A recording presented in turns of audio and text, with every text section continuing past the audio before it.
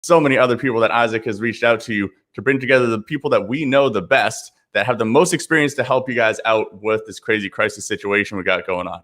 I know people who their sales are way up, and I know people who their sales are way down, and I know way, way more sellers who are just kind of freaking out right now. So we brought in guest experts on pretty much everything we can think of when it comes to crisis cash flow and financing, crisis management at PPC, how to do Kickstarter launches, so many things. So this is going to be over the next 3 days, and tune into the Facebook group. Make sure you guys hit the get reminder button on the day 2 broadcast and the day 3 broadcast as well, so you guys can see all 40. There's going to be like 40 plus lives. It's going to be pretty crazy.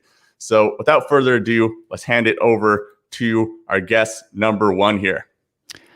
All right, guys, I want you to give a big welcome to our first guest, Orion Avidan. She comes to us from Israel. Orion helps Amazon sellers and retailers increase their margins by 20% through excess inventory elimination. She has a really amazing system that she's walked me through, and I'm really excited to bring her on, and she's going to share what you can do during this crisis. So she's been working with sellers all around the globe. Like she says, she has a great, she says she can increase your margins by 20%.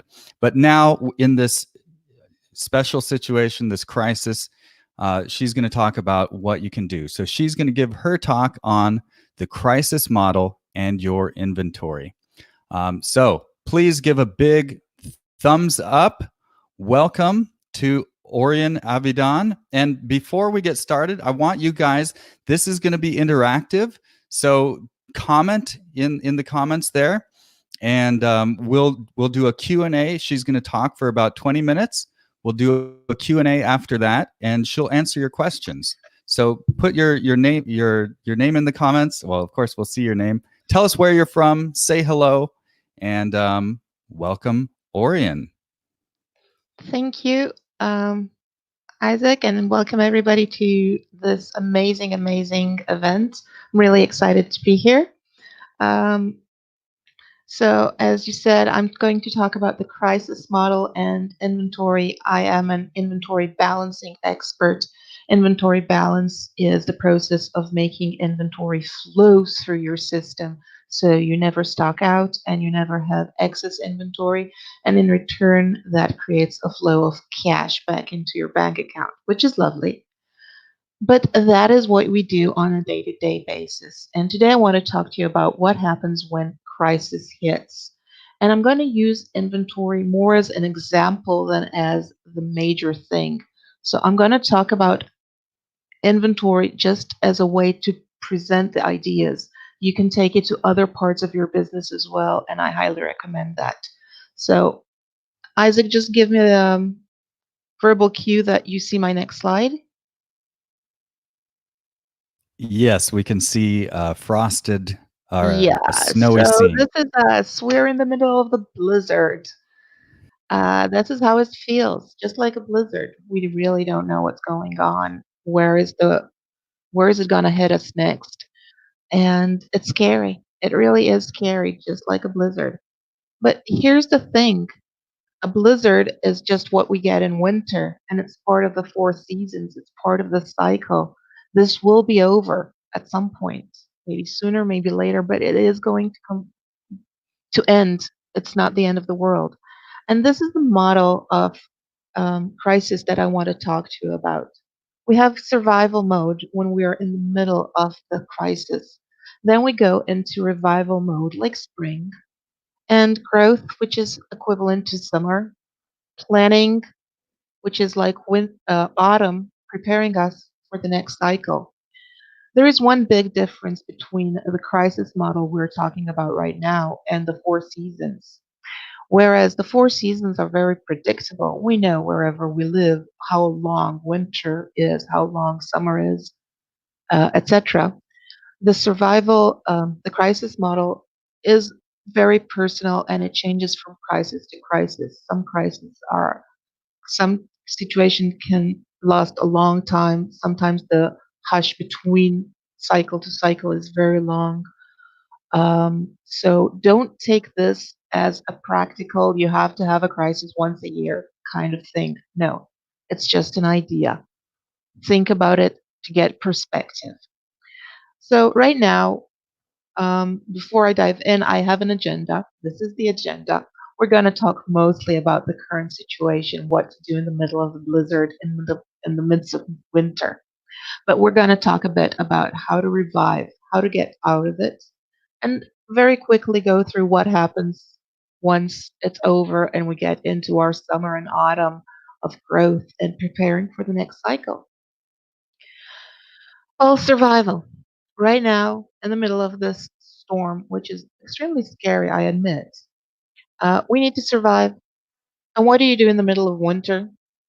You hibernate. You preserve essential functions for better time. And this is extremely important. The time of stress, of high emotional pressure is not a good time to make big decisions, especially right now when things are constantly changing around us. So here are a few do's, and later we'll have a few don'ts. This is the time to look at your cash flow and cash in the bank. So because a lot of us are working with the Amazon scope, here are a few things you can do to improve your cash position right now. Work on getting the full and biggest reimbursements you can from Amazon or whatever other venue your inventory is in. Do the inventory checks and the integrations and whatever else you need to do to see if any money is owed to you and get it back.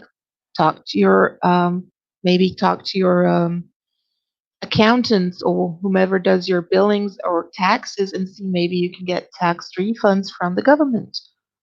Whatever you do to get money back into your pocket, this is a really, really good time to work on that. The next thing is to reduce excess inventory. It's to reduce excess anywhere you can, specifically for inventory. This specific crisis is different than other situations. We'll talk a bit in the end about what happens next, how the cycle will look next time, but not all crises are the same. And this one is a global crisis. This means your customers, your prospects, they're all in crisis mode as well. That puts them um, in a moment, that puts them and you in a moment of grace. Right now, the market is not abundant as it used to be a few weeks or months ago, and customers are willing to compromise. If you need something and you can't find exactly the brand, the color, the size, the taste, the variety that you exactly want, a lot of times right now, customers will compromise and buy something else. And this is a great time for slow movers, items that are sitting in your stockpile and not selling as well as you have wished, as well as you wanted. This is a good time to give them some push to the market. Try to get them rolling. Try to use this grace period to reduce your stockpile. Two really good results out of that is one, you turn that inventory into money, and two, you're not stuck with it anymore. And secure additional funding. We don't know what is going to happen with this crisis. How long is it going to take? Where is it going to take us? And as Danny said, we will have people speaking about financials later on in this amazing event. So stay tuned for that. Look for new ways to secure funding, to secure cash flow. Whether it be loans on better terms or a financer or investor, whatever is available, this is a good time to look into it. You're available for it. You're less busy with inventory. So spend that time right now. It's a good idea. Now, what's on the other side? What do I recommend you do not do right now?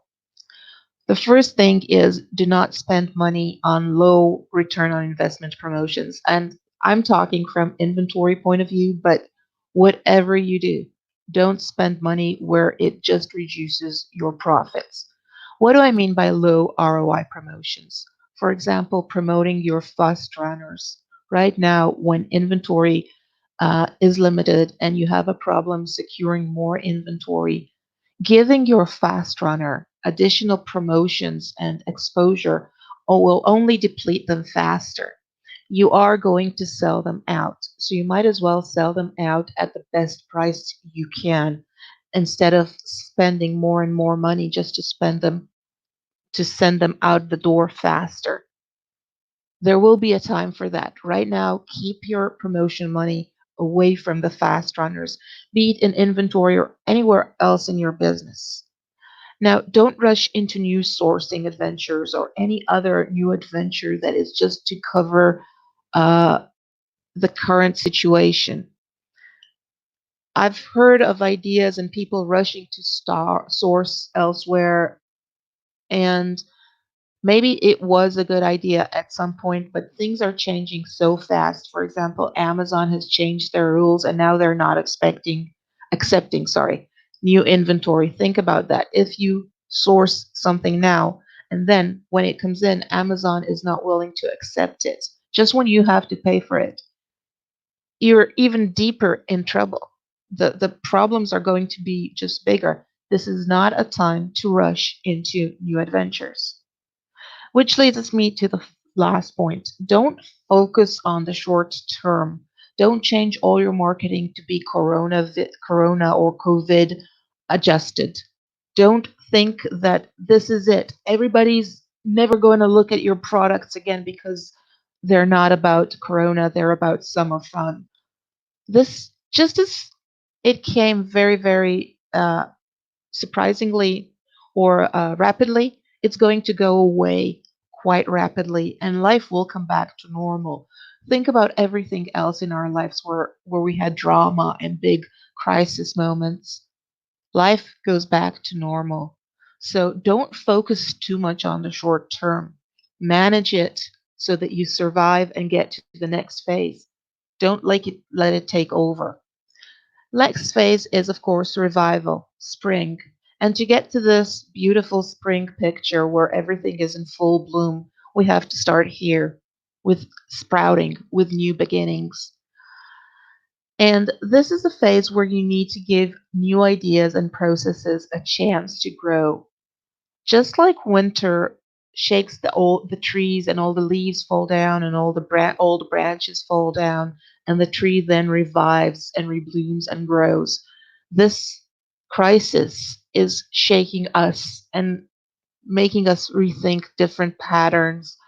You need to give this a chance to bloom. So, what do I recommend doing? First of all, return to normal activity levels. Don't rush into it, let it happen, but go back to normal. Learn and adapt. Take this time to look back at the crisis you've just been through and learn from it. Adapt your systems, your ways of thinking, your plans to a life where you have just gone through this experience and initiate growth.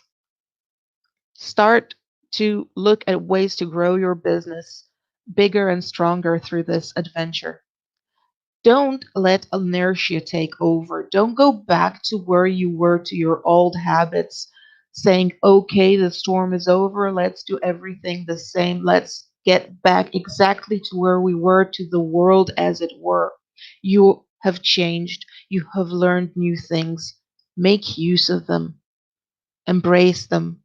Don't let inertia of old patterns come back and take over. And then we go into summer and autumn, and those come together because, differently from the weather model that we are looking at, we don't really know how long will this period take. And so they have to be taken care of together. We're planning because we need to be ready. A new crisis will come, and we're growing to build strengths and agility. You start with growth, and soon after that, you work your way into planning. And what do I mean by that? Growth is like the preparation for a race, training. You're looking for stability, profitability, and cash reserves in that order. Start by making sure your business has regained its stability, it's working well, everything is back to order. Then look at ways you can increase your profitability. Maybe it's growth, maybe it's price points. A lot of work can be done there. And finally, ensure that you have cash reserves because in the future you will need them. And I've been talking to clients and they said, "Oh, I'm so upset that I didn't have enough inventory in Amazon. We didn't prepare for this." This crisis is what is called a black swan. You can't prepare for a black swan. You can only live your life knowing sometimes they happen. It's a very rare occurrence. You can't spend the next 5 or 10 years holding tons of stock in Amazon and paying exuberant sums of money just in case this kind of situation comes again. Instead, have cash reserves and have plans, which we'll talk about in a minute. Which leads me to what not to do. Do not build up inventory. Your protection is in the cash, it's not in the inventory. Inventory buildups is what pushes companies over the cliff and into bankruptcy. And it happens in crisis mode just as much as it happens in everyday mode. And don't let habits form without control. Doing what we're used to do just because we're used to do it drives us into trouble. We need to always adjust to the situation. We need to always be open minded and look for opportunities to change our habits in accordance to the situation we're in. And then we need to keep preparing. We need to have scenarios planned and backup plans. We need to know what will happen if, God forbid, the plant we're sourcing from shuts down for renovation because a machine broke up. That happens. It's much more common than a coronavirus global uh, pandemic. We need to be ready for those. So we need to sit down and think what kind of scenarios could happen, what's the probability of them. And good things can also create a crisis for the business. You want to get married, congratulations. You have a baby, congratulations. But that could bring your business into a crisis mode, especially if you're a one-man show. You have to be planned for that. What we don't want to do with this is to go into paralysis and back planning. Back planning means that once this crisis is over, we look back and say, "Oh, this is what happened, so therefore I need to do this, this, and this from now on. I need to be prepared for the next corona." It will take its time. There will be another pandemic someday. We've had a few over the last 20 or 30 years. Most of them weren't this big or dramatic, but they happen.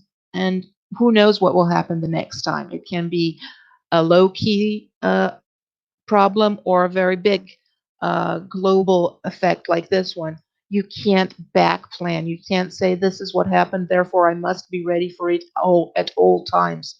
We look back to learn and we look forward when we plan and prepare with different scenarios. So again, we have 4 seasons, and although it looks like only doom and gloom right now, it's just part of the whole process. Things will get better, growth will return, and we have to plan for the next cycle. Any questions? All right. Thank you, Orion. That was awesome.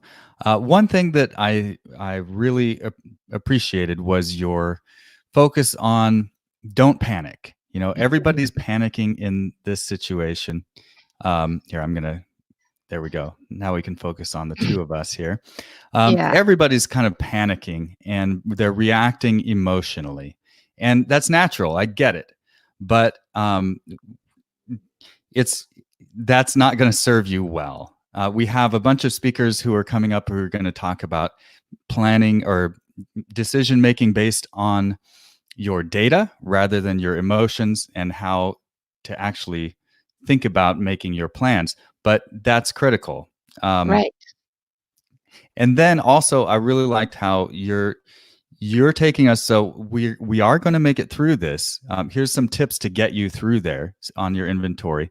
But also, I recognized some of your core themes in the end there when we're sort of getting back into normalcy.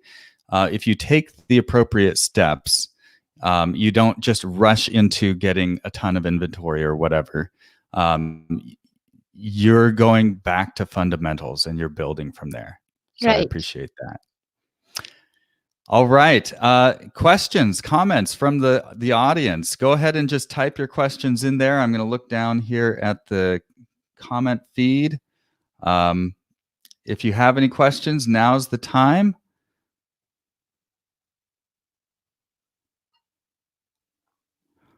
All right. And by the way, when you comment, we're going to put your comment on the screen like this. So this is going to be a lot of fun. In order to do this, you do need to click a link in this video's description. There is a link that's streamyard.com/Facebook. You have to allow Facebook. You have to allow them. You have to allow us to see your name and face. But otherwise, we'll be able to see your question even without. Yeah, we got a comment from Anastasia here. If you are drop shipping, would you still not focus on bestsellers? Well, Anastasia, that's a really good question. If you're drop shipping, you do not own your inventory. So the model is still valid, but my examples, which are for people managing their own inventory, are not as valid. It depends on your suppliers. If you have a supplier who can ship a good seller, yeah, focus on it. What I would do in this case, is figure out what the suppliers are that are still working and available, and do the same thing I would do with inventory, but instead of looking at inventory, is looking at suppliers. If your best-selling supplier or one of your best-selling suppliers isn't active, or shipping with him is not working as usual, then it's like stocking out. So don't put money where you cannot deliver the promises. Put your money right now where you are going to win the entire deal, not just part of it. Awesome. Any other questions? Yeah, and this another one I just want to highlight here. This is from our friend Ritu Java. She's also from Vancouver. That's my hometown. Although I currently live in Bali, got lots of friends back in Vancouver still in lockdown mode, pretty much. So hopefully you guys are all staying healthy over there. She's just saying here, the PPC playbook has been shaken and every business requires a very customized approach right now. There's no one size fits all. And I just really wanted to highlight that too. That's something that Orion was really highlighting in her speech, is that yes, we have these principles that are going to work in most cases, in a lot of cases, but this is kind of unprecedented what's happening to most people's businesses. And the best thing we can do is to hop on with a lot of experts like Orion, like the next one we got coming up, Sean Michael, and just really hear from their experience, how they've been in the trenches for the past week, the past 2 weeks, dealing with this stuff and dealing with similar situations in the past. So thanks for joining us here all the way from Vancouver, Ritu. Hopefully you are doing good and healthy over there. All right. Yeah, go ahead, Orion. One size fits all is quite dangerous with everything at all times for business. We all need to do something different or something differently. And if we then go with the cookie cutter solutions of PPC, of inventory, of everything, we might be missing out on good opportunities, and we might be walking into pitfalls. So it's always, everything you do has to be set exactly for your business needs. All right. Okay, we got time for one more question here. We got, how would you approach stocking up for Q4 selling? Given lead times, I would need to order in April to have for Q4. There's some craziness going on with inventory right now. What do you think, Orion? Well, this is a very, very important question, a very good one. So thank you for the whoever asked this. It's the longer our lead times, the harder it is to make a correct and good decision. But if this is the situation right now, and I know that lead times have actually grown because we have less shipping options and they are longer and they are actually costlier, it's better to prepare for Q4 and then fix than not prepare and then find yourself unprepared. It's it's very, very case specific. You need to figure out what is correct for your business. If your season is in the winter, it's easier to fix this. If your season is in the summer and you're just having the November sales high, then maybe just reduce a bit the November sales high and figure out how you're going to make more money outside of sales season, because sales season is low margin in most cases. There All isn't right. a one size fit all answer here either. I'm sorry. Yeah. And this is something that would be probably best answered through a conversation and a dialogue and careful planning, I'm assuming, right? Yes, But indeed. those are some good things to think about. All right. Thank you so much. That's all the time we have for questions for Orion. Orion, oh, by the way, let's bring Orion back here. Orion, do you want to tell people where they can get a hold of you, where they can find out Well, more if they want to? I'll be in the Facebook group over the next few days, and even after that. It's midnight. It's past right past midnight here, so I'm kind of going to bed right now. But I will Yeah. be lurking around all the time. You just write me a question, I'll get back to you. I'm on LinkedIn. At the end of the presentation, I have my email, and I know you will be getting access to the slide deck, so you can find me. I'm All around. right. Great. Thank you very much, Danny and Isaac. That was Thank fun. you. Yeah, thank you so much. All right. Danny. Yeah, talk it's about really our great next to have you speaker? on. Or yeah, we have a really exciting one for the next one. This is actually one of the most popular people from the Actualized Freedom podcast. So you guys have probably seen him if you're looking around Facebook groups at all. This is the man right here, Sean Cannon, also known as Sean Michael. In there, he has a very angry looking Facebook profile picture where it looks like he is yelling at people. But I assure you, he is actually a very intelligent man who has a lot of experience with 7-figure businesses and I believe 8-figure on Amazon. And he also is the co-founder or founder of Own It Brands. He is one of the practitioners. He's not someone who just preaches and teaches people how to sell on Amazon. He's someone who actually is in the trenches, doing it, building brands himself. And he, in my opinion, has some of the more outspoken opinions out there that really have truths. And he's not just trying to sugarcoat it for everyone. He's actually saying the true stuff that's out there. So his talk is called How to Decide Which Problem You Need to Solve First, which I think could not be more timely when we are just overloaded with fires to put out, new things to try to pivot to focus on. And I think this is going to be a really valuable one to dive into. So let's welcome Sean Cannon or Sean Michael. Which one do you like to go by the way? It's there was a time frame where my personal persona was building up, right? So I originally went from Sean Cannon to Sean Michael, from a separation from my business to me.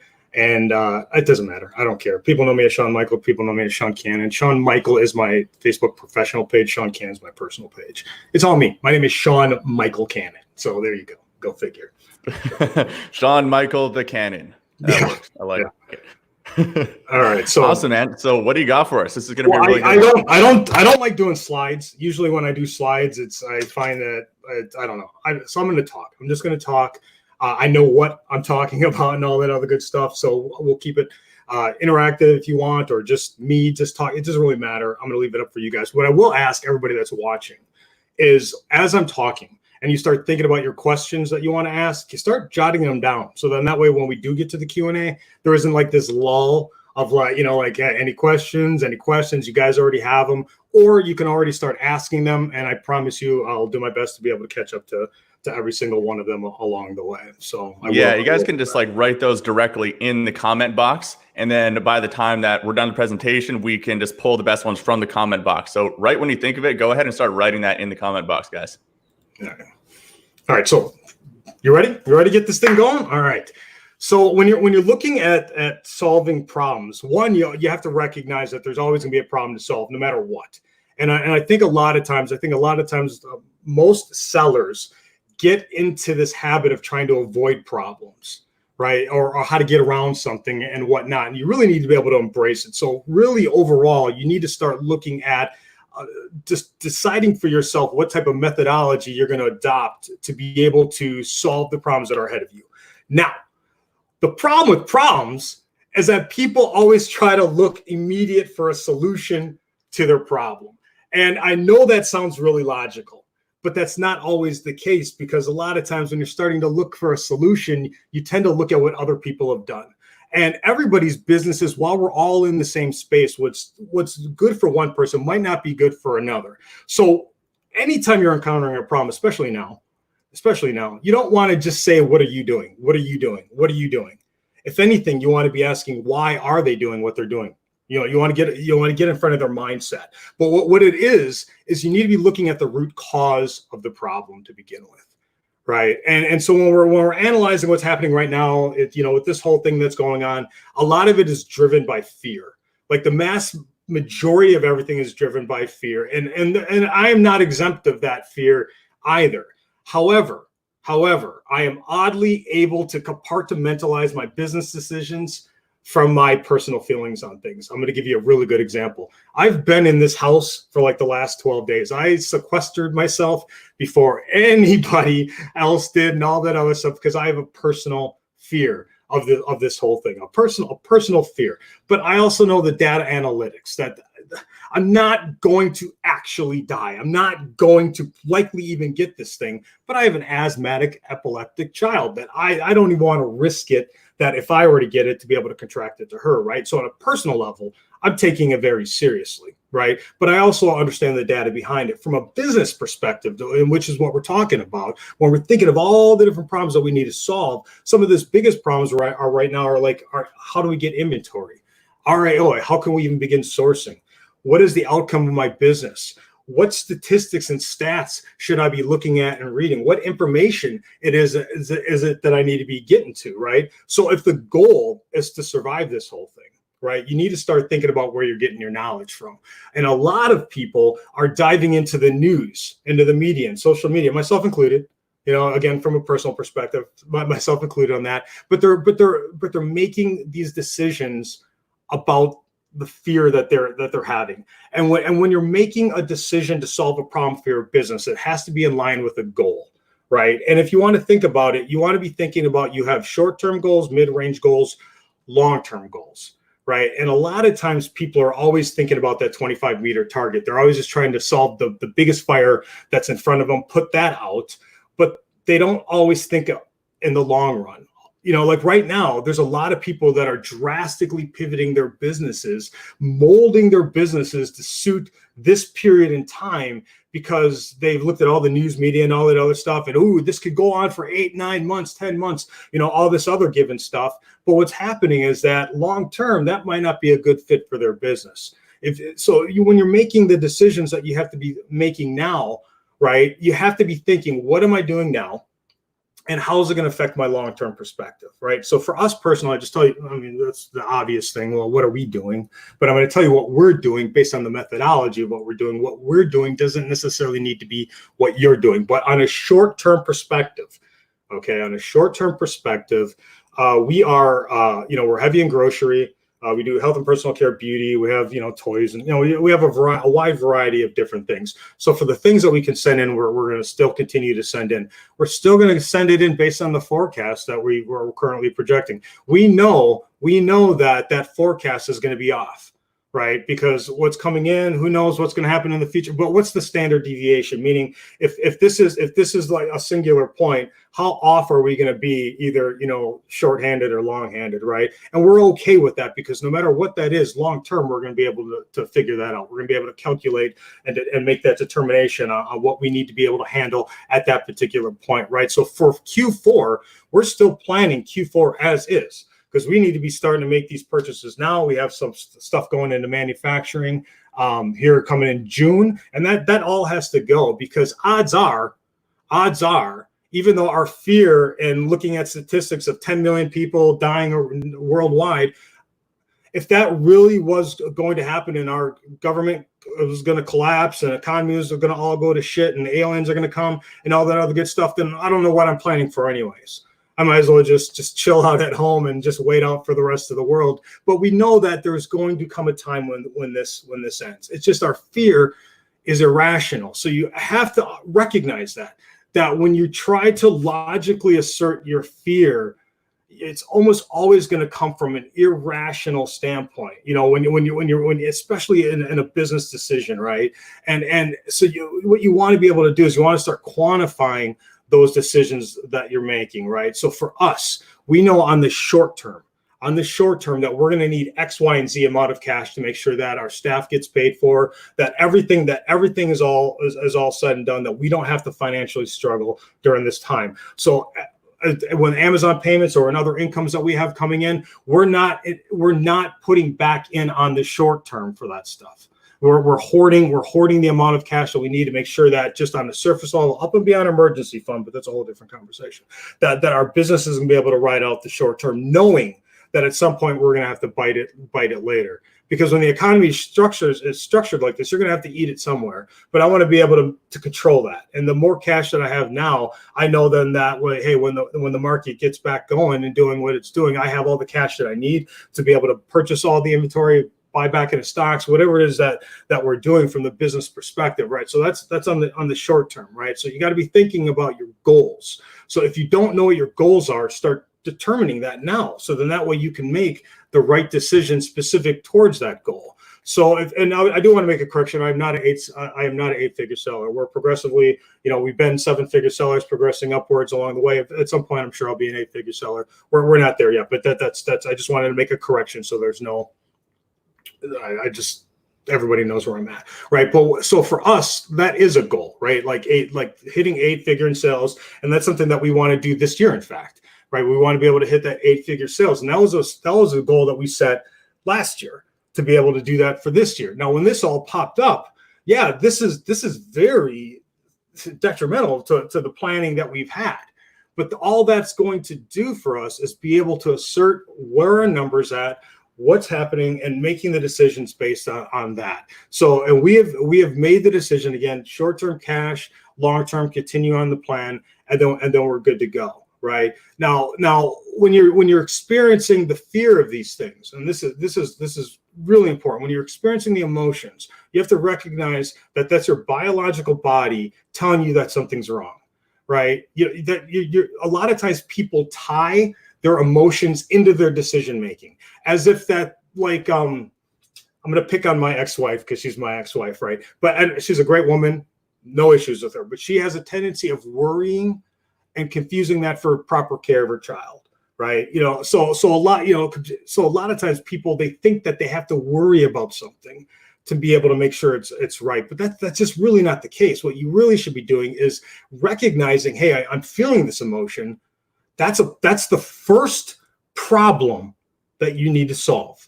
So when you're thinking about all the decisions that you're making, for that, it's you have to solve your own emotional problem first, and then you have to go down to the root cause of that, right? So I'm afraid that this is going to destroy my business. That's a fear, right? So then you pour over and you look over the data analytics. That is it really what's really truly happening? Really looking at the market. We're worried about China, right? There's going to be a newfound hatred for China. This is just me speculating based on what we're seeing that's out there. And that's going to rise beyond that of just cheap stuff and all this other things, tariffs, there's all this other stuff. So rather than go over we have teams in China. So rather than worry about solving the problem in China and combating it against everything that we have here in the States, we're just switching countries. we're just going to Mexico. We're looking at Vietnam. We're looking at India for all these other aspects. So then that way we can really stay on top of what it is that we're doing. So that way our projections can still run, and the continuous issues that China might have here and even in the short term and the long term are going to be negated. And it's been problems that have been going on for the while, because right now, this is not a political discussion. This is just the circumstances. I'm going to let you know right now, I don't give a fuck about politics. I view other people's emotions to render my decisions, and we'll talk about that in a second for step 2 on the problems to solve. But right now, I got to be able to solve my problems, my emotional problems, and I'm recognizing that this emotion and fear that I have is just my biological body telling me what's up. But the root cause of that, the root cause, if it's not truly there, it's a fear then that I just recognize to be irrational, right? But let's say I did find something there. Let's say that, for instance, sales are down, right? That's attached to my fear that I'm going to lose my business, right? And there's a genuine fear that I have that my business could crumble, because who knows what's going to happen. But I don't think it's going to happen, but who knows? And it's that type of risk mitigation that you want to be able to look at. So we're going to pour over that data, and we're going to say, okay, I have this fear. This fear is telling me that I might lose my business. So let's look at what the data is saying. Let's look at what we can control. Let's look at the things that we're not able to control, and be able to just proceed forward from there. You get me? So I cry. I'm telling you right now, I cry every single day. I excuse myself, I go in the bathroom, and I cry to just get all the emotions out, because again, my biological body is telling me that I have these things that I need my tears to express, and I need all that serotonin or whatever the hell happens when you cry, to be able to get my brain right, so I can start going back to a position of making effective decisions for my business, for my family, for myself. Even from that particular standpoint, right? Well, I had a what was mine? Oh, so once you start solving your own problems from a business standpoint, analyzing the root cause of your issues, recognizing if that's a true root cause to justify that fear. If it's not, you got to put it aside or deal with it on a personal level. Okay. The next thing that you need to start doing is you need to start understanding then that other people are not like you. Because now you understand that you are going to be able to separate your emotions from your business decisions, but most people have those intertwined. So you're going to look to see what the market itself is doing, right? And you're going to see the decisions and all that stuff that they're all making. So what's happening right now, right? So let's say you're in private label and you're getting ready to launch a product. Most people would tell you now is probably the worst time ever to launch a product. Most people would tell you that. Most people tell you, why are you running PPC? Why are you doing all of these things? Now is probably a really good time to be able to shut that down, because they're all afraid, right? But right now, there's still commerce that's being had every single day on Amazon, right? And if you have less competition that's out in that field, maybe now is a really good time to get in there and start being one of the few that's really starting to punch up. So that way, when everything gets back on track, as it will, you think Amazon's going anywhere? Right. There's no way. I'm just going to logically speaking, not the fear. Logically speaking, it would be more cost effective for Amazon to purchase hazmat suits for every one of their employees than it would be for them to shut down the entire structure of Amazon FBA. Right. I mean, so they're hiring 100,000 employees right now. Sorry, I just wanted to interject on that. 100,000 employees they announced they're hiring right now. Yeah, absolutely. So, yeah. And most specifically, he's even targeting individuals that are in service industries. He said flat out, hey, if you're working at nail salons and restaurants and whatnot, come, we'll hire you. And you think he's going to inherently just let them go at the end of this? No, this is an amazing growth opportunity, for Amazon to be able to structure what it is that they need to be doing. So stuff didn't stop. It just needed to be prioritized in the fashion that it needed to be prioritized. And eventually everything will. Now, luckily, I can't say luckily, because the reason we got into grocery, because it was an evergreen product. We knew going in that, hey, we're not going to be able to have these fantastic numbers and making 300% ROIs or whatever, but we can have a nice steady thing that grows, that continues to go, throughout all of the year, which is the case. So we don't have these huge Q4s. We have a good sizable bump up, but we also don't have these lulls during the summer and all these little, because people just are buying Skittles and shit. They buy it all year long. also thinking about like problems to solve, price gouging, right? How should I be pricing my things? These are important, problems that you might need to be solved. I'm afraid that Amazon's going to be suspending me if something goes wrong or what have you, or they consider it price gouging. Sean, I'm in grocery. People need groceries. The price gouging in this particular reference in the Amazon space was the concern that people were creating false scarcity, right? So they were going into the stores and they were buying up all the food, all the hand sanitizers and all that stuff, creating a false scarcity, disrupting the supply chain and putting it back up there. By far and large, most RA, OA sellers, that's not the case. Like, there's anything that I'm selling on Amazon from a grocery perspective, the value proposition is still there. Why somebody is going to spend $15 for Skittles as opposed to just going to Walmart for $1.97, the proposition value is still the same. They don't require Skittles. They don't need Skittles. They just want Skittles and they're too lazy. So boom, they can just have it delivered on a 2-day, 3-day. That said, we did have some foods, obviously, like our ramen noodles and stuff like that. We're gone. I mean, we're all gone, and we're, who knows when we're going to get more of all that other stuff. But everything else is pretty much as is. So look at other people's decisions and the fears that they're making, right? Because you sometimes when you're analyzing what you can predict what other people are going to do, knowing that the fear that they have, for it. And when people cannot control a situation and they have a fear of it, they run, they flee, they back down, they pull things back. And it's really the people that are we're probably more aggressive than we usually are. Because if everybody else is pulling back, I mean, I want to be, so we're still looking at our long-term projections. I'm not being stupid. I'm not going to be spending an obscene amount of money on the short term, even though I am.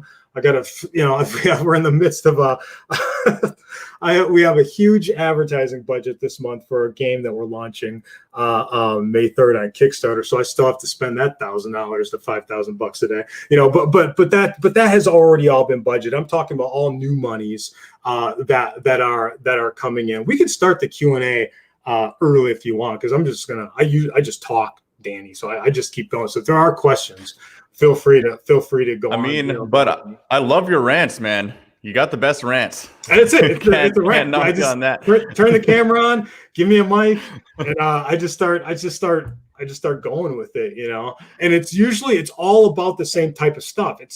You catch that, right? Like, that's why we call it mindset ROI. That's something that we coined, and it's just this whole methodology that I have that allows me to think about what's really happening. And that turns off a lot of people, because I might say something very upfront, that's not a very good idea. Nobody wants to hear that. So their personal feelings get hurt that Sean says that's not a good, well, he's being rude, he's being mean, and all these other things. And what they really should be thinking about is, well, what was his motivation for saying that? Why did he say that? How am I feeling about that? What's the root cause of that issue? If you get that negative how many people get that negative, that 1 star or that 3-star? They get like a 3-star feedback and they lose their shit over it. You know what I mean? Like, personally hurt, just emotions all over the place. Oh yeah, but you have to recognize there are some problems, and here's a big one. There are some problems that you actually can scale with. So you're not going to be able to solve all the existing problems that you have. And if you don't have any problems, let me tell you, you're either dead or you don't have a business, because there's always a legitimate problem to solve. Even if things are going good, the problem is that you have a goal that you haven't achieved yet. So that's then the next problem to solve, is how to get to your given goal. So stop avoiding problems, start embracing them, and you'll definitely be way more farther off than the next person. And I think the biggest detriment that your average seller has is their inability to be able to put on that business hat and still be able to function as a person with their biological emotions, if that makes any sense. And especially right now in today's crazy times, I just want to echo what you said about emotional intelligence and just getting a handle on your own emotions to make good decisions in your business. Because let alone everyone right now is just freaking out with news media and sharing around all this crazy stuff, like doomsday stuff and WhatsApp group chats. And especially business owners, we're already prone to thinking about the worst case scenario that could happen in our business and then making a decision based on that. That's something we already had to look out for. But when legitimately there are businesses that are just shutting down, like a lot of brick and mortar businesses and like a lot of industries, it's kind of a doomsday feel in the entire niche of entrepreneurship. So we have to work even harder to take control of our emotions and make sure we don't get caught up in all this craziness that's going on around us. So I think it's really timely what you're saying to the audience over here. So we have our first question here from Nate Milhoan. I probably just pronounced that completely wrong, but he is asking, are you adjusting your Q4 projections based on the pandemic? What do you think? No, I'm not. That's so far out. I mean, what are we in April or whatever? So Q like nobody, everything is so short term, man. Like sometimes like go on your Facebook and your memories, right? And sometimes you'll be like, what was I commenting on? Right? Like because you maybe you'll be saying something that's relevant to the time and everybody is complaining about it and everybody is so furious about it. This is a crazy time, more so than ever before. But dude, like I'm not going to put on the conspiracy theorist hat, right? But a lot of this is 100% driven by media. So I do believe that come election time, the most of this will fizzle out. You know, even the numbers will start sliding. It's going to continue to grow. So we have to be real. This is still a growing problem, right? It just nothing grows on a linear scale. Everything dies, right? So it's going to go up. And then it's going to crest, and then we're going to be back. So yeah, we're not messing anything Q4. Now that could change if now 5 months from now somehow we're still all on lockdown and no cash flow is coming in. But now we have a whole set of new problems at that particular point, and business isn't going to matter because we're in civil anarchy, and I'll be the president at that point. I'll be like, all right, I'm gonna run the militia. I'm gonna run the Sunny Point Road militia. That's for certain. I'm just focused. I'm voting for Sean Cannon. That's for damn sure. I would never run for politics. As a market, how do you alleviate seller fears to continue and increase their marketing efforts? Okay, that's a really good one. So so I'm going to make the assumption that you are running advertisement for sellers, right?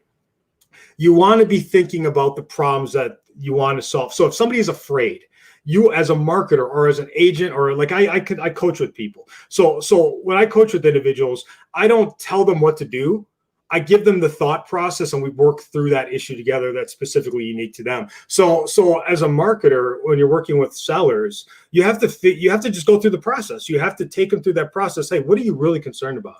And let's solve those problems, because if you're able to eliminate and solve those root problems that they have, they're good to go. And is it going to work for everybody? No. There's without question, you're still going to catch like a third of people, if not even 2/3, that are just still going to be able to they're still going to just allow their feelings to make the determination of their businesses. But if you continue to stick to that mantra or that methodology, you're going to be able to identify the people that are conducive to that, and you'll still be able to go, because we do that too. We market for businesses and whatnot, and these are conversations that I have with them. I used to be a financial advisor. I was a financial advisor during the housing crash, and people are calling me all the time, and I had to sit there and, hey, let's walk through this. This is okay. We're okay. Let's pull cash out and we can put it back later and all that other good stuff.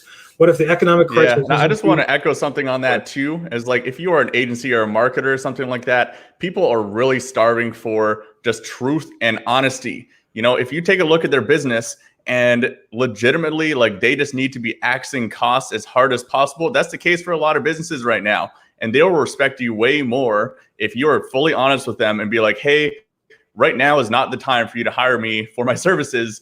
You just need to like cut your ad spend down to zero and hang out for a little while. That's the case for some businesses right now, right? Other businesses, it's like, boom, now's your opportunity. You got to start spending hard to gain some market share while everyone else is freaking out. So I just wanted to have that caveat, but let's go into this next. Absolutely.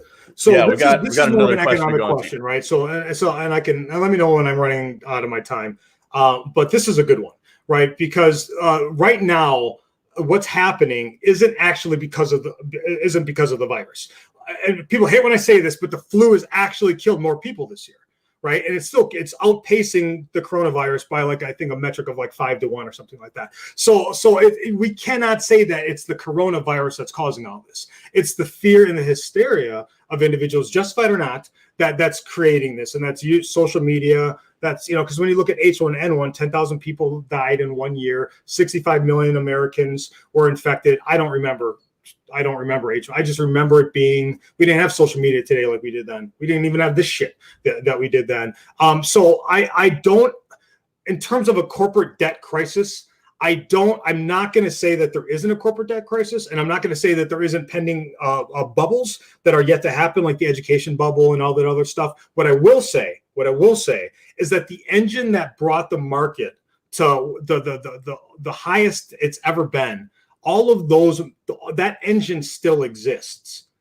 This isn't like the housing crash where the economy, the engine itself was flawed, and that it eventually broke down and had to be rebuilt and restructured to be, so whatever we're doing was working for now. Will something else arise? And this coronavirus came out of nowhere, but it actually was needed. It was a very good time to have this is my financial cap on. It was a very good time to hit some highs, pull your cash out, let the market correct, bring your money back in. You have to remember something really important, that 80% of the people that are out there, if not even 90%, only control 10% of the market. 10% of people, 10 to 20% control a good 80% of what the big dollars that are out there. So it's not your 401k, it's not all the other stuff. And so I don't know. So I will adjust my strategy on a day-to-day basis, looking at the data that we have. And the data right now is suggesting that the economy, when this is over, and I'm going to make a guess. I'm not a predictor, but I think we'll have the largest bull run in the history of the world when this thing comes out of it, because everyone's just going to put their money right back into this thing. So awesome, Sean. Well, that was freaking epic, man. I think that's a lot of people are here for the e-commerce stuff, but the mindset stuff is just as important, if not, in my opinion, way more important. And before we sign off here, where can people reach out to you online if they want to talk to you, learn more about what you do, or just jam on this stuff? Sure. Yeah. So I used to do courses and all that stuff. You can find them if they're floating around there. More or less these days, I just consult and coach with individuals. I work them out through their problems. So if you want to reach out to me, you can find me on Facebook. I'm pretty much in the FBA Rockstars group every single day. You can reach out to me on my page, facebook.com, dbaglife, / dbaglife, and then you'll be able to. You'll find me from there. Reach out to me. We can talk. And if we'll see where it goes. No big sell here. So awesome, man. Awesome. And guys, if you're looking for any of the slides, we're gonna have all the slides, all the replays, and all the gifts from all of our sponsors too. We're compiling those all on the page, summitecommerce.co/gifts. So we'll be calling that out throughout the broadcast there. So just one easy place to get all of the slides and everything that we mentioned here. Maybe Sean will have some kind of rant. Maybe we'll have Sean's replay of his rant going on there. But go check that out, summitecommerce.co/gifts. Thank you very much, Sean. Awesome. And next up, I'm going to pass this one off to Isaac, and we have our next guest coming on here. Let's bring up his speaker graphic. All right. That was amazing. Thanks, Sean. Up next, by the way, before we get into our next talk, I just want to remind you guys, if you're getting value from this, if this is shifting your opinions, if you think this is something that your friends need, please, by all means, click the share button, help your brother out, help your sister out, bring them in, and let them benefit from this awesome lineup we've got here and this amazing knowledge that's being dropped. Yeah, we got like 30, 40 more speakers for you guys too. We're just getting started here. Yeah, this is, we're now 2 into it. This is going to be epic. All right, so let's do it. You want to bring, Alex Brown is our next guest. Alex is he's a friend. He's been on my podcast, Next Level E-Commerce. He's a serial entrepreneur. He's started and sold a variety of e-commerce businesses. He consults, he coordinates with big brands on their strategy.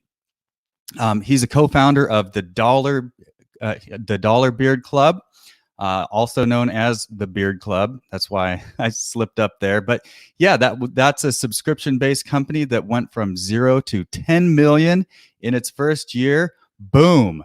and has gone on to get over 500 million online views through their viral videos. I'm sure a lot of you have seen it, and generate nearly $50 million in revenue. So he's going to come and he's going to talk to us about how you can weather the storm and come out a hero, essential components of building a brand that lasts. So, Alex, welcome. Thanks for having me. This is really Thank cool. you. Even this program I've never used before, Streamline. Like I'm in the background before I like listen to the next speaker. I'm like, this is really awesome. But thanks for putting this all together. Yeah, thank you, man. This is great. I'm loving it. Yeah, absolutely. All right, take it away, man. Yeah, sure. I will share my screen. I built a little bit of a slide deck here. Let me know if you can see it there, Isaac. Does that work?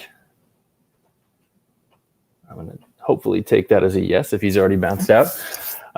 If not, you're probably just looking at my face right now. We can see it. Sorry. Okay, perfect. So as Isaac said, I really wanted to focus today on kind of, what to do to build a profitable brand in a recession. Having a brand is vitally important right now.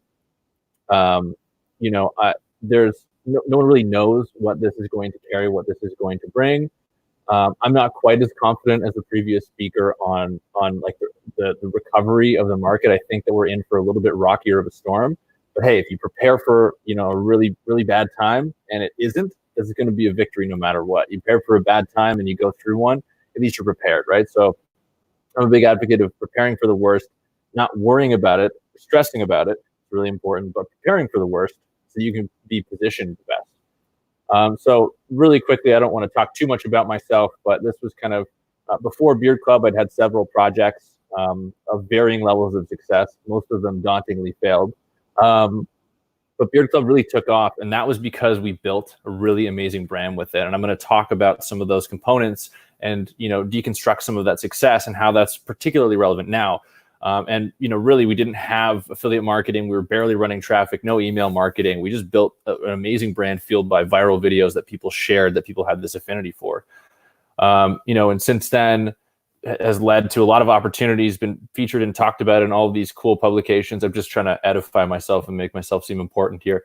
Dan Bilzerian was an early investor in Beard Club, Kevin Harrington with one of our previous companies. And, this brand really led us into the circles of being able to work with celebrities and influencers and just having like a brand that people love, people want to get behind. They'll give you great opportunities to do so, whether it's with suppliers or influencers and celebrities. But enough about me. My Instagram life back in that day was really dope. Real life was a different story. I worked really hard. My friends, most of them still don't understand what it is I do. But I really want to talk about what I see are some really important opportunities for this next period of time. I think right now the brands that I'm working with, the main one is called My Green Fills. We sell soap and cleaning products, right? So we have something that's an unbelievably hot offer. And the challenges aren't how do I sell my product? It's how do I keep enough of my product in the facility to actually manufacture it, ship it out. So again, it's a whole different kind of ball game. Right now, people want to buy. I think the wave of panic buying has hopefully subsided and slowed down, although a myriad of companies and brands have been a beneficiary of that. But I think like right now, if you have a product that people want, do everything that you can do to sell it. Position your offer as, stock up and save. And if people want to buy your stuff, give them the opportunity to do it. You want to stack cash for when that is going to kind of flatline and then drop eventually, right? There's some interesting things that are going to catch up to us where purchasing power for many Americans and people around the world is going to be very constricted, right? So sell as much as you can right now, ethically, right? And that's the point of this presentation, which is, how to position yourself now and build brand affinity during this tough time that people are going through, so that once we're coming out of it, you emerge from that with a really amazing story. This is actually part of a talk that I've given at various conferences for probably like the last year and a half since I started speaking at more events, but it's particularly relevant now. I almost didn't need to change like anything of it, but now it's, a lot of things have come up very quickly. As Isaac said, we're going to have all these slides available for everyone. So I think a huge victory for me is if everybody watching this is able to come away with one like really cool idea that they can go and put to work right now. So if things come up, different ways to look at your business, different ways to craft a story, please, write that down, write those ideas down instead of just trying to, take notes or whatever and trying to memorize this. This is really just an exploratory kind of presentation. The first part of it, I'm going to talk about sort of like the difficulties right now. The next part is what comes out of those difficulties, the opportunities, and the tremendous opportunity that's coming up for a lot of people. And then, how to then filter that into some of the components of building a brand and how to actually bring that to life. So this is a funny slide because I've been talking about this for a while. There's been a recession coming for a while. And so I've been really, really bullish, no pun intended, on pushing people to make brands instead of just doing, a drop shipping or an Amazon business. Those businesses, like especially in Amazon, probably doing really well right now. But as people's cash flow gets more constricted in a recession, it is going to make it harder for people to buy stuff from you, right? And no one knows how long this is going to last. The previous speaker, I think his name was Sean, could be right. It could be just like a small dip and then right back in. I believe we're going to see two definite dips though, another pickup once people are able to get outside of their house. They're going to want to go cut their hair. They're going to want to go do all these things, right? So that's going to create another cash crunch for them once they have to catch up with that too.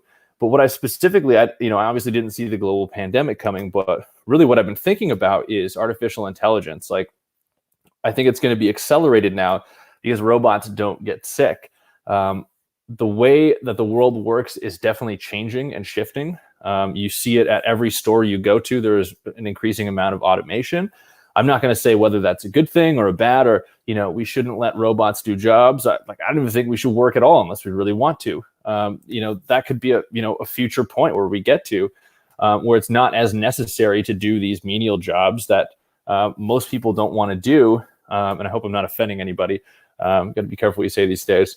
But we can get to a point where a lot of people are, struggling for work. And I saw this coming with artificial intelligence. I don't know if it's going to be accelerated or delayed at this point in time, but it is coming down the pipeline. The workforce will change and shift. You're going to see a lot more people being entrepreneurs, I think, in the future. And these are just some examples. I think right now, a lot of these people are forced to stay home, but at the same time, a lot of people are now seen as essential workers, right? So it's a completely different shift. The unemployment claims that went on last week was just insane. I don't know if you guys have seen that graph where you see the previous recessions increases and this one's off the charts. This is going to shake out in a lot of really interesting ways. And why I'm bringing this up again, because this is the sort of challenges side. As an entrepreneur, you need a market of people to sell to, right? And that's why there have been a lot of prominent, investors like Ray Dalio and Warren Buffett saying like, hey, this is an issue that the middle class is so constrained right now that they're all so close to bankruptcy. And now why this is such an issue, because it's not a functional marketplace if people can't buy my products, right? I got a slide ahead of myself there. The next one is really biosphere consciousness. Before all this happened, there was a tremendous amount of conversation around how can we build the products that we build, the services that we build, how can we, do better? Climate change is debated still of whether it's meant or humankind is causing this, or it's just it's just happening naturally. But like, you can definitely deny it. Like, that's totally cool. I don't have all the science to prove anything myself, so I don't even play that game. But you can't deny that you don't go to places and see like the smog. Like, and right now people are really seeing that. In the cities like LA and stuff that are typically have really poor air quality, which causes serious health issues, they're seeing that clear up. So I think, although right now nobody really gives a shit about plastic straws because there are bigger fish to fry, so to speak, you're going to see this return to a passion about, the biosphere and people caring about that, right? And so a lot of brands have been doing really well already at that, but are going to continue to do that. Also, the political climate before this happened, because everyone's a media channel right now, everyone, gets to broadcast their thoughts and what they want. You see a lot of people fighting, right? And a lot of people arguing it's the right versus the left. It's, you're a capitalist and you don't care about anyone, or you're a socialist and you're going to bankrupt us all. Right now, you're seeing it like this virus is a hoax or a scam. Let's get the economy back going versus like, hey, my mom just died. Like, take this seriously. Or, I want to flatten the curve, right? It's just like insanity. And now it's multiplied significantly because people are on their phones constantly trying to do this, right? There is this climate of division that's happening, right?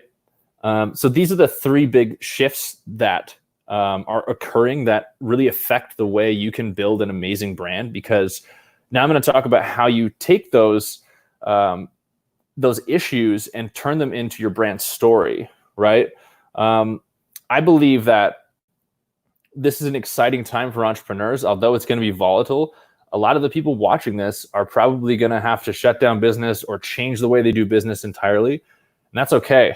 I've done that many times. I still that still might be a reality for me. Some of my businesses might fail. I guarantee you they will on a long enough timeline, right? But entrepreneurship, like winning entrepreneurship, is really solving problems, right? And right now there's a lot of problems. There's a lot of changes, a lot of shifts, right? It's not about finding a product and trying to sell it cheaper and get your Facebook ads working better. That's cool. That's like a cash flow mechanism. That's just a skill set. That's not building a real business and building a real brand that's really valuable.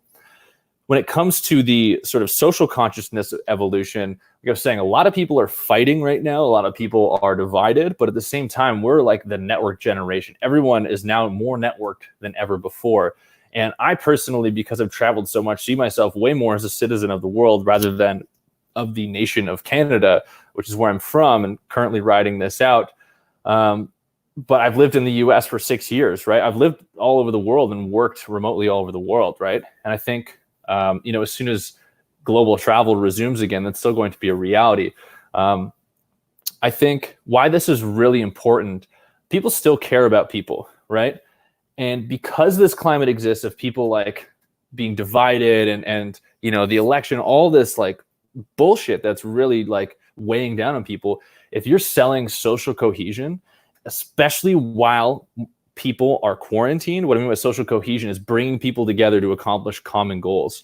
That was a reality before this situation right now, but in the current quarantine situation where people literally can't hang out with their friends, if your brand or your business includes an element of bringing people together, they are starved for that right now. There is so much content and everything like that. But what we need now more than ever is connection, right? So that's an important pillar about that. Again, I think that you will see a resurgence in biosphere consciousness. It's still there. People still care about the environment. But, again, plastic straws are not a huge worry for anyone anymore. But previous to this, 10 years ago, did you ever think that you could have a company that sells reusable straws? Now there's tons of them. Tons of people are making money to do that, right? So in this wave of environmental consciousness that really does need to happen, regardless of the global warming thing, like we have to treat our biosphere, which we survive in, much better for us to survive as a species and really to thrive and have the kind of connection with the planet. And like, I like going outdoors. I like going fishing up north, but I notice it's different. I notice the impact that we're having, right?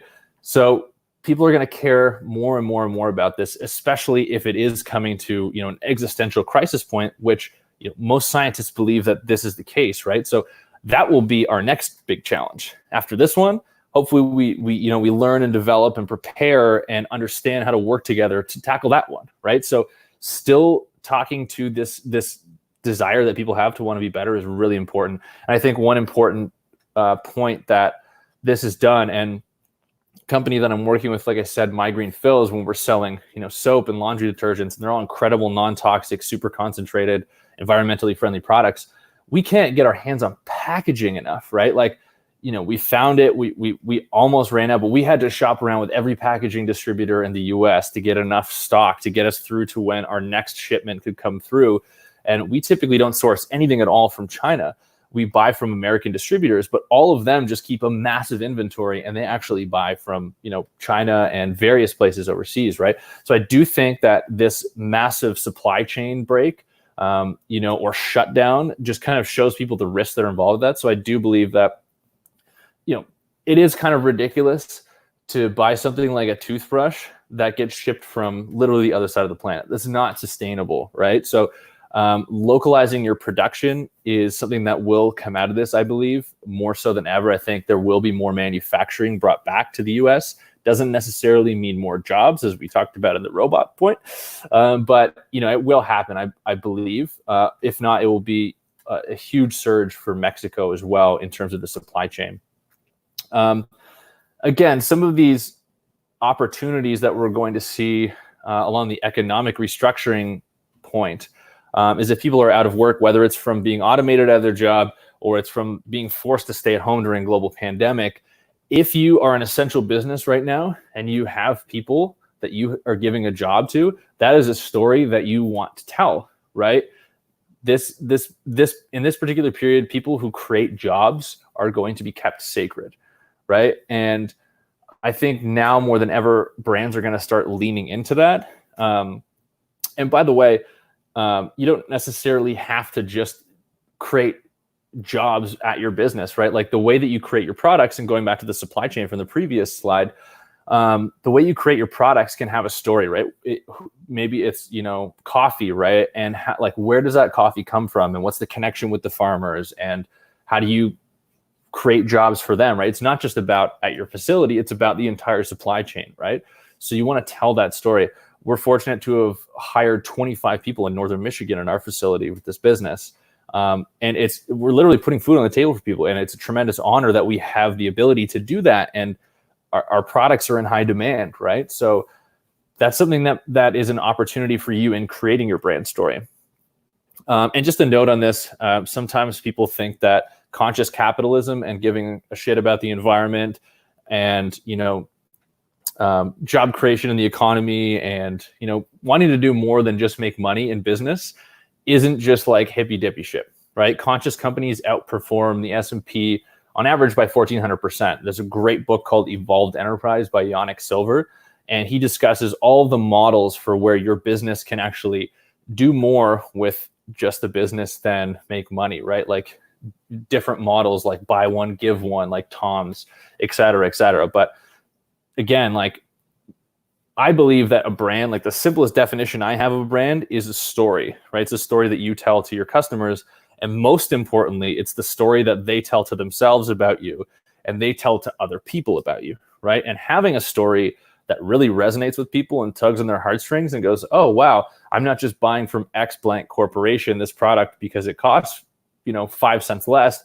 I will literally buy one that costs $1 more because I know that this is giving a job to somebody in Costa Rica, or, they're fairly treating their employees, whatever it may be. That's the reason why you can charge a premium for your brand, because, people give a damn about it, right? You're able to tell that story.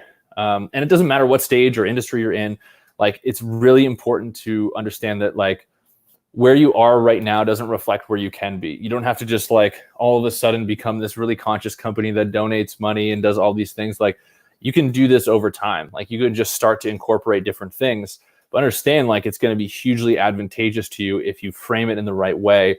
I don't mean exploiting where you're just donating to make yourself look good. We see big corporations do that all the time.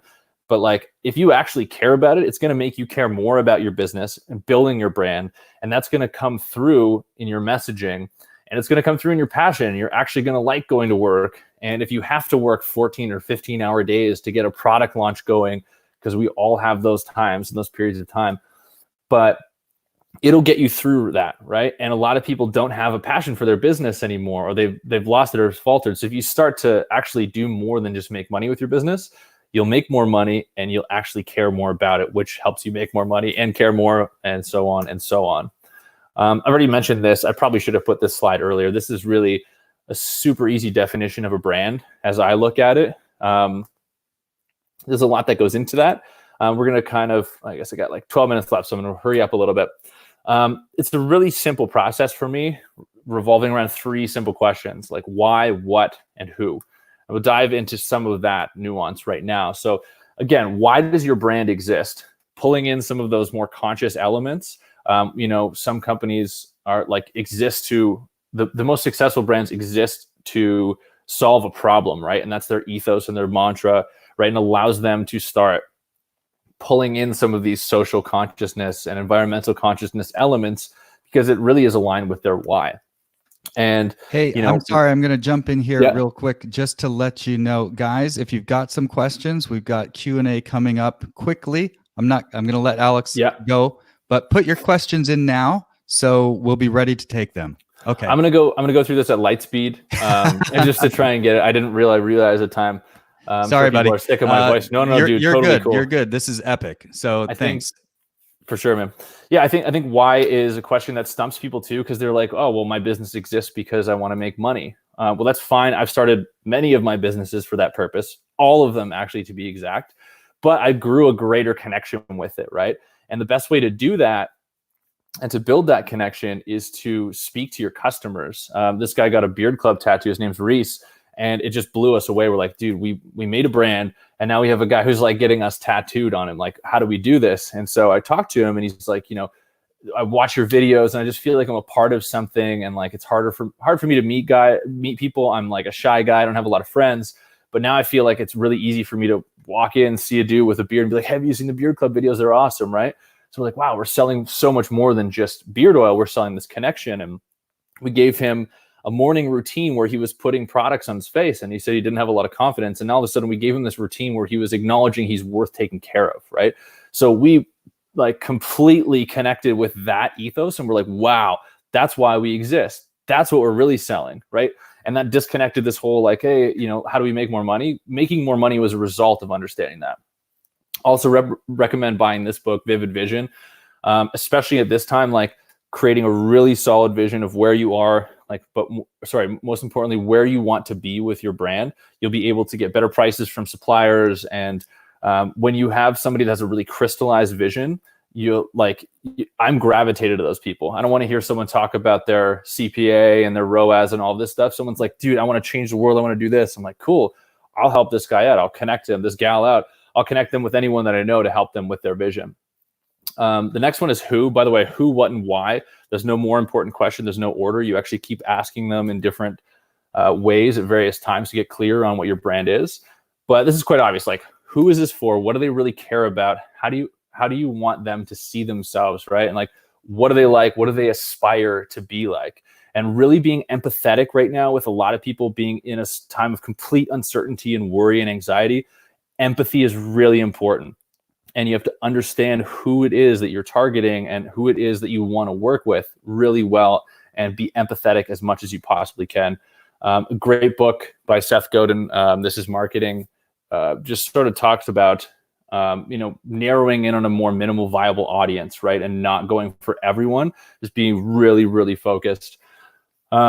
Being the guide and not the hero, and making sure people are the hero in their own story. Right now, there's a lot of brands that are trying to present themselves as the hero, and look what we're doing, we're giving back. That's great, but always remember that your customer is the hero and not you. Finding a motorcycle wave. This is sort of just like a funny concept. Two people pass by each other on a motorcycle. They always wave. It happens with Teslas and Jeeps. So basically, it's existing intimacy. And remember, I said people are craving intimacy and connection. So allow your brand to be the conduit, right? A beard nod is when two guys who have big beards nod at each other. It's like this acknowledgement. We're part of the same club. Like, we didn't invent that. We hijacked that, right? We use that to our advantage. You guys can do that too, right? And last one is what. This is really, for me, like making a really good product and following through with it, having a product that people really need and really want to use, and also like great content. Right now, some companies aren't able to sell as much, so they should focus more on building their brand and building content and entertaining people right now, because that's important. And always fulfill your promise. Like I said, make good shit. You'll never have a great company if you don't have a good product. It'll always hit a ceiling. And then, as I said before, connect with what you're really selling. This is the Harley Davidson avatar is not a badass biker like you would imagine when you think of a Harley Davidson.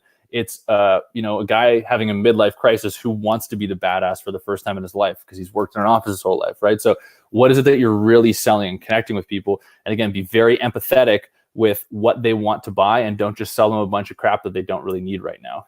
And then finally, this is the last point, I promise, customer experience. Take really good care of the people that are buying from you right now. If you feel like if there's a recession, your brand and your business is going to be hurt, this is of the utmost importance. You're going to learn more from them. You're going to understand them. You can get advocacy from them. but take a serious approach to retaining as many customers as you possibly can. And I believe that this is where all of the profit in business is getting people to buy again and again. And again, it's a feedback loop. So I'm actually going to stop sharing. I know I've kind of gone over time. We're bugging out.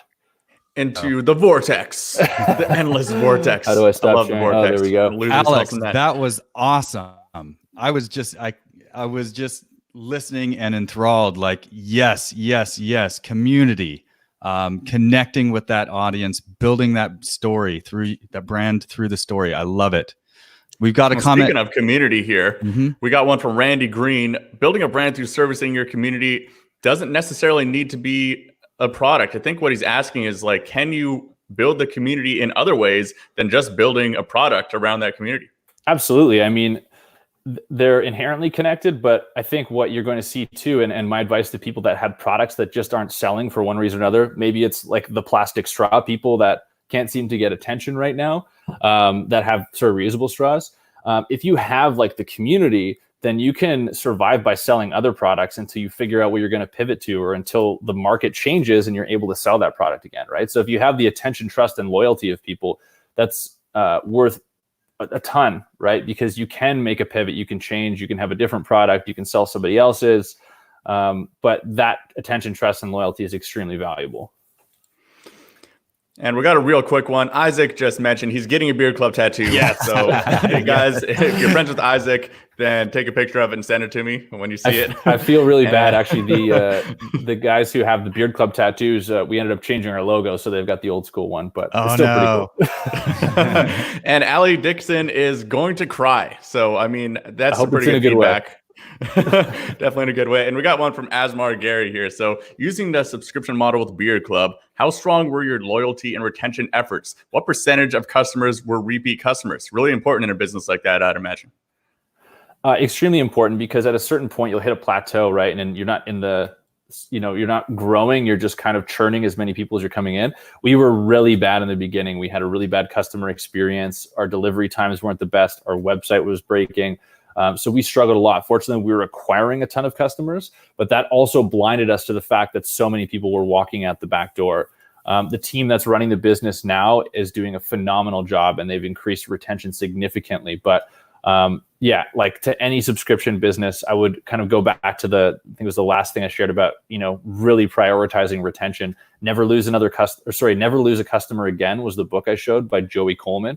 Fantastic book about retaining customers, because like I said, that's not just for subscription businesses, but for straight sale e-commerce businesses or any business, online or offline. Your existing customers, the people coming back and buying from you again without having to pay for Mark Zuckerberg for a customer acquisition, those are where all the profit lie. And my dad ran a small business growing up, and he never had to advertise, right? It was just, he didn't have to spend that money. He just had a good name. People referred other people to him, right? And that's the point where you want to be at with any e-commerce business. Awesome, man. And if people want to reach out to you online, want to jam with you on anything like this, where's the best place for them to do that? Yeah, I'm in the group. You guys could just email me, alex@ecommercerockstars.co as well. I'll try and answer any comments in the group or questions. But yeah, just alex@ecommercerockstars.co. Happy to help everyone I can within reason. I mean, I'm working like 15 hours a day right now. It's pretty insane. It's fun though. Like amidst the uncertainty is a tremendous opportunity. And I think if you're at home watching this, you're positioned well, because you're not on the news right now and wondering what's going to happen. You're like, cool, I'm going to figure out what I'm going to do, and I'm going to do it really well. And if that doesn't work, I'll figure something else out.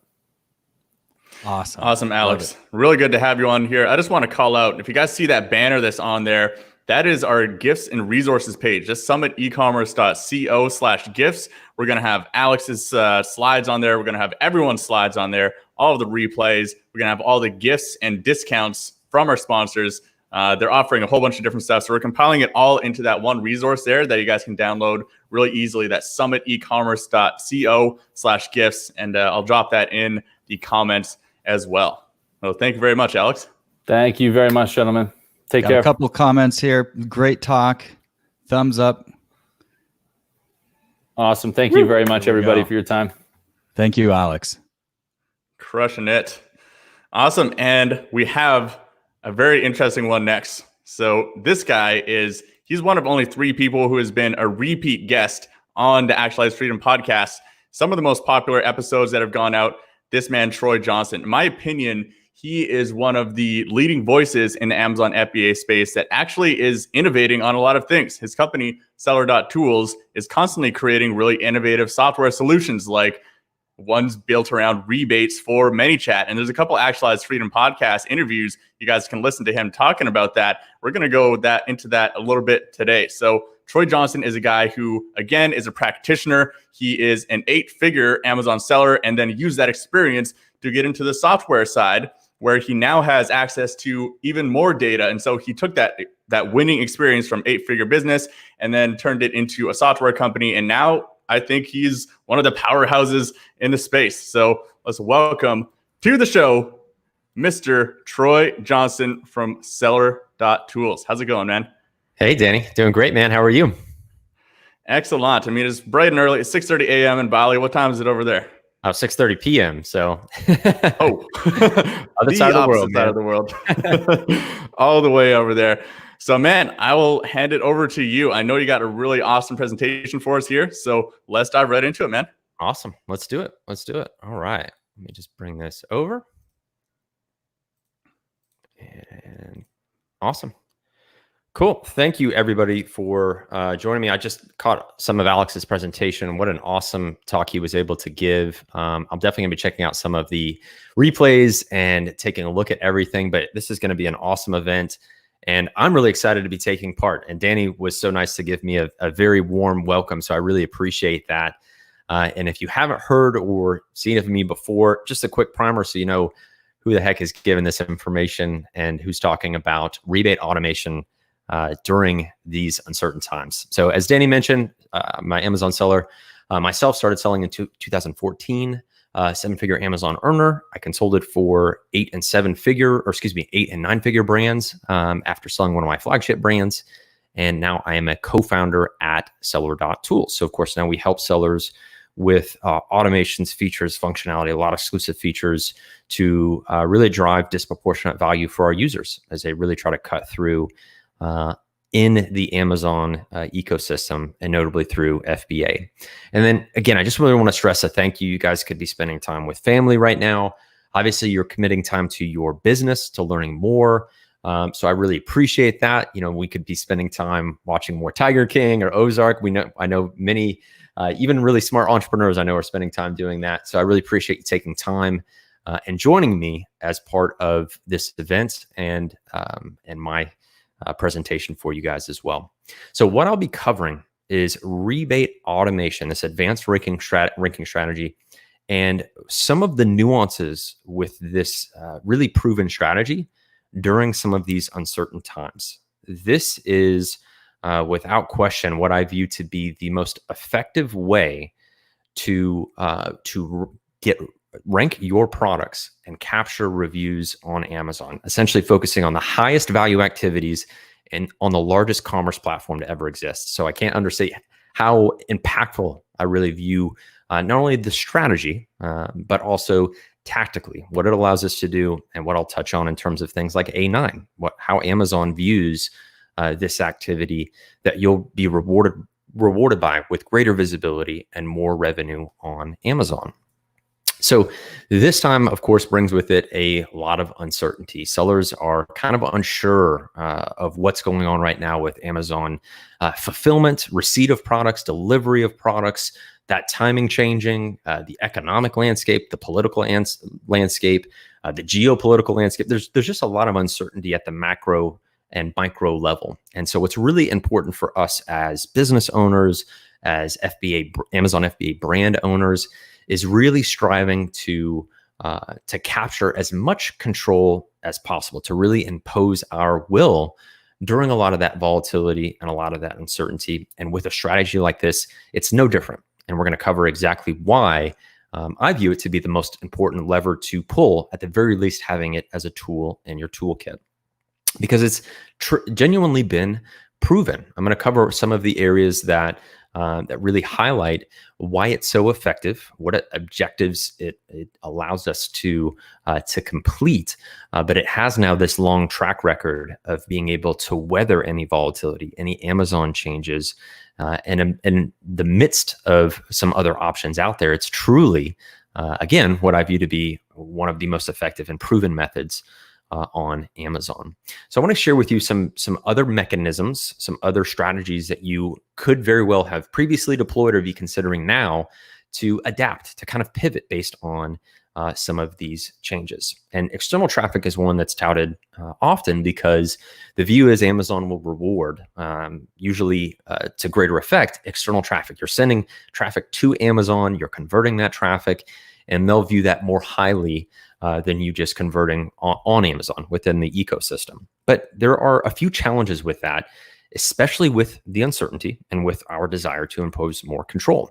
Put really simplistically, just a quick model of what external traffic can look like, whether it's a paid advertisement, whether it's a piece of content that you're driving to Amazon for your conversion ready, hopefully listing, whether your images, your copy, your keyword optimization, your review count, your review quantity or quality, is your listing truly conversion ready? And you can start to see how in this even amended model, how it may not give us as much control as we'd like. If we're really safeguarding our inventory, every unit, we need to get as much out of that unit moving out of Amazon fulfillment into a customer's hand and completing as many objectives for us as possible. And the same goes if we added a landing page to this equation, where we drive a customer via an ad, a piece of content, to a landing page. And landing pages are relatively static. And the most interaction or engagement you may have is somebody clicking on a video and watching that video, whether it's to inform, whether that's to convey an offer, to convert. Again, we're sending that to Amazon. But this also has some challenges as well in terms of the level of control. Some of the other objectives we may want to complete, whether it's greater customer engagement, things like qualification, which again, we'll touch on a little bit later. So that's external traffic, but let's talk about PPC. Right now in this landscape, in this volatile landscape, it is really something you should treat much differently than you would have previously. I'm going to share with you why I think that's the case. Again, a model of what PPC looks like when you are using Amazon advertising to drive traffic to your listing with the aims of converting. Obviously, this is within the Amazon ecosystem. So whether your bid, your placement, your product image, your price, you're competing in a compare and contrast landscape, right? It's the largest commerce platform to ever exist. It's very rare that your product will stand alone. So you have to compete. And that's a variable that lends itself to a little bit less control. And then ultimately, if you're driving that traffic, if you earn the click and somebody's looking at your listing, will you win? Are you conversion ready? Do you have the images? Do you have the copy? Those same questions are injected here in PPC.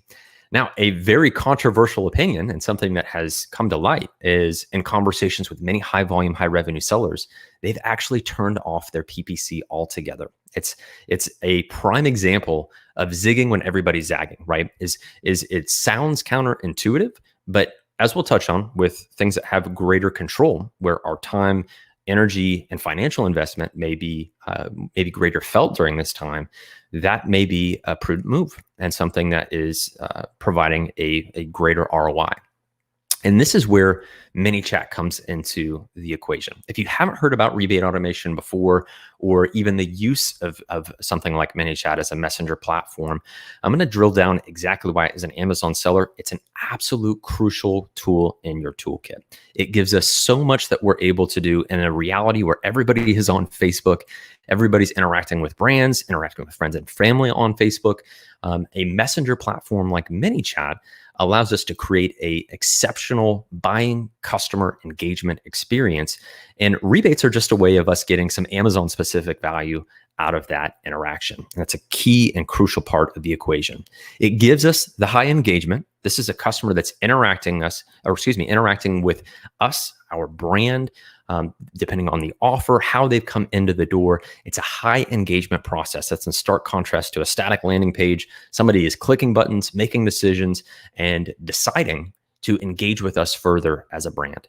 It's objective driven. Depending on how our mini chat flows are configured, we can deliver on specific objectives. Do we want to focus on ranking our products? Well, then let's add an optimized link where we drive that customer to our listing with a keyword in that link. Do we want to capture more reviews? Well, we can engage with the customer, whether it's post-purchase, during that purchase, in that purchase process, staying in the forefront, re-engaging them, delivering them value, and realizing that objective. And it's all about a customer journey. Again, this is where, in stark contrast to something like PPC, which is sometimes just very transactional, where we're serving up an ad and hoping somebody will then click buy and purchase our product. This is an entire engagement sequence. It's a journey that we're taking this customer through that, again, we can impose that control, that 100% control right now, when we're really being cognizant of our inventory, when we're really being cognizant of customers carefully selecting products. One of the other sort of sour points right now with PPC is we're seeing sellers' conversion rates tanking because people are spending more time on listings. They're not feeling rushed in their day-to-day. They're sitting at home contemplating their buying decisions, and they're not feeling so inclined to necessarily impulse buy, for lack of a better phrase. Ultimately, that's the hypothesis, but what's showing up is a drop in conversions rate. So if we can control that, that's really ideal in this process, because these are some of the things, just a few things that ManyChat allows us to do, whether it's targeting a customer, tagging a customer, we can exclude them from an offer, we can filter them out, we can segment them, whether it's the audience side, so when they're coming in the door or when we're determining their eligibility for one of our offers. We can blacklist them. We have a feature that we're going to be rolling out that highlights this as well. And then conditions. Is it something where they meet a specific condition for eligibility for the next step in the sequence or for an offer that we are making available? But ultimately, this qualifies the customer. And it qualifies them in such a way of knowing, hey, is this somebody who we want to take completely through a journey, a flow that we have configured, or is there a better time and place or a better customer for that specific scenario that we can qualify? But it allows us to impose that control, and this is how it shows up: is that qualification of the customer. And this allows us to then focus on the 80-20 of Amazon. If you've heard me speak before, you've likely heard me here beat the drum of ranking and reviews. That is the 80-20 of Amazon. And this is where it parallels digital marketing, right? Where you have traffic, which essentially we garner by ranking our products, getting more visibility. And then you have conversions, and we get that by social proof in the form of reviews. And so those are some of the objectives. This is the 80-20, again, showing up in our strategies and the tactics that we deploy. And so here's, in addition to ranking and reviews, some of the other things that we get by deploying and utilizing ManyChat as part of our rebate automation. We have ranking, we've got reviews, we have list building. While other brands are really struggling, especially in the Amazon ecosystem, of capturing more customer data. We're capturing emails that we're sending rebates to. We are capturing phone numbers that we're sending rebates to. So that list building is crucial, especially while your competitors are really struggling with that point. Customer engagement. You can deliver a really awesome experience to your customers by using ManyChat. It's kind of a throwback to when I first started selling. You would send emails as the founder, right? And you would say, we're a small business. Your reviews, your feedback would mean so much to us. And we're seeing brands bring in founder videos and deliver that in their ManyChat flows. It just elevates the experience, takes that engagement and really evolves it. And it's a process that you can completely own. And what we really strive to do is automate this, because this is when you're playing a whole different game than everybody else, where ManyChat and utilizing rebates is really, really powerful. But if you're bogged down in your business and you're not growing your business, that is really a missed opportunity. And with automation, with a few tweaks and a few technical pieces of implementation, you can really flip a switch and turn this on and really deliver for your customers while getting all of these objectives. And then again, the 100% control. We can tweak this as much as we'd like, optimize and refine the performance based on that customer experience. Now, previously, rebate automation in more of what I would say the status quo I would put it on the footing of about 2 to 3x greater than any other lever that you can pull. Let's put it in contrast to PPC, where it's just transactional. You hope that maybe it incrementally impacts your ranking efforts, but then you're missing out on reviews. So then you've got another 50% that ManyChat offers, and then you've got engagement, and then you've got all of the other pieces and objectives that we've touched on. Right now, while inventory is really being safeguarded by brands, even that are moving high volumes of inventory right now, I would safely say and safely assume it's got about a 5x multiple on its value, its relative ROI, relative to other initiatives in terms of everything it can give you. Just the sheer scope of the objectives that we've outlined, but also just the backdrop of inventory, logistics constraints, and some of the challenges that we may see for the next month, for the next 2 months, if not further, and that control being such a put such a premium on that level of control. One thing to note is we're talking specifically about rebates. There's kind of the old way to do it, where you would ask a customer for their PayPal email in exchange for them buying a product driven by a keyword. We find that to be a little bit more untrustworthy, and we see untrustworthy brands utilize it. And it's kind of sullied that experience a little bit for customers, but also then the brand perception. And this is really where you have an opportunity during this time, if you haven't already pivoted to a higher trustworthy, a greater authority, a rebate method. This is a really great way to do it. And we do this through Visa. That high trust, that high authority, when people are maybe spending more time evaluating brands, evaluating products, and they're very cognizant of untrustworthy to trustworthy. This is a great opportunity to let your rebates really be elevated. And so Visa is a great way to go. We do know sellers who still use Amazon gift cards. That's another great option, as long as you can safely share them and you're not buying them yourselves. That's a slight tweak you want to make to your rebate automation process. So what do rebates really deliver on that makes it so exceptional from an A9 perspective? And I just want to add a little point of clarification, because I did assume the audience is really focused and already on Amazon and may already be aware of what a rebate is. Let me just add that quick clarification. What a rebate is effectively clarifying to a customer, potential customer, an offer where they will buy a product in exchange for a rebate, some form of value. This varies a little bit from the historical reference where somebody would mail in, their receipt. They'd have to wait 30 days. They'd have to kind of go through a process. We've amended that as Amazon sellers because the spirit of it remains the same, where we're asking a customer to buy our product, but then we will offer that value, that rebate, in a predetermined amount of time. This is totally up to the brand. But as I mentioned, we'll use a Visa gift card or an Amazon gift card, a high trust, high authority value exchange to really elevate that experience for the customer. And what we do is essentially, when we drive them to Amazon, we more often than not will give them an optimized link or instruct them to find our product by searching a specific keyword. And that's where it dovetails into what A9 wants, what Amazon's looking for in terms of the algorithm.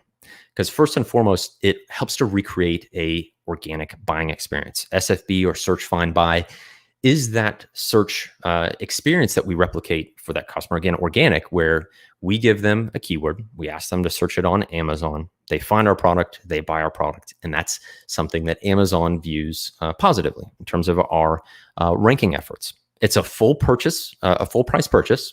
So it's viewed from Amazon that somebody had a great buyer intent. They were coming in with the expectation of being ready to buy, kind of conversion ready. And that also is an advantage for us for our ranking efforts.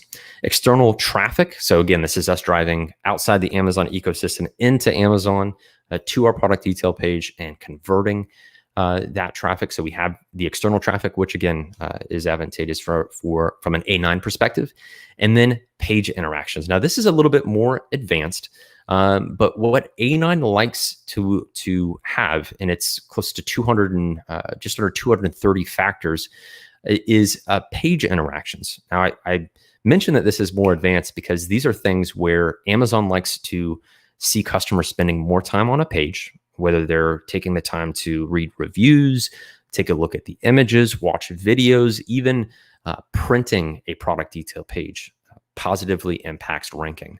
But some of that's relatively intuitive, right? Amazon just wants to see, hey, is this something where a customer wants to spend more time reviewing and evaluating this product? Ideally, they would purchase, but you do have an incremental benefit from those page interactions. But this is, again, where rebate automation really delivers on all these points. And we made sure we've gone global in terms of Seller.tools and our ability to make this available everywhere. And the same goes, and we encourage sellers to really consider this if they're already in major Amazon marketplaces, notably EU, or even selling in Canada. The rebate process especially through ManyChat, the amount of control that it allows you to impose really lends itself to this type of scalability of broad appeal across a number of marketplaces, of qualifying those customers, and really controlling the process.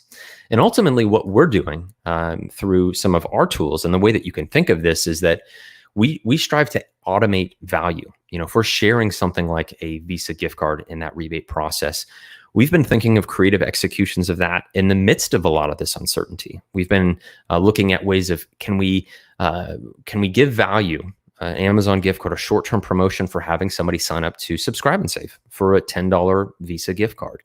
That little bit of value that we can share and ideally automate can turn a customer who is ready to spend $15, $20 with us and increase their lifetime value 5 and 6x just by simply incentivizing or supporting or promoting that type of activity by automating that value. So I'd love to dive in. Danny, I don't know how I'm doing on time, but I could dive into a few more of the resources for some of the rebate automation. Yeah, I'm sure we got some questions that we'll go into in a second here, but I'm sure people would love to hear what kind of resources you got for them. Awesome.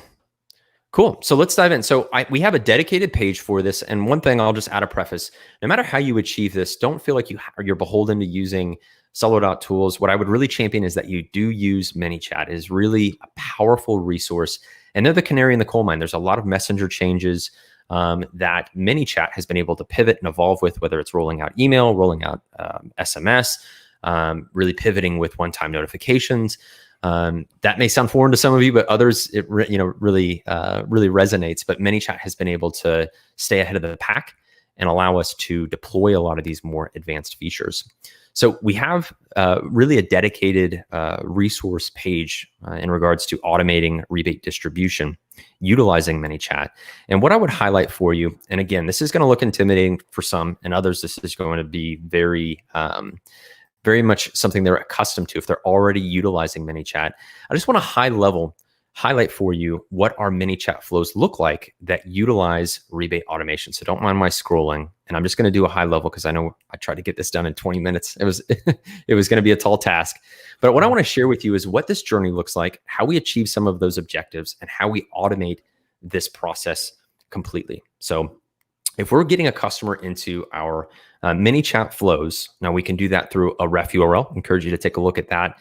If you're not as familiar or confident with Facebook ads, which is kind of the other de facto way of getting customers in, because again, we can qualify them, we can segment an audience, we can make sure we know who's coming in the front door. And then once we have the customers come in, the offer in that ad or the ref URL is that they're going to be eligible to receive 100% rebate. And so we'll ask them, are you ready? They click yes. We will segment or create a counter where we limit the number of people. Again, there's a limiter factor of how many people can come in a given day. We use a counter. This is a Seller.tools counter where we have so many that can come in a given day.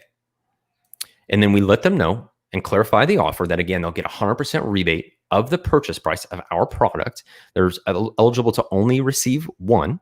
And in this example, we direct them through a buy now button, an optimized link, keyword-driven URL. Again, this is for our ranking efforts. We'll embed a keyword into that link. We'll use Jenny. This is one of our free resources to be able to do that. Once they click buy now, we'll let them know and ask them, are they ready to grab their rebate? They click yes. We'll tag them. Again, this is another segmentation piece. We'll tag them, making sure that we know who's come in and received a rebate for our product. If they haven't received it already, so again, this is somebody who's not coming in the door twice. If not, we come through, ask them to provide their Amazon order ID. We'll verify that order ID here in real time. Again, this is a customer essentially supporting themselves. This is where the automation really comes into play. We'll verify it. We'll come in, and then we will verify that the ASIN is the eligible ASIN or product in that order is part of that order. If it is, we'll let them know, thank you. We verified their order. We'll then ask for them to provide their email, for which we will send the rebate to. So this is an open ready email, very powerful for list building efforts because we're sending value to that email.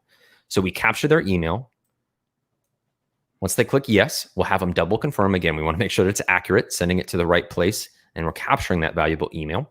We add a +1 to the counter. So again, if we had 10 to start the day, now we're down to 9. Awesome. We will send your gift card in the form of that rebate once your order has shipped. So we'll check the order status. Again, we're doing this all in real time. Customers just walking through this journey, and we're just letting ManyChat and Seller Tools just do all of the work. And quite honestly, the customer a little bit. They're just clicking a few buttons, but we're letting them know everything is queued up and ready to go. So then we'll get that order status. Once it is confirmed, we'll get the price information because we only want to rebate the eligible product and its price.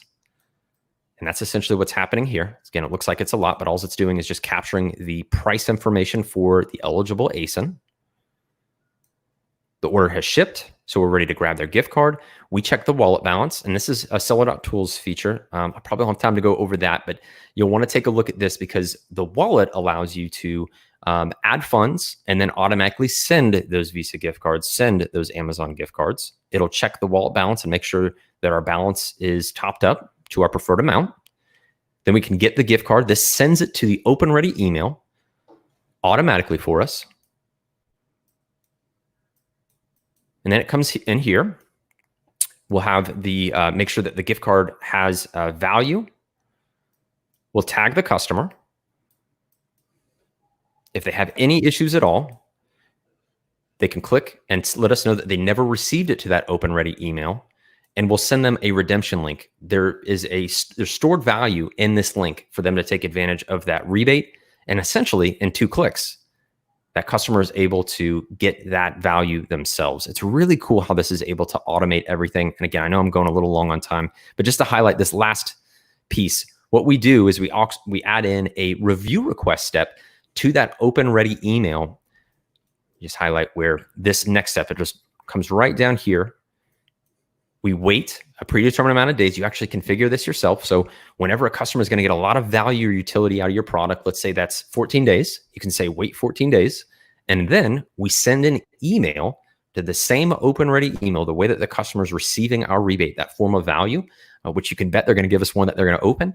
We're going to send them a follow-up, a review request in that email. So again, I know I went through this very quickly, but you can start to see the ranking, you can see the reviews, you can see the engagement, the customer supporting themselves, all that really powerful stuff to where that 1 unit of inventory that's moved gives our customer a great experience, really a 5-star experience because it's automated, but then it also gives us all of those objectives. We get so much out of 1 unit moving from FBA, from FBM. You can even integrate this with FBM into our customers' hands.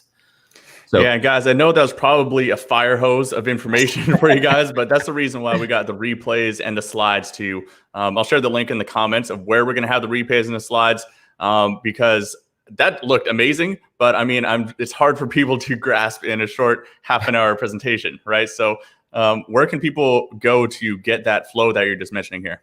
Absolutely. So this is a completely free flow, and you can get it at seller.tools/rebate automation. It can also be found here in the navigation under API integrations.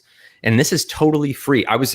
It was going to be a Hail Mary, but I was going to show you how to download it too. It's actually about a 5-minute process.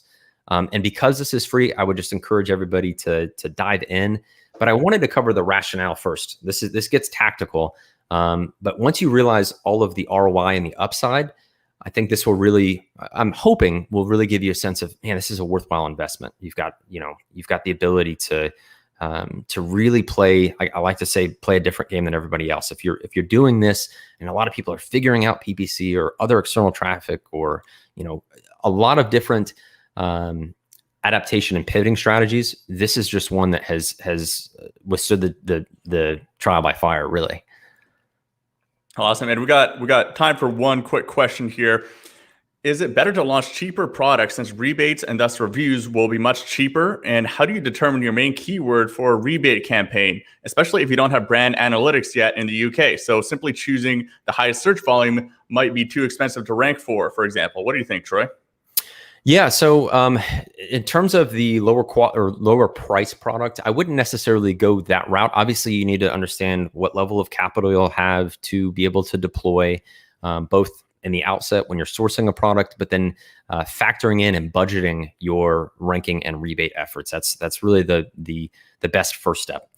Through Seller.tools, we actually have brand analytics data and our own search volume, accurate search volume in the platform across a number of marketplaces, including the UK.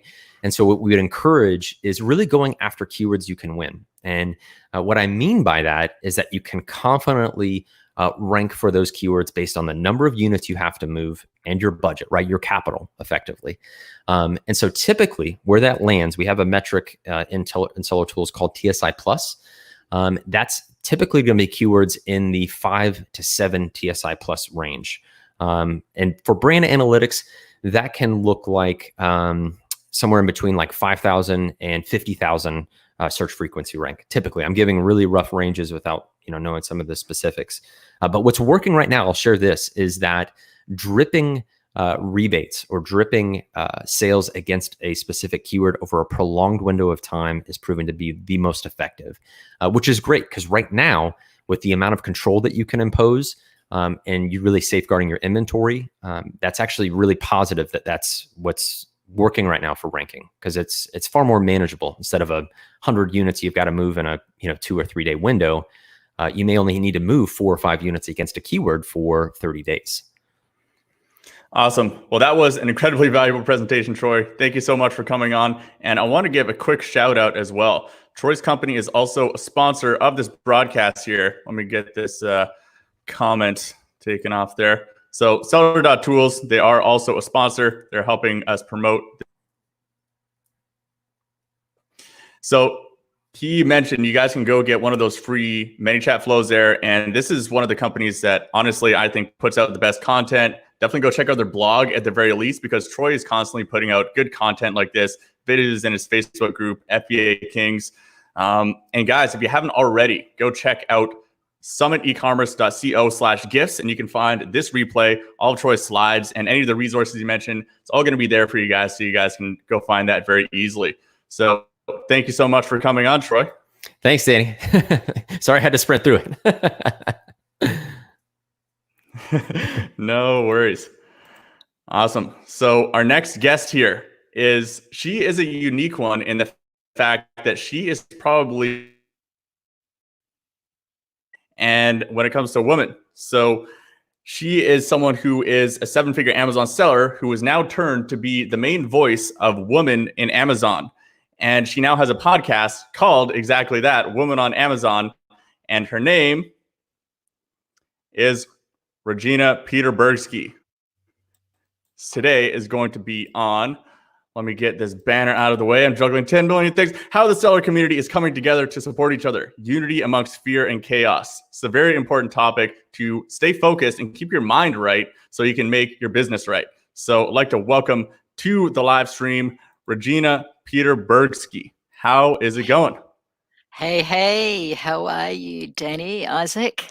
Thanks, guys. I wanted to firstly show my gratitude to you two for putting this event together. It's absolutely awesome. I was just listening to Troy from Seller Tools, and he was dropping some amazing content there, as well as the other speakers earlier. So thank you from the bottom of my heart to you guys for putting this together. I'm honored to be here amongst the other speakers and with you guys today.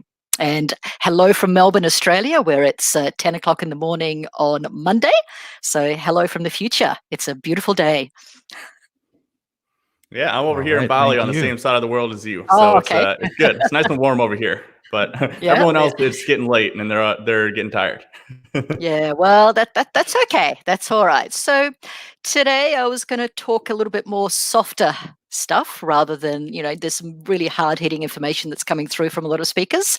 So this is a bit of a coffee break, and I want to talk no less important, but a little bit softer things that are, a little bit more touchy-feely to help people with what's going on right now. There's a lot of fear in our community. Mm.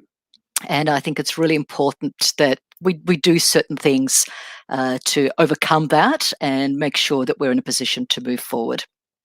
Absolutely. I think that's like 50% of the game is just getting your mind straight so that you Yep. can actually make the good decisions. So don't underestimate the power of getting your head straight and doing the mental work so that you Yep. are in a position to make the best decisions during these troubling times. So Yep, let's dive right absolutely. into this one, Regina. Okay, well, I don't have slides, so I'm just going to talk off my little scratch pad that I've made. I do have a Google Doc that I'll share with you guys a little bit later. So as I said, I want to talk a little bit more about your personal attitude and also what I've seen happening in the community. That those of us that work full-time in Amazon and ecom, we're used to sheltering in place, working from home. That's what we do. And usually it's quite a lonely experience. We sort of tend to beaver away at our dining room tables or our home offices. And the only time we get to really see other sellers is at large events. And of course, all of that has, for the moment, been temporarily paused. So there are no events.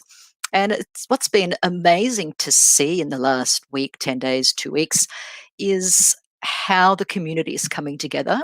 I actually feel a lot more connected with other sellers right now. Events like this one, and there's a lot of other amazing sellers in the community that are putting together regular things, and I'll talk through those in a little while. But I wanted to also talk about the things that we do in our attitude. So the first one is self-care, and it's really important that we as sellers, and often we are the main breadwinners in our families, that we look after ourselves so we can look after the ones around us. And things that are really important are, your gratitude. Are you showing gratitude for the amazing things that are happening in your life? And I know sometimes it's hard because we do get very much into fear mode, and we see what's going on in the news, and so many people are dying here and so many people are getting sick there, and our lives are disrupted. Our children are not at school. So it can be hard. So I think we really need to make sure that we make a time each day to make sure that you are doing whatever it is that you need to do to self-care. So whether that's a meditation or a yoga or a praying to whichever God you choose to believe in. And I think all of those practices involve a gratitude. So I think that's really, really important. Number 2 is your attitude. What are you reading? Are you spending most of your day reading news feeds, or are you reading positive things? I've actually spent the last few days cleaning up my personal Facebook feed because there's a lot of racism going around at the moment, and I won't have a bar of that. So anybody that's showing that, they get wiped. I don't want to know about that. There's some very odd conspiracy theories going on at the moment. Now, I personally choose not to partake, so I delete that stuff. A lot of scaremongering going on, that's out, because that's helping me with my mental attitude. I can't look after my business and I can't look after my family if I'm spiraling into a negative attitude. So that's something that I think we all need to be very, very careful of and monitor consciously. Okay, that's because normally, like as everyday life goes on, all of these things just happen, and we don't really take much attention. But now is a really, really important time to make sure that you're valuing what goes into your brain, because that's going to help determine what your output is. Now, the other thing, of course, that's changing at the moment is our daily routines. What are you doing to keep a daily routine? Have you gotten out of your PJs today? There's all sorts of things going around at the moment with people posting photos of themselves in business attire on top and pajamas on the bottom. How does that affect your mental attitude? Do you feel like you can create stuff for your business if you're in your pajamas? Okay, do you have daytime pajamas and nighttime pajamas? Okay, so what are you doing in relation to your routines? Are you remaining healthy? Are you doing some kind of exercise? If you're stuck at home, are you going out for a walk around the block? I think in most countries where people are in lockdown, that's still possible. If it's not possible, are you running up and down your hallway? Okay, are you doing some kind of exercise as part of your daily routine? And then, of course, the other thing is really, really important is your health. Okay. Again, there's a lot of, especially in my women's groups, there's a lot of memes going around. Most of my exercise is to and from the fridge. Are you eating Skittles or are you eating yogurt? Are you keeping your health and your own immunity system up? So that's super, super important. Making sure that you look at your self care, your mental attitude, your personal routines, and your health. Because if you can't have all of those things, you can't help look after others in your family. And the other big thing at the moment, as I mentioned at the start of my talk, is connecting with others. For some of us, we're used to this isolation, but for a lot of you who perhaps do still go to a daily job and e-commerce is a side hustle, you may not be used to working in isolation. And the thing is, you don't have to. There are all sorts of amazing Facebook groups and communities. So reach out. There are lots of people out there that are helping. So reach out in Facebook groups, reach out. There's lots of Zoom calls happening at the moment. Reach out if you need help. Put your hand up and say, hey, I need help. There's nothing wrong with that. We're all trying to be strong and powerful, but at the end of the day, we're human. So it's really, really important to know when you need help and to ask for it, because I guarantee you there is someone else, if not multiple other people in whatever community you're in, that are feeling the same way. So this is an amazing time for us to reach out together. The other great thing to be doing right now, of course, is to prepare and study. So learn, learn, learn, learn, learn. And there's so many amazing resources out there. And as I said, I've put together a Google Sheet. Should I just share my screen here, Danny? Yeah, sure. Go ahead. You can just Oh, click sorry, the Isaac. yeah. You Okay. can click the share screen button Okay. and we'll get you on. Okay. All right. Hang on a second. Chrome tab. This one. Okay. All right. Can you see that? So I've put There we together this go. little. So there it is. There. So that's some resources, and I'll talk through those now. I'll stop the screen share. How do I do that? I can Stop do that. screen. There we There go. we go.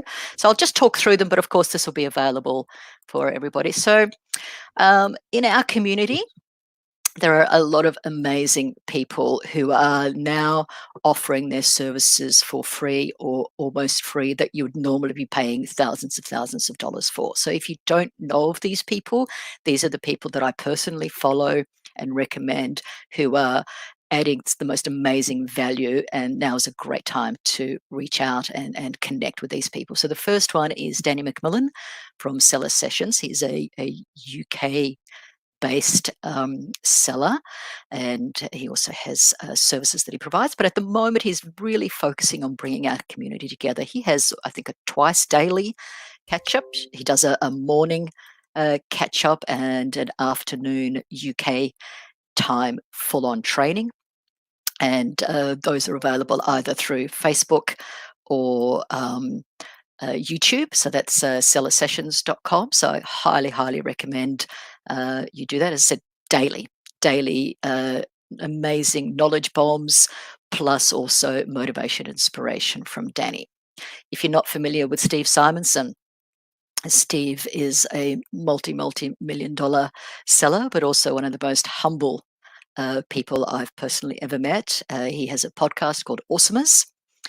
He also has a Facebook group, and he's very much across China and what's happening with China and supply chains. So anything to do with China, he's certainly the man to follow, as well as bigger picture as to what's going on in the e-commerce space. Liran and Ryan Moran have put together a mastermind group, which they are going to be selling for, I think, $300 a month. And what they've done is, for right now, is they've actually made it available free for 60 days, which is an amazingly generous offer. If any of you know Liren Hirschkon and Ryan Daniel Moran, they are titans in this industry. So I highly recommend that you go in and learn from these guys while you can. So for the first 60 days, they've made it available for free. And then there is obviously a paid community if you choose to stay in further on. I personally have a small Facebook group, Women on Amazon. So it's women plural. So that's our Facebook group, not page. I don't do much on the page except advertise from it. So you can find me in the group, and we are not exclusive to women. It is women on Amazon because I'm trying to amplify women's voices in our space. But you're welcome if you're a man. Come and hang out with us too. You'll get a slightly different perspective. Megla, if you're not familiar with Megla Bardwaj, she is also just an amazing emerging titan in our group. Her Facebook group is India Sourcing, and she runs sourcing trips to India. But she's also at the moment doing almost daily streams of content. There's just so much content out there right now, and we've got time. So Megla is someone else I would recommend you follow. I saw somebody post this actually in this Facebook group earlier on today, but if you missed it, Moz Academy. Moz is, if you're in e-commerce and need to know about SEO, all of their trainings are free at the moment until the 31st of May, I believe. So that's absolutely amazing place for you to get some training. And there's another, and I'm going to actually share this screen so you can see how content rich this is. There's a list of free courses that somebody, and I don't know who this person is, but you can see there's this list of free courses that are available. Look at all of this. Absolutely amazing. Most of it has got to do with coding, but there's also, look at this, it just goes on and on and on. And he's got links, and this list is updated because, as you can see, some of them have got only 1 day left. So so that's free courses. So find something they've got to do with coding, web design, all sorts of amazing things there. So that's what I would recommend for people. This is an amazing time for our community. Some sellers, we're busy. I'm fortunate in that my products are actually selling well at the moment. My issues are around supply chain, and it was lovely to hear about that earlier on today. But some of us are busy, and some of us are not so busy. So if you're one of those people that are not so busy, I would highly recommend that you do some training and gear up, get your knowledge up. So that's pretty much what I have to say. Anybody who's got questions, comments, not hard content, but hopefully there's some things and tools that people use that they might find of value. Yeah, wonderful. And like I wanted to sort of reiterate, now is a time when everybody, some of us are just really, really in it, but we do need to take a step back, and whether that's work on your own health. Yes. Personally, I have not actually left the house very much in the last few days. I need to go for those walks. I need those reminders. The other thing I wanted to mention is I really do. You online these days, you can get really overwhelmed with just so much, and there's just so much information, and you go, well, gee, where do I even begin? So I love that you're bringing to us some of your favorites. I know Ryan Moran, he's been one of my favorite over the years. Awesome. I didn't know they were opening up that mastermind I think it goes incredible. live. It goes live on the 1st, so it's open. You can go in. They've got the Facebook group has already started. I think they're actually going live in a little while. I think the next couple of days. So that is sort of one of the most amazing offers I've seen, because as you know, with Ryan and Liran, their information is so valuable that to have access to them for even the 60 days, limited amount of time, that is amazing. No, So definitely. and look, and Definitely check that out. at this time, you're right, Isaac. At this time, there's a lot of people out there that are selling shovels because they're taking this opportunity and gouging, not necessarily price wise, but information wise, and coming in as one-stop shop gurus. So you do have to be a little bit careful as to whose advice you follow, and that's why it's important to go with trusted people who are vetted by people that you trust. So it may not be me, whoever is the person that you trust, ask them who they would follow. That would be my recommendation. There's a lot of people out on YouTube at the moment that are selling all sorts of bells and whistles. As we know, 100%. on I totally YouTube, agree. Facebook. So my recommendation there is whoever you trust, ask them who they trust if you don't know. Yeah, and that's part of the reason why we wanted to bring this summit together with a whole bunch of different experts and just keep the focus on how can sellers really just pivot their businesses in this crazy situation, both mentally and tactically, right? We're not trying to, we're not making this a pitch fest. We're making this what actually is the best advice that every speaker can bring to everybody. That's a good point you bring. There's a lot of info products that are being flooded as a one-stop solution. So being really cognizant of that, I think, is really important. Another thing I found really interesting is that you talked on the importance of keeping a routine in the middle of all this. And I know personally for myself, I used to have an amazing routine before this quarantine started happening. I used to every single day, amazing morning routine. I'd go to work, the co-working space, and then I would go to the gym for 2.5 hours and do really good workout, sauna, ice bath, stand in the sun and all that stuff.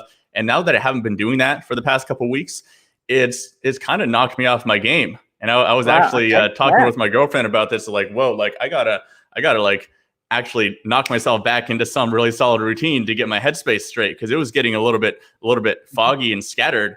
And so I just realized for myself that having got knocked off that routine, I really got to consciously just find another one that works in this scenario where I don't have that sauna and ice bath and this big gym to keep me good.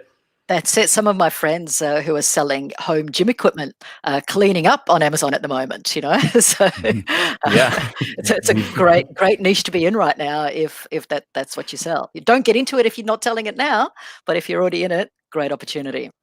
And our next speaker is in that, Peter Keller. But so if anybody has any more questions, feel free to put them in the chat. I know. Is Peter ready? Does he need extra time? Because I'm pretty much done. Short and sweet. Well, one thing I'd love to hear from you, Regina, is a lot of people, they are not really familiar with women voices in the Amazon space, and that is what you really specialize in, right? The Women on Amazon podcast. So maybe talk a little bit about what you're doing with Women on Amazon, and really are there really influential, successful women in the Amazon space? Oh my God! Yes, there are. The thing is, there are lots, and if you go to any event, any Amazon or e-commerce event, you'll see 40 to 50% of the room are women, and yet on the stage, you're lucky if you get 10%. And I don't really know why that is, but it's partly because we run full lives. A lot of us have children. We're not able to travel. We're busy working on our businesses rather than selling our stuff.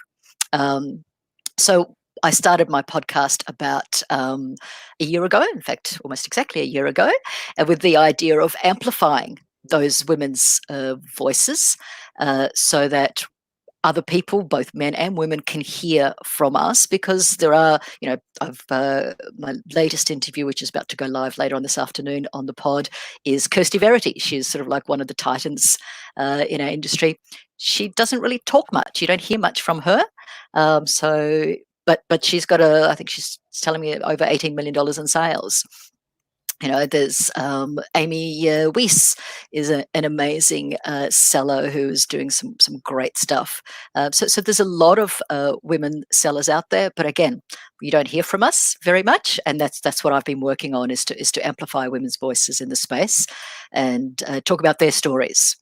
And again, very few of us are selling stuff, and that's why you don't tend to hear from us very often. We just go about our job. So, yeah, the Women on Amazon podcast is live, and I've got the Facebook group where we sort of tend to chat and interact. So, yeah. And that's the Women on Amazon on Facebook. If people type that into the Facebook search, It's Women on Amazon. Women it's an EWOMEN on Amazon. .com is the website. That's also the name of the podcast, and it's also the name of the group. If you're searching on Facebook, you'll find the page and the group. The group is where it all happens. Awesome, guys. And we'll put that resource at summitecommerce.co/gifts. If you go to that page, then we'll have all of the speaker replays and all the resources mentioned, including Women on Amazon, her Facebook group, and everything like that. So make sure you check that out. And if people really wanted to reach out to you directly, where do you think the best place for them to do that is? Well, look, I tend to hang out on Facebook Messenger. So that's probably the best way. So friend me on Facebook, friend me in the group, and reach out to me personally via Messenger. Also LinkedIn, just under my name. You can find me on there as well. That's probably the best way if people want to find me.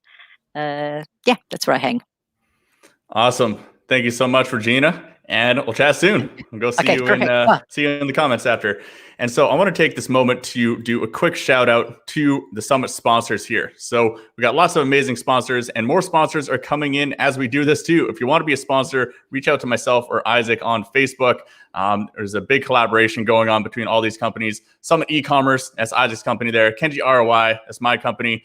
There's FBA Broker, Ecom Optimizer. We have Enreach, BIG Tribe, which I'm going to talk about in a second. Data Automation is a speaker coming up. Seller.tools. You guys saw Troy Johnson just speak about ManyChat automations and rebates. We got Marketplace Seller Courses. We got Perpetua.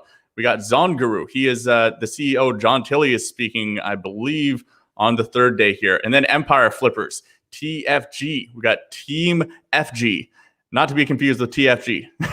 And also That's AMG the same company. Advisors. That is the same company. Well, Yeah, they got double time on me here. There you go, guys. And I want to take a quick moment too, just to shout out.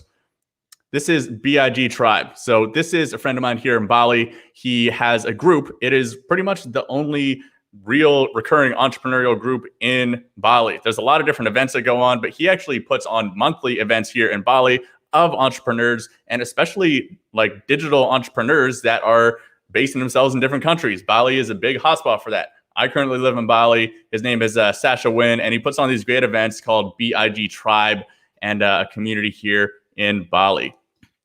So I think this is a good opportunity to move over to our next speaker. Do you want to give the introduction, Isaac? Absolutely. It's my pleasure. Our next speaker is Peter Keller. He's been a guest on my podcast, although it actually hasn't aired yet. So in a few weeks after this, you get interested, check him out on the podcast. So Peter Keller is CEO of Fringe Sport. So we were just talking about home gym equipment, stuff like that. That's the industry that Peter's in. For 10 years, Fringe Sport has been improving people's lives through strength by helping people build amazing garage gyms and helping entrepreneurs cultivate thriving community gyms. I love that. Stronger people live longer, happier, healthier lives. All right, Peter, thank you so much for joining us. Welcome. Thank you. It's my pleasure to be here, Isaac. This is an awesome get together. And hello, everyone out there, Survive and Thrive Arenas. I hope everybody's doing fantastic today, because I am. Awesome. Well, your talk, I was really, I just love it. So your talk is titled, Run Your Company Like a Third Century Trader Would, Lessons from the Time I Almost Destroyed My Own Company. So right there, you've built my interest. I'm ready. So all right, take it away, man. Let's do this. Again, it's been such a pleasure to be here. I'm so glad that I'm here. Right now, we're heading into uncertain economic times. Don't really know what's going to happen. There's a lot of problems and, even opportunities on the horizon.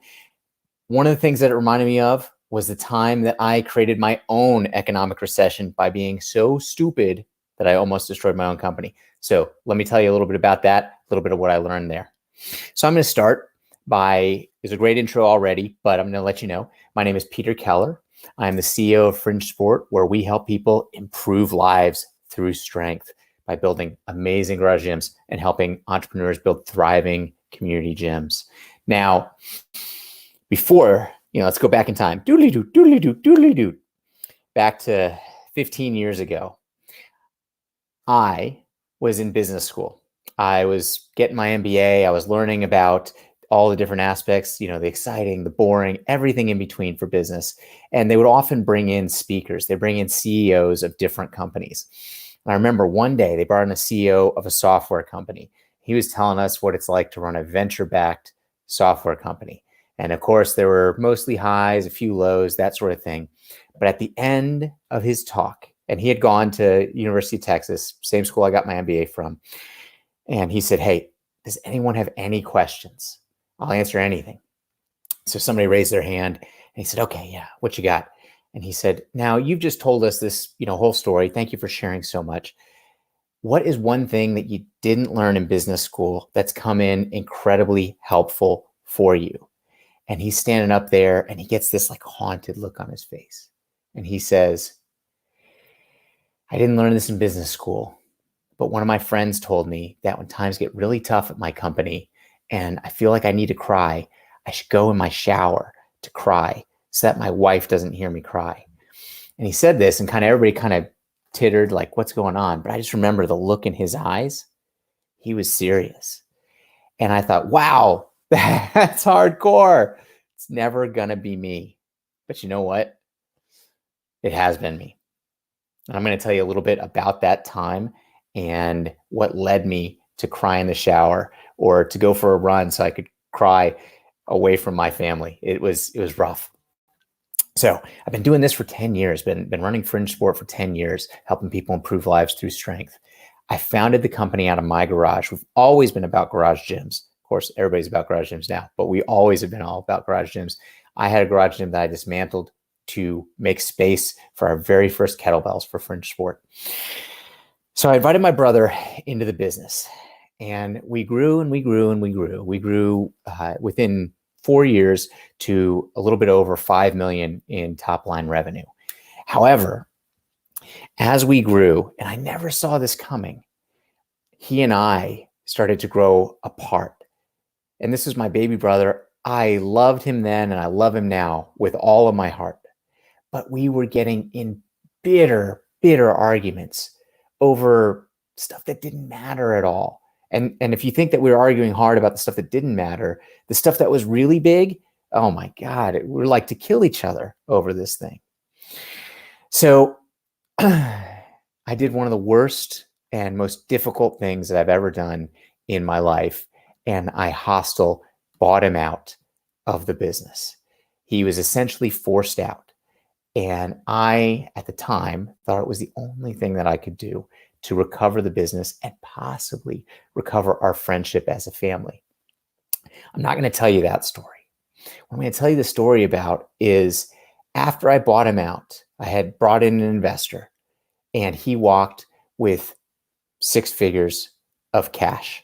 Wasn't exactly in a bag, but it might as well have been. For about a month, I was really happy. And I said, wow, this is awesome. I can take the company in whatever direction I want.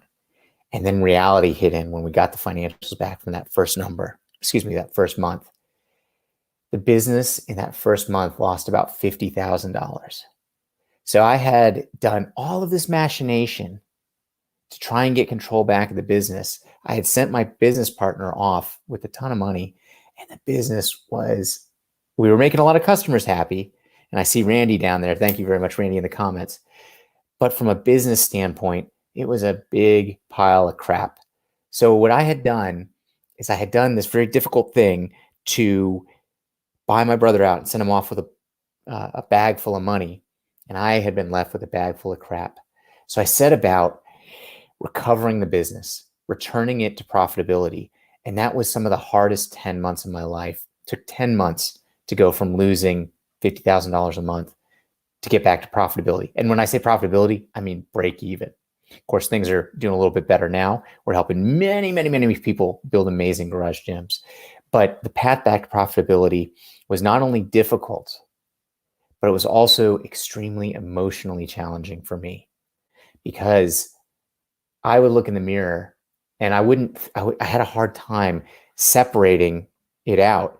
I had a distressed business that I was working on, and I have my MBA. Like, we were taught how to do these things, but I would always remember I'm the one who effed this business up. This isn't a business that somebody else screwed up. I scooped up, bought into it, and then I controlled it, moved this around, moved that around, and made it better. I was the one that had screwed it up. So let me tell you about a few things that I learned going through this whole process. First of all, you are the most important asset in your business. I'm seeing a lot out there right now of a lot of people that are killing themselves. They're working all the time. They're not working out. They're not eating right. They're neglecting their families because times are tough. I get it. Sometimes that has to happen.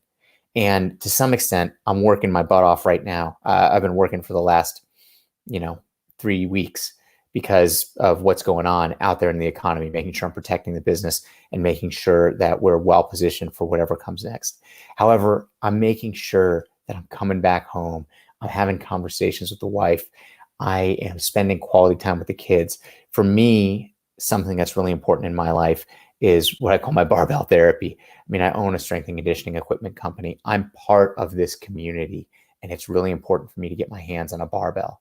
Now, when we were going through that 10 months, my business partner that I had brought in to help me buy out my other partner, he looked at me working out, 5 hours a week or 3 hours a week or whatever it was at that time. And he's like, Pete, don't you think you should be in front of a computer really working on stuff during this time?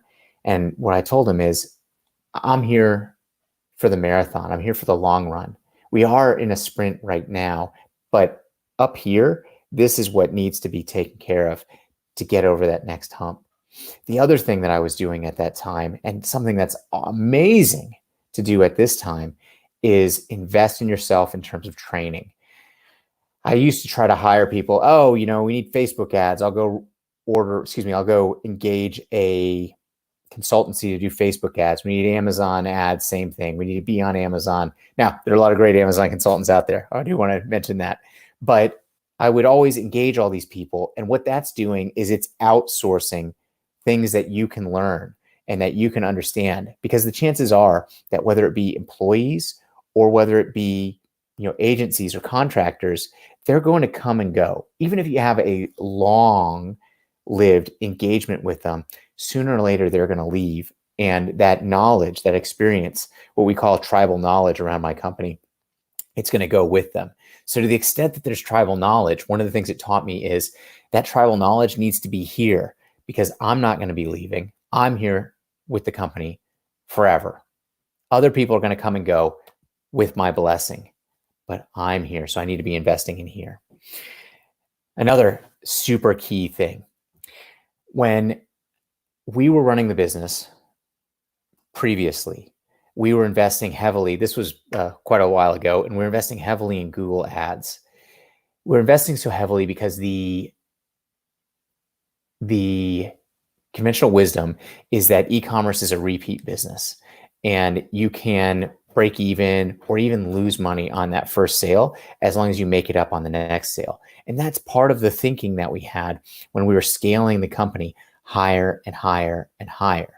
But once we got to around 5 million in revenue, like I'd mentioned, the economics were just daunting to me and scary, because we were either breaking even or losing money on the first sale from everybody. And we did at that time have a healthy repeat customer rate. And now we have an even healthier repeat customer rate because I've been obsessed with our customers. But it's really hard to scale a business there. and I was borrowing, and stealing, not stealing literally, but, getting capital from wherever I could. We were at that time, and still are, a bootstrap company. We have no professional investment, and the only money that has put in there has either been my money, or it's been debt, or the investor that came on is now my business partner that I used to buy out my previous business partner. And so it's really, really hard to keep your customer acquisition costs in check as you're scaling. And the bigger you get, the more capital you need to continue to scale. So you need to know your unit economics really well and how the marketing is playing into there. Now, I'm going to tell you something that everyone tells me. If you're a good friend of mine, and maybe if you have a little bit of a filter or lack of a filter, you think I'm crazy. Last month, I spent $0 on Facebook ads. Last month, I spent $0 on Google ads. Last month, my entire marketing spend was maybe a few grand on affiliate deals. And there are a lot of affiliate blogs that we partner with that I think add a true value add in giving us additional content and giving us a third party read on what our products are. One of the things that we say is we only sell what we lift on. And as part of that, we try really hard to just make freaking amazing products, of course. So back to knowing your unit economics. Again, we don't talk about our revenue or, of course, profit numbers now because we're a very closely held company and, we're doing all right. But one of the things that I would mention is everyone tells me that I'm either short-sighted, misguided, or stupid for not investing even in retargeting. We don't even do retargeting ads. So everyone tells me that I'm crazy, but I'll tell you, what I do with those funds is I reinvest back into things that affect the customer experience. We invest into product design and development. We invest into content that directly helps our customers. So for example, this is just a really small example. When this thing, the COVID all hit and the gym started closing down, I reached out to many of our gym clients and I said, what are you guys doing right now in response to the gym closures? So this wasn't a brainstorming exercise because there are a lot of people out there, gurus and whatnot, saying, here's what you should do. Here's what you could do. Have you thought about this? Have you thought about that? What I thought is we have relationships with so many different gyms. Let's reach out and see what they actually are doing. And then let's put that out and spread it as widely as we can. So these other gym owners know that they're not alone, so that they see what's going on and how they can be helped in this situation. So that's really back to unit economics and being crazy obsessed on the customers. Now, I want to bring in something else that I've thought of many times over the years. This is talking about the marketing approach that Fringe is taking. So I've created, and this is, yes, my ugly drawing, but this is how I run the business from a marketing standpoint. I call this the marketing impact pyramid. You can see it up there. Do you guys love my slides? We're actually really busy right now, so I didn't have time to create slides. So I've got this one behind us that we'll get to in a moment. And then we've got this one right here that I just had lying around. So marketing impact pyramid. So here's something I want to talk about. This is something I believe in so deeply. So what we've got here is we've got a base. That's the grind. The base leads to durable competitive advantage. Then we've got the tip. The tip is tweaks. Tweaks lead to what I call fleeting success. Thanks, Jacob. I love that you love the slides. By the way, I want to pause right here for another note. I love the fact that this is a virtual summit because I put on a polo shirt, took a shower, shaved, put on a polo shirt, but I'm actually wearing my underpants underneath that. But you guys wouldn't even know that unless I just exposed it to you, which I just did. So thank you very much. So we'll get back to the marketing impact pyramid. So we've got tweaks up top. One of the difficult things is tweaks are both fast and sexy. I've always been a huge believer in this article by Andy Dunn of Bonobos called Startup Drugs, where he talks about Google ads at the time, because it was written a number of years ago, as being drugs because they provide a quick hit of revenue that makes you feel good, but it actually doesn't stick around. Whereas he doesn't talk about the grind. That's what I call the grind. The grind is what happens year after year after year after year and builds, like I said, that durable competitive advantage. The problem is, and I've had this discussion so many times, the grind is boring. Boring. Everyone wants to talk about the newest tweak on your Amazon ads, your Facebook ads, your Google ads. What's the newest acquisition thing here, there, the other? Nobody wants to talk, or very few people want to talk about the boring grind. For Fringe, the boring grind has been number one, obsessing over what our customers want and what our customers talk about and who our customers are. And then number two, oops, there you go. Number two, content. And when I say content, so what Fringe does is Fringe, we design and sell barbells for people who care too much about barbells. Now, when we write content, sure, we write some content about those barbells, but mainly the content is about things that people who are in our target market, which I only say target market to you guys. Outside of here, I would say in our tribe, because we are of this. We only sell what we lift on. So we invest in creating content about what those people care about. So for example, for garage gymmers, we might write about how to buy equipment on Craigslist, because so many garage gymmers are obsessed with that. And a lot of my friends say, Pete, you're directly competing with yourself. If you tell people how to buy equipment on Craigslist, then they're going to buy less from you. And I say, bullshit. They're going to buy more from me because I'm going to be a thought leader in the space. They're going to trust me. They know that I'm not a shyster like some of these other companies that are, in and out, whatever. Now, here's the other problem with the grind is that it is slow. So Facebook ads, fast. Content, generally speaking, slow. But here's the beautiful part. Facebook ads, expensive. Content, cheap. So, of course, you can combine both of those things. You could do Facebook ads and you could do content, or you could even boost content with Facebook ads. There you go. All right. So that's the marketing impact pyramid. Let's get to my other thing that I learned that could be really valuable for you right now.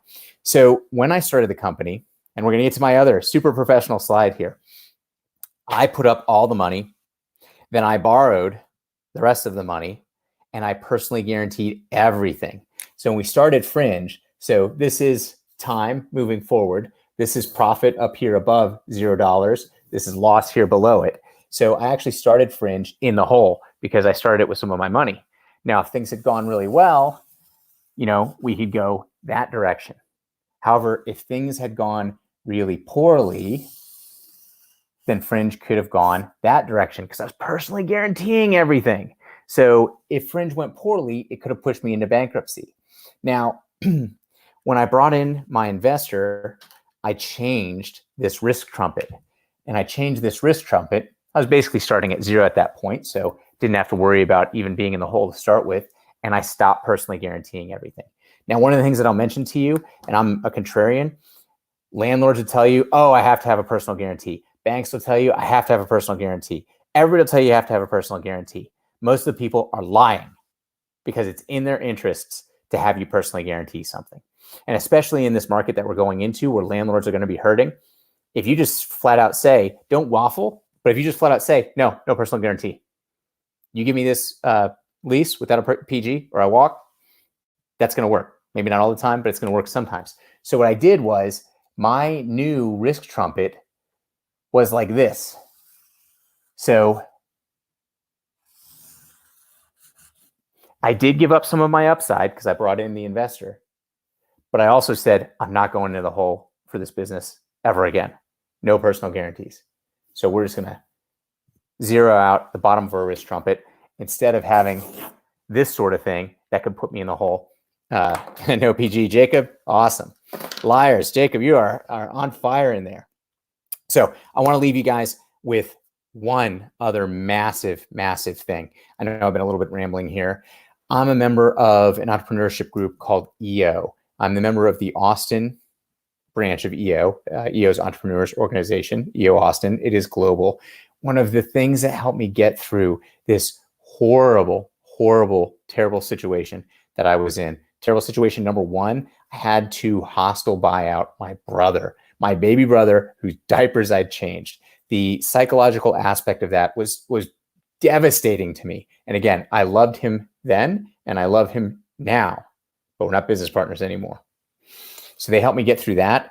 And then the psychological aspect of I have to recover this company, which again, I love, but I totally threw it in the crapper through my own mismanagement, childishness, arguing with my brother.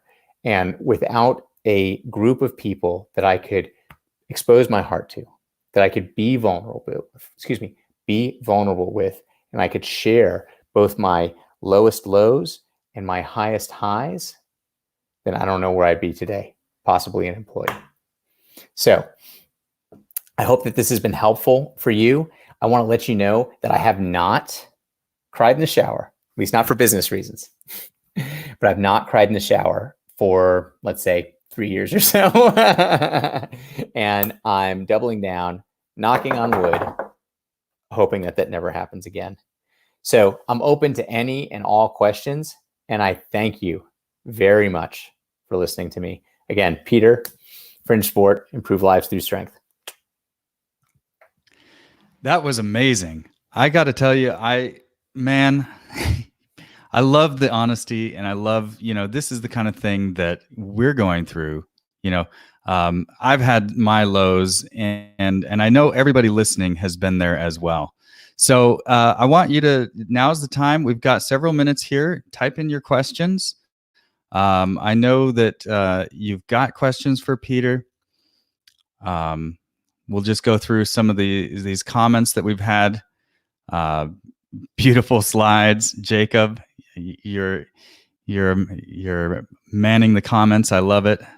Styling in his PJs. There we go.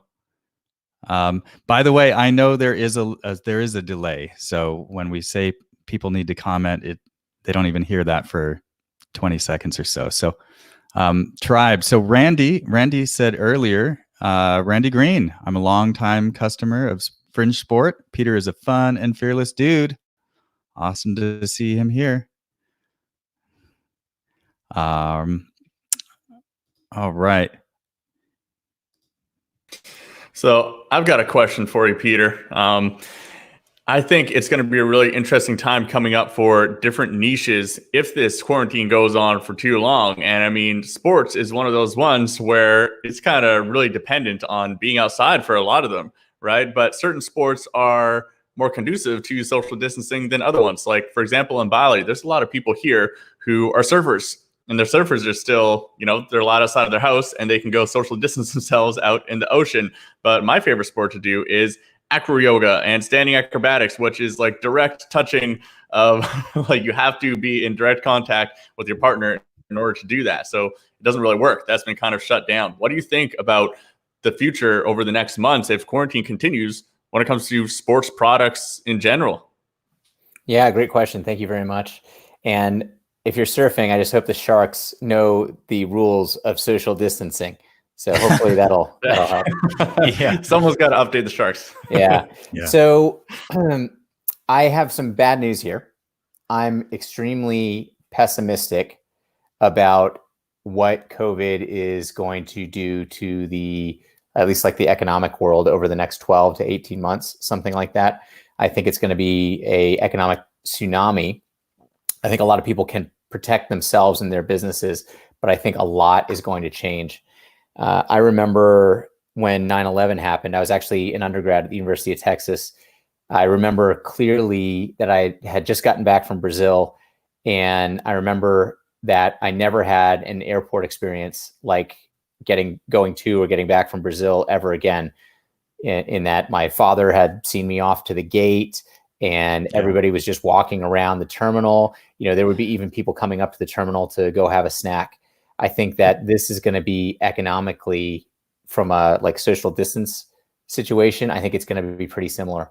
I think that this is going to devastate. I don't know about acro yoga. I think that a lot of acro yoga types that I know, maybe, I don't know about you, they're pretty touchy-feely and pretty okay with that.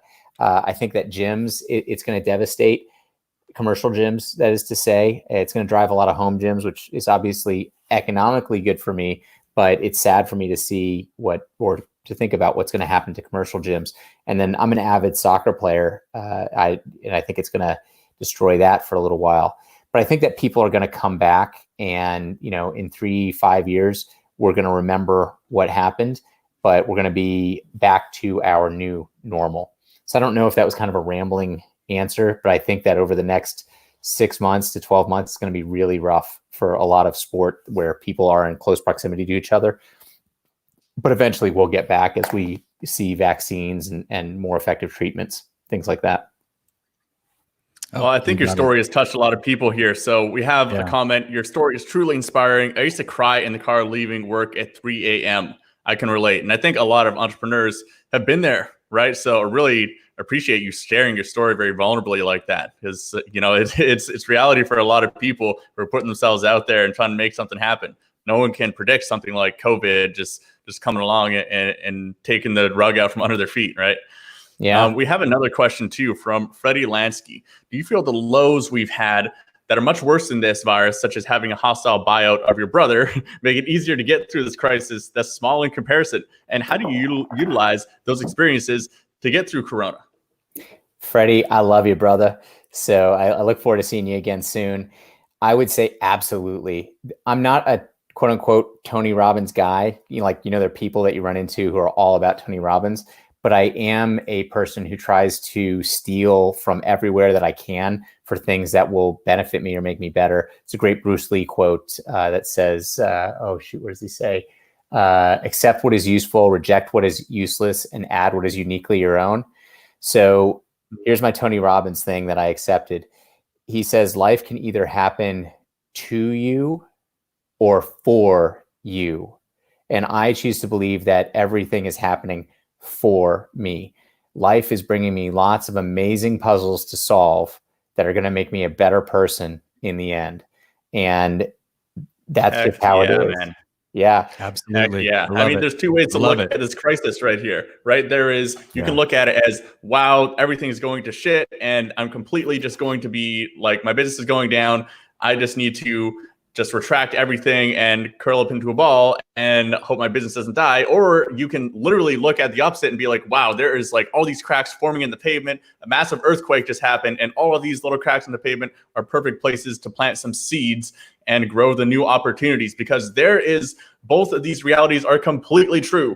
Businesses are falling all over the place, and brand new businesses are being planted that will be the biggest businesses going forward over the next 12 months, 2 years, 3 years. It's happened every single time there's been a big market crash. Look at all the big companies that started in 2009, right after the biggest market crash, like Facebook, Airbnb, and all of these giants that are today's biggest companies started at the bottom of the worst economic downturn last time, right? We got another one here from Randy Green. So I was clicking it at the same time as you. Manufacturing in China. How's the outlook in China there if you are still importing from China? What's going on with the current COVID situation? Randy, great to hear from you again, brother. So the crazy thing is that we have supply chain that runs all over the world, and our China supply chain is amazing right now. Our US supply chain is terrible, as you might imagine. So that was something that I've been looking at when I've been trying to figure out for my own self and my own risk management, what's going on with COVID. China has, for the most part, come back online, at least as far as I've seen. I've not been over there, but we are seeing shipments coming from manufacturers, and we're seeing manufacturers spin up to near peak or near pre-COVID productivity. So that part of the supply chain is better. The US supply chain sucks. Got one more comment here, and we can't see the name, but I know it's from Ben. It says, Peter is the man. I'm assuming your sales are bananas. What new obstacles have you run into, and how have you solved them quickly? Yeah, so there are many, many, many people who are being inducted into the Garage Gym Revolution right now. So we're doing the best that we can to help them out. One thing I do want to mention really quickly, I'm so cognizant of what we're selling right now more than anything else is not fitness, is not strength. What it is control. Everyone feels a lack of control right now because no one knows what's going to happen. And I have seen that what we're mostly providing to our customers is a feeling of control over their own destiny. So we've had a massive increase in sales, yes, and we've had to scale operations overnight, essentially. That said, I'm here in Austin, and I think everywhere has been affected, but Austin specifically has a very large hospitality sector. We've been hiring tons of waiters, singers, bartenders, and even, back of house busboys and things like that, and getting them to ship in our warehouse. We've run 2 shifts now in the warehouse, and we're thinking about running a 3rd or a 4th. And we have new shift leads that we've moved in. We've also been really looking after our employees' health and wellness. To be honest, I normally say our customer is number 1, but in this situation here, we cannot prioritize anything above our employees' health and wellness. And so we're making sure to pay attention to social distancing measures, provide extra cleaning, all that stuff. Awesome, Peter. And if people want to reach out to you online, where's the best place for them to do so? Probably, I'm trying to get on Twitter again because it's so easy, but so I'm just at Pete Keller or at Fringe Sport on Twitter. Otherwise, you can reach us at www.fringesport.com or Fringe Sport on Instagram or Facebook. Those are the best ways. Awesome, Peter. Well, thank you so much for coming on here. And guys, if you're looking for the replay for that one or any slides or any of the resources he mentioned, you guys can find those at summitecommerce.co/gifts. And I just want to quickly, before our next speaker, Leslie Hensel here, let's just talk about one of our sponsors here. So this is Team FG, end-to-end brand solutions. They're helping sponsor the summit, promoting it to the audience. Also, we're looking for more sponsors as well. There is no money exchange. This is all just helping promote, getting the most people to watch this summit and getting the most sellers, the most help possible from all of these experts that we brought together here. So this is all about collaboration and making sure that everyone gets through this tough situation. So really appreciate you guys sharing this with one of your friends, one of your seller friends, or anyone who's in e-commerce right now and could be struggling and going through this. So go ahead and press that share button on Facebook, send it to someone who actually is in need here, which brings us to our next guest. And sorry, before you go on there, so Team FG, Mandy Engel is going to be with us to give some talk. She's going to talk about the warehousing and FBA versus FBM and how that shift is happening. So watch out for her coming up soon. Heck yes. So many good speakers left to come. And speaking of speakers, the next one is Leslie Hensel. She is from Riverbend Consulting, and she's going to be speaking on the future of FBA. Can you trust Amazon to fulfill your goods in the future? A lot of Amazon sellers don't trust Amazon to fulfill their goods before this all happened. And with the recent suspension of new shipments coming into Amazon for the next 2-3 weeks, a lot of sellers are really losing that trust. So Leslie is going to talk about what the future holds as far as, can you really rely on Amazon to fulfill for your customers when the president has been set for something like this, where they're blocking the customers coming in. And Leslie has been a guest on the Actualize Freedom podcast. Really recommend checking out her episode. I think it was about 15 episodes ago or so. And she helps a lot of larger brands with all of their logistics with Amazon fulfillment by FBA, the warehousing, their logistics, and everything like that. So really a well-rounded FBA consultant. And welcome to the live stream, Leslie Hensel. How's it going? There she is. Thank you so much for having me. I appreciate it. Awesome. So let's dive right into your presentation. What do you got for us today? Awesome. I'm going to do the share screen. Forgive me as I'm being, technologically challenged. So guys, what I want to talk about today is, did it the wrong way, of course. What I'm going to talk to you about today is if you can actually trust Amazon right now. And I know that's really tough because let's face it, we don't feel like we can trust Amazon right now. If you're an online seller, you know that right now, they are saying, hey, we're going to prioritize all of your goods. And if you're selling what we want to sell, great. And if you're not selling what we want to send out the door, it's too bad. And what's really been frustrating in the last couple of weeks that everyone has seen, first, of course, they limited the FBA shipments coming in, and then they started reprioritizing what they're shipping out. And that's enough to make anyone really nervous. I have a lot of large clients who have seen their sales drop 65% or more. And in some cases, it's because they're not selling essentials, but in others, it's because people are logging onto the website and they are seeing delivery dates that are in May. It is freaking people out.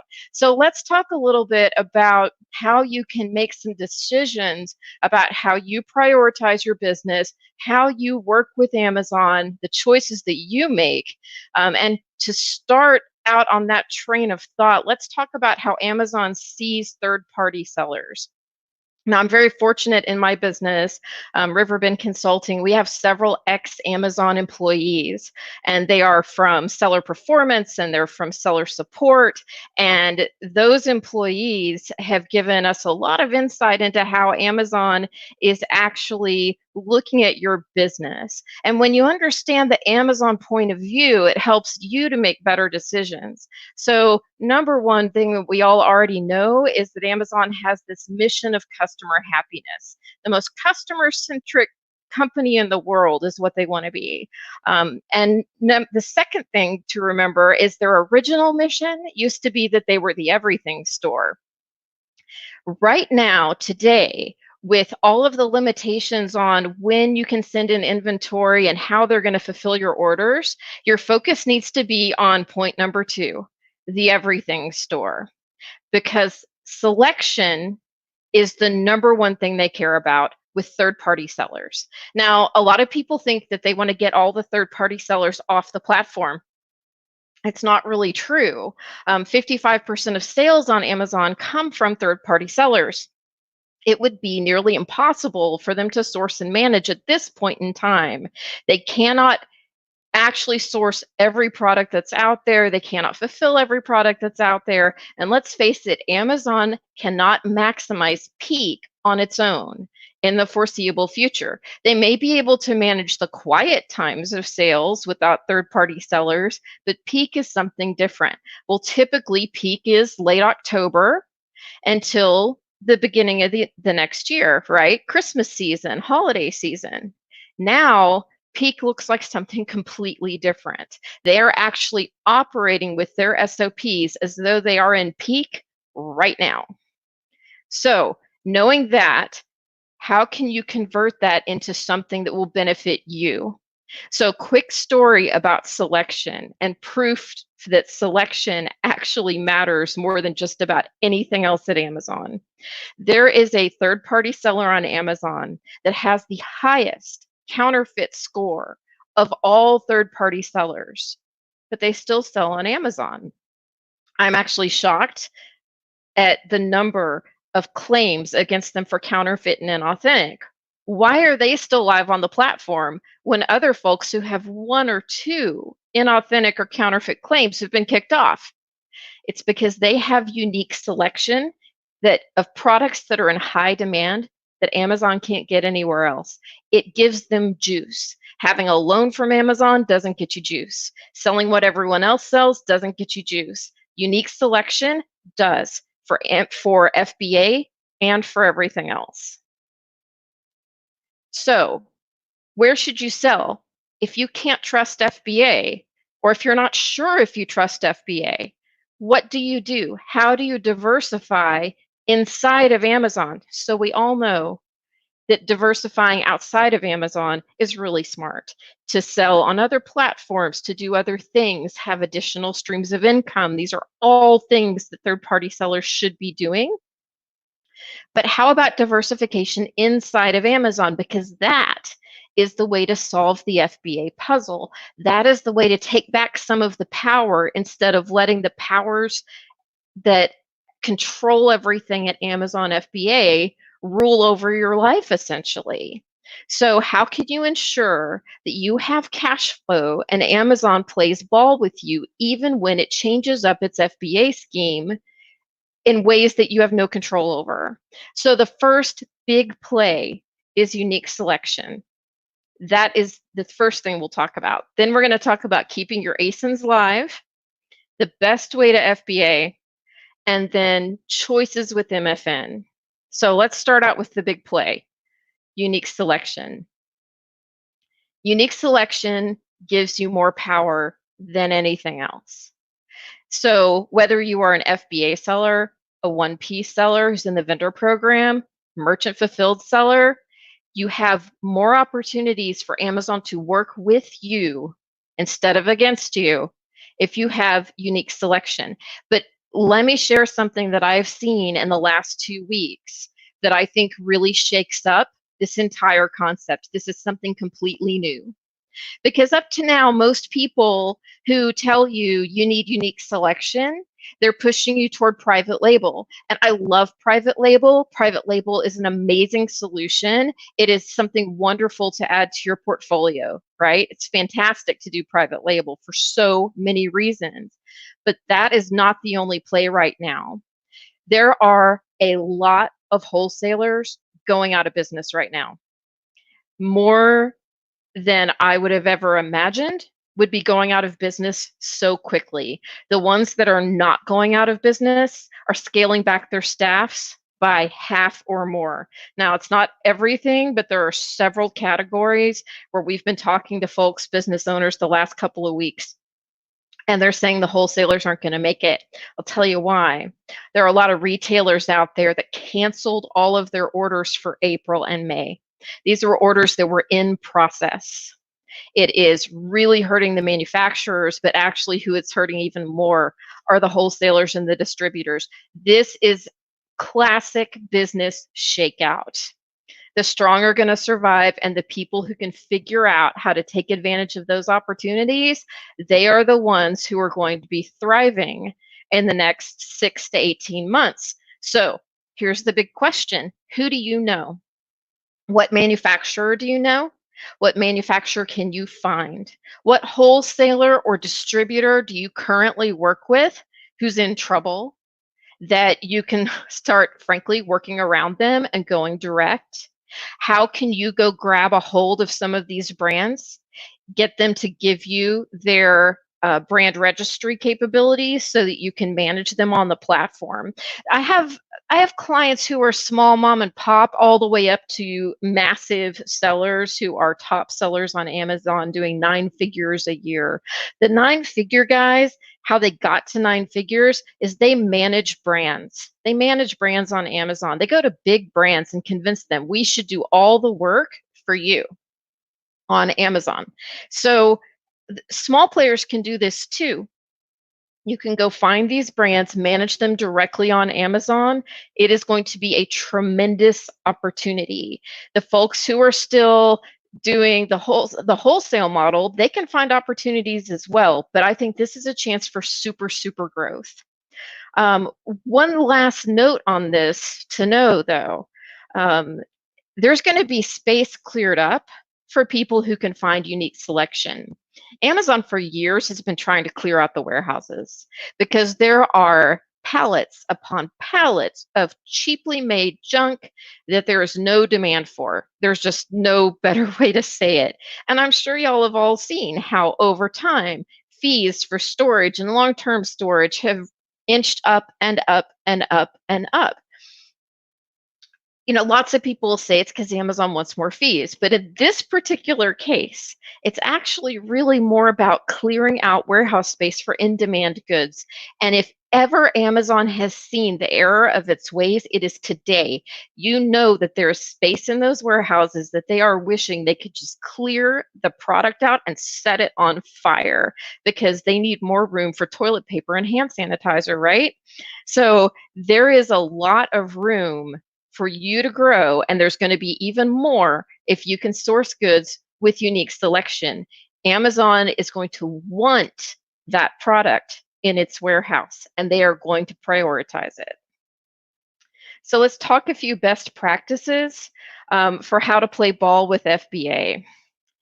Amazon has grown increasingly strict in enforcement against individual ASINs.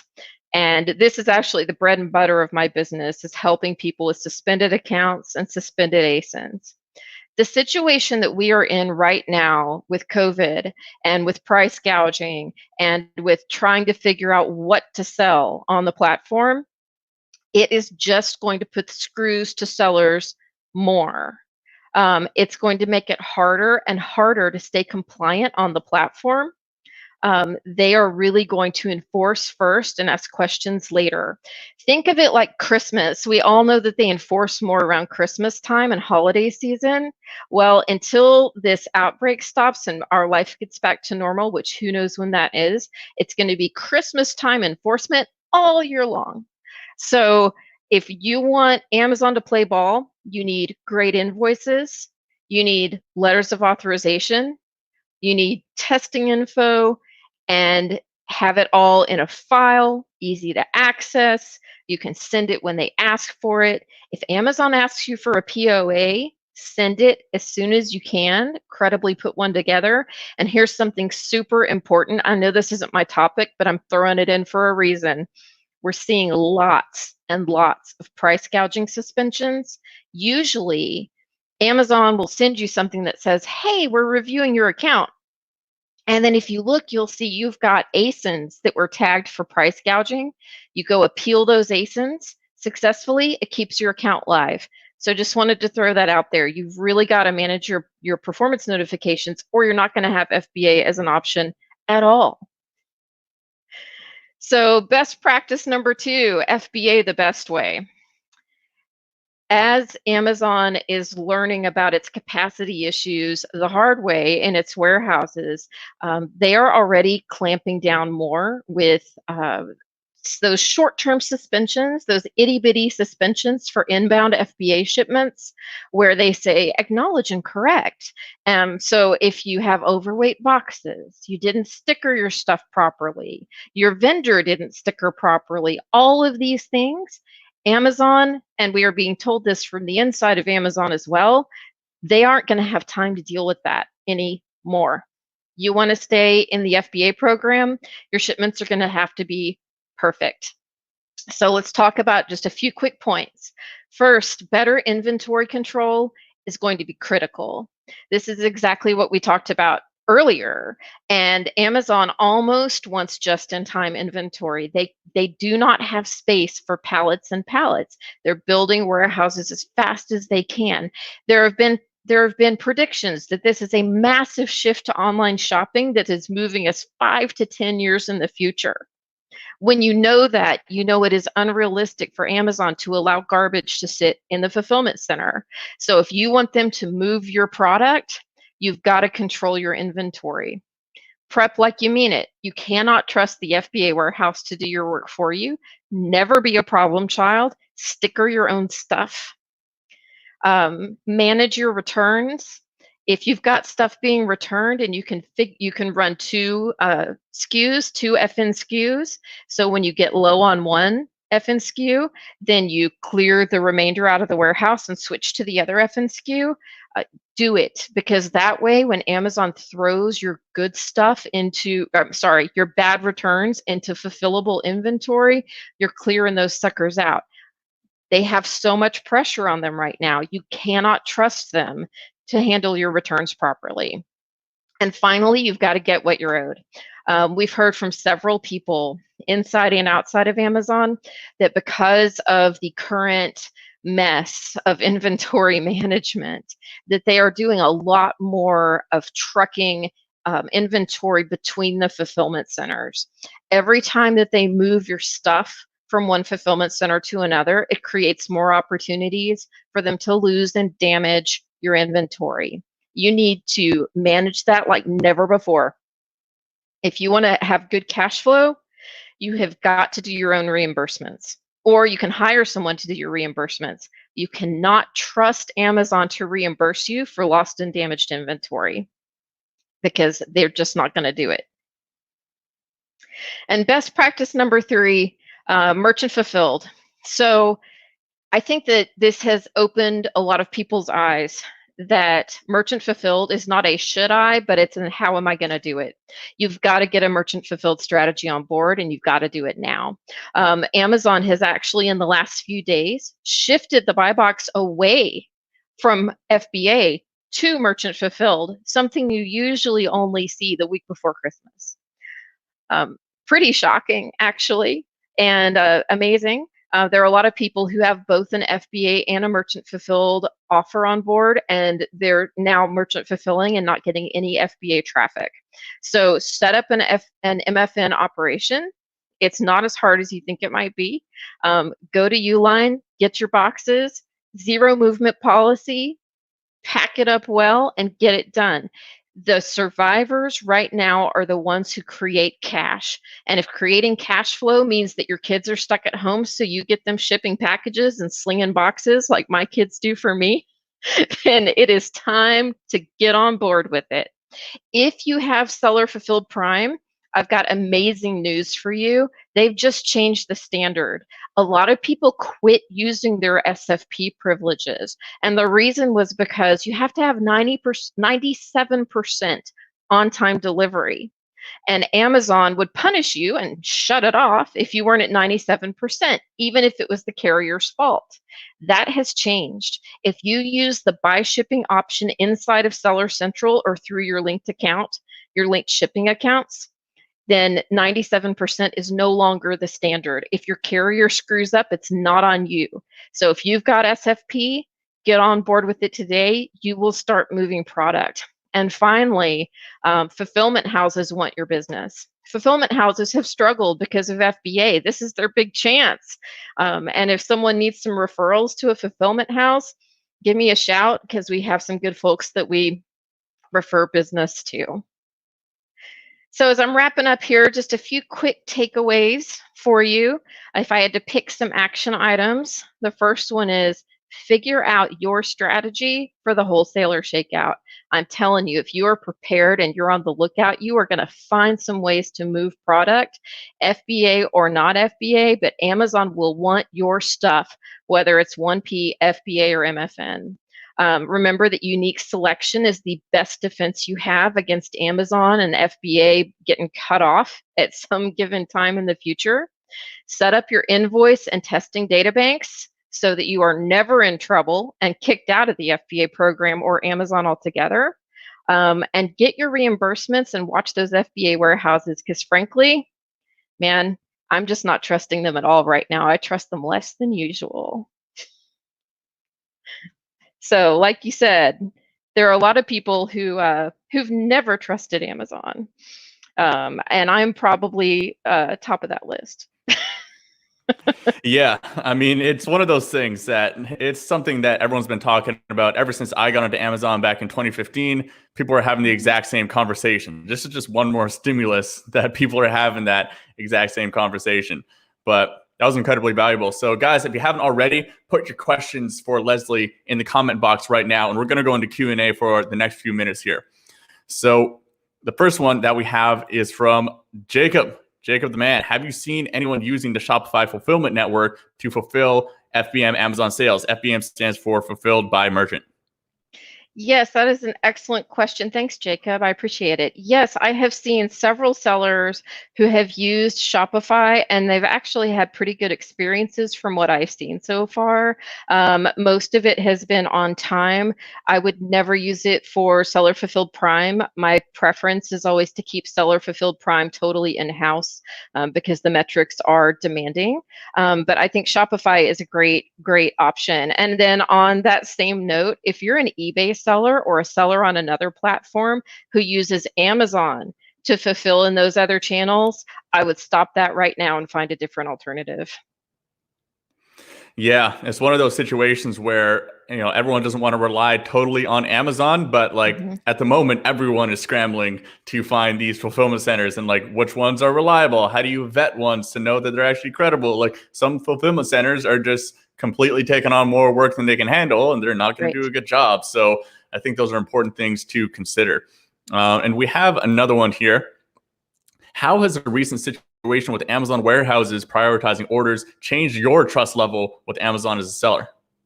That's a really good question. So actually, okay, again, I'm like the most skeptical Amazon person ever, and it's because I deal with suspensions all day long.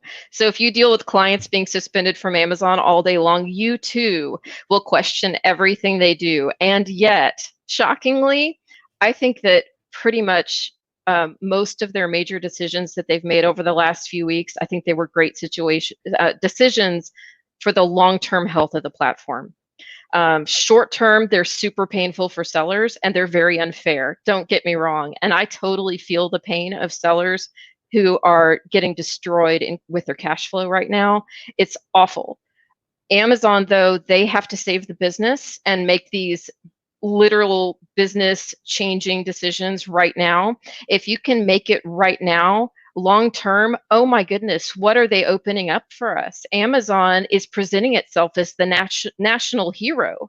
The White House doesn't even like Amazon and has said Amazon is being a national hero, right?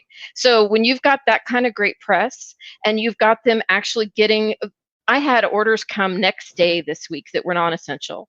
I mean, they're hiring 100,000 people. They're investing a ton of money. They really are making an effort to do the right things. And I know it's so painful for sellers, but long term, I actually like the decisions they're making and trust that they are trying to grow the business the right way right now. Yeah, absolutely. Great advice. And I'm not sure specifically the context of this one. Maybe if this was your comment. Okay, if you know what they're talking about, then go for it. Yes. Okay. So if you sell items that have a lot of returns or have a gross out factor when they get returned. So my best example from a seller that I've worked with is curling irons that were returned with hair in them to the FBA warehouse. Okay. So the FBA warehouse does a lousy job at examining your returns, and they put stuff back in fulfillable that has no business being in fulfillable. I have two great strategies for that. One of those is to put stickers on the boxes where you open the box that says item is not new if seal is broken. You're not doing that for the buyer. You're doing that for the Amazon warehouse personnel who are looking at the item and deciding whether to put it back in your fulfillable when it gets back to the warehouse. So that's strategy number one, and it really helps. And then number two is, let's say you're selling vitamins. And so you want to make sure that you're clearing out the old stock because it has expiry dates. And we all know that Amazon is supposed to do first in, first out, but that doesn't happen. So, because they just don't, they fail. So you can set up a different FN SKU. So let's say that you've shipped in all of your stuff for the last 3 months. It's been sitting there, it's been selling, shipping away. And you get down to like the last 50 bottles, and you're about to ship in your next, 2,000, 3,000 bottles. You do that on a separate FN SKU.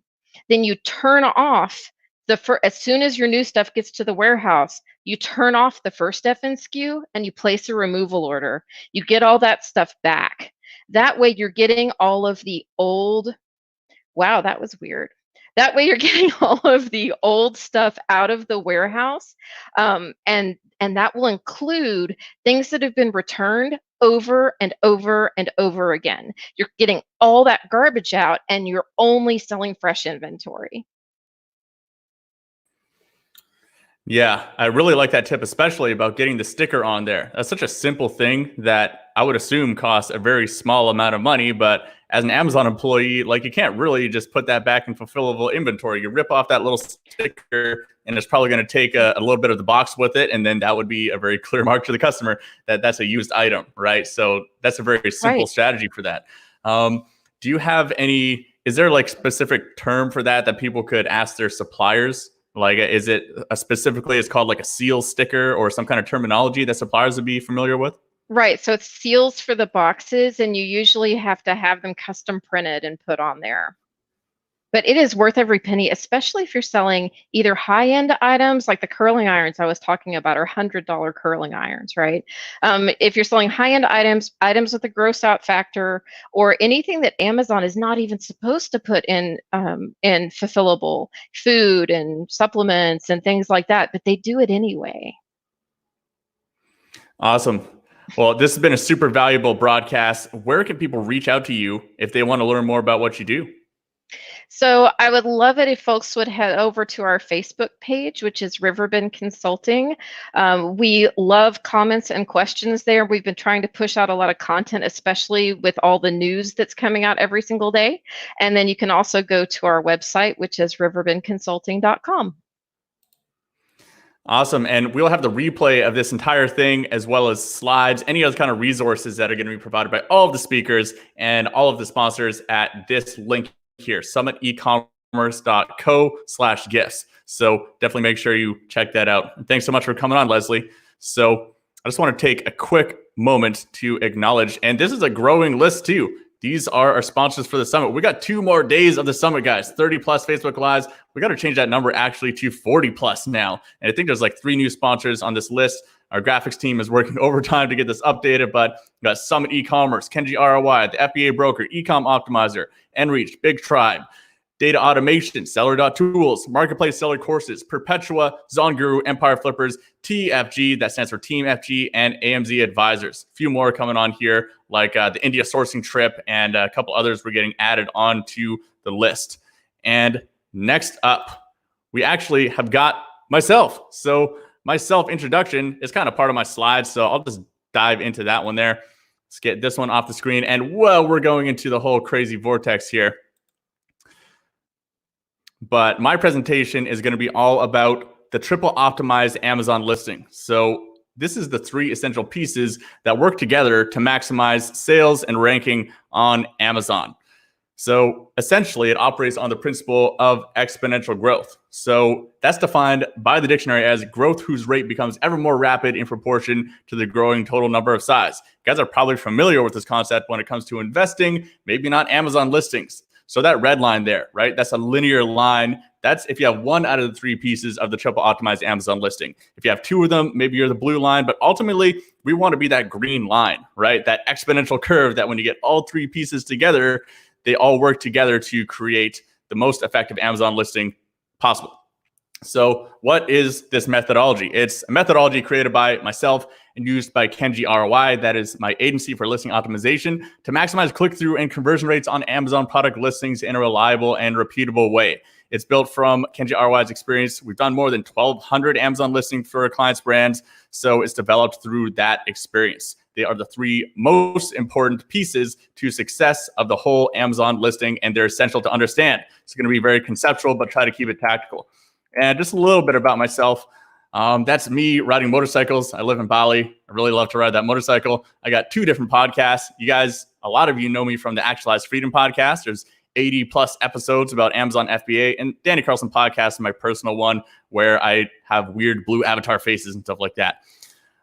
Brands we've worked with, you guys probably heard of Diet Direct, a big supplement company. Impact Theory, that's Tom Bilyeu's podcast. Really interesting to work with them. And Oddbods is a Disney channel with they got 5 million YouTube subscribers and are all over the Disney Channel and stuff like that. And you've probably seen me on some of these other Amazon FBA publications, Seller Labs, Real Success Summit, Days of Nuggets, AMPM podcast, and stuff like that. But let's dive right into it. The first concept, most of you are probably pretty familiar with this one, but I will touch on this really briefly because it's a really important piece. It's keyword. It's just how we show the Amazon ranking algorithm our product is the most relevant item for specific search phrases. And one of the most commonly incorrectly done things is people try to go for volume of keywords over relevancy. In today's Amazon landscape, it's really important that you prioritize relevancy over trying to stuff your listing with the maximum amount of keywords. People get obsessed with the idea of, I'm going to just do all the keyword research and every single possible keyword is potentially something customers will search for and find my product. It's yes, that concept is true, but in practice, Amazon's algorithm highly prioritizes relevancy, and it gets kind of confused if you just shove too many keywords in there, and it can recognize that.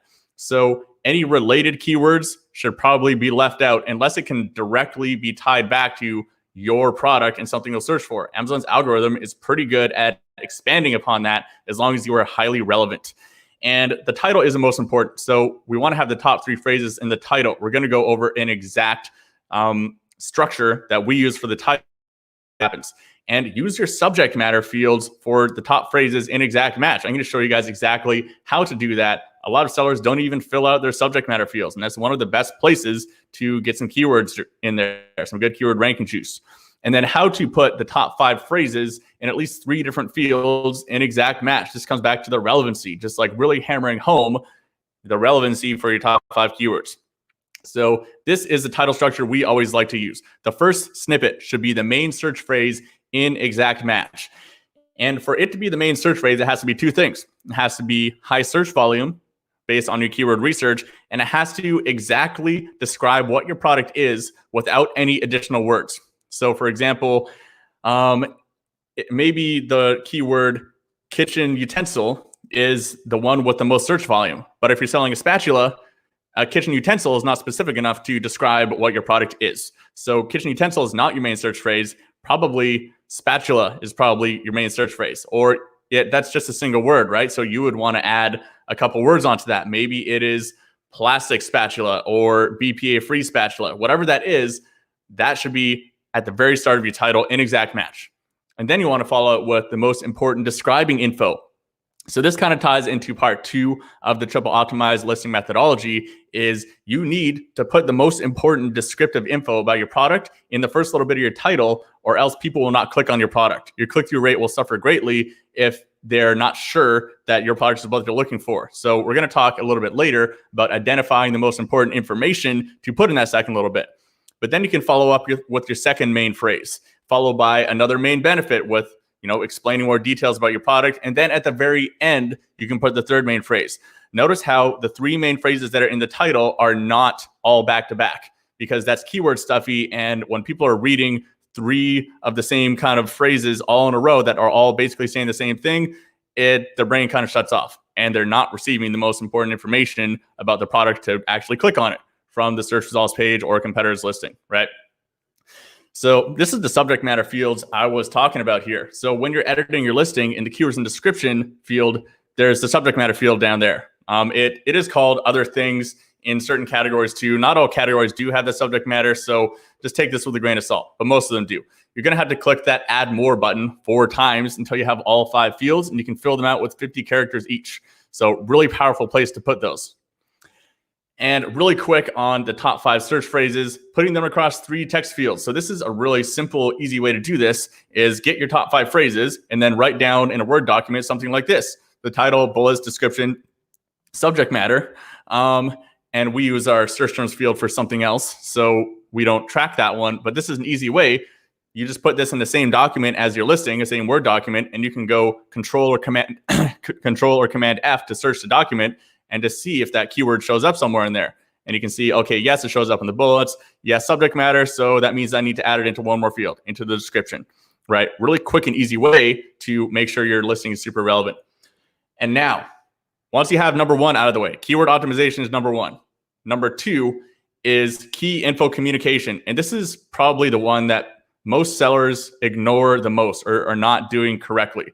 So key info communication is all about identifying the key information shoppers are scanning for, then prioritizing and placing it in strategic areas to maximize click-through and conversion rates.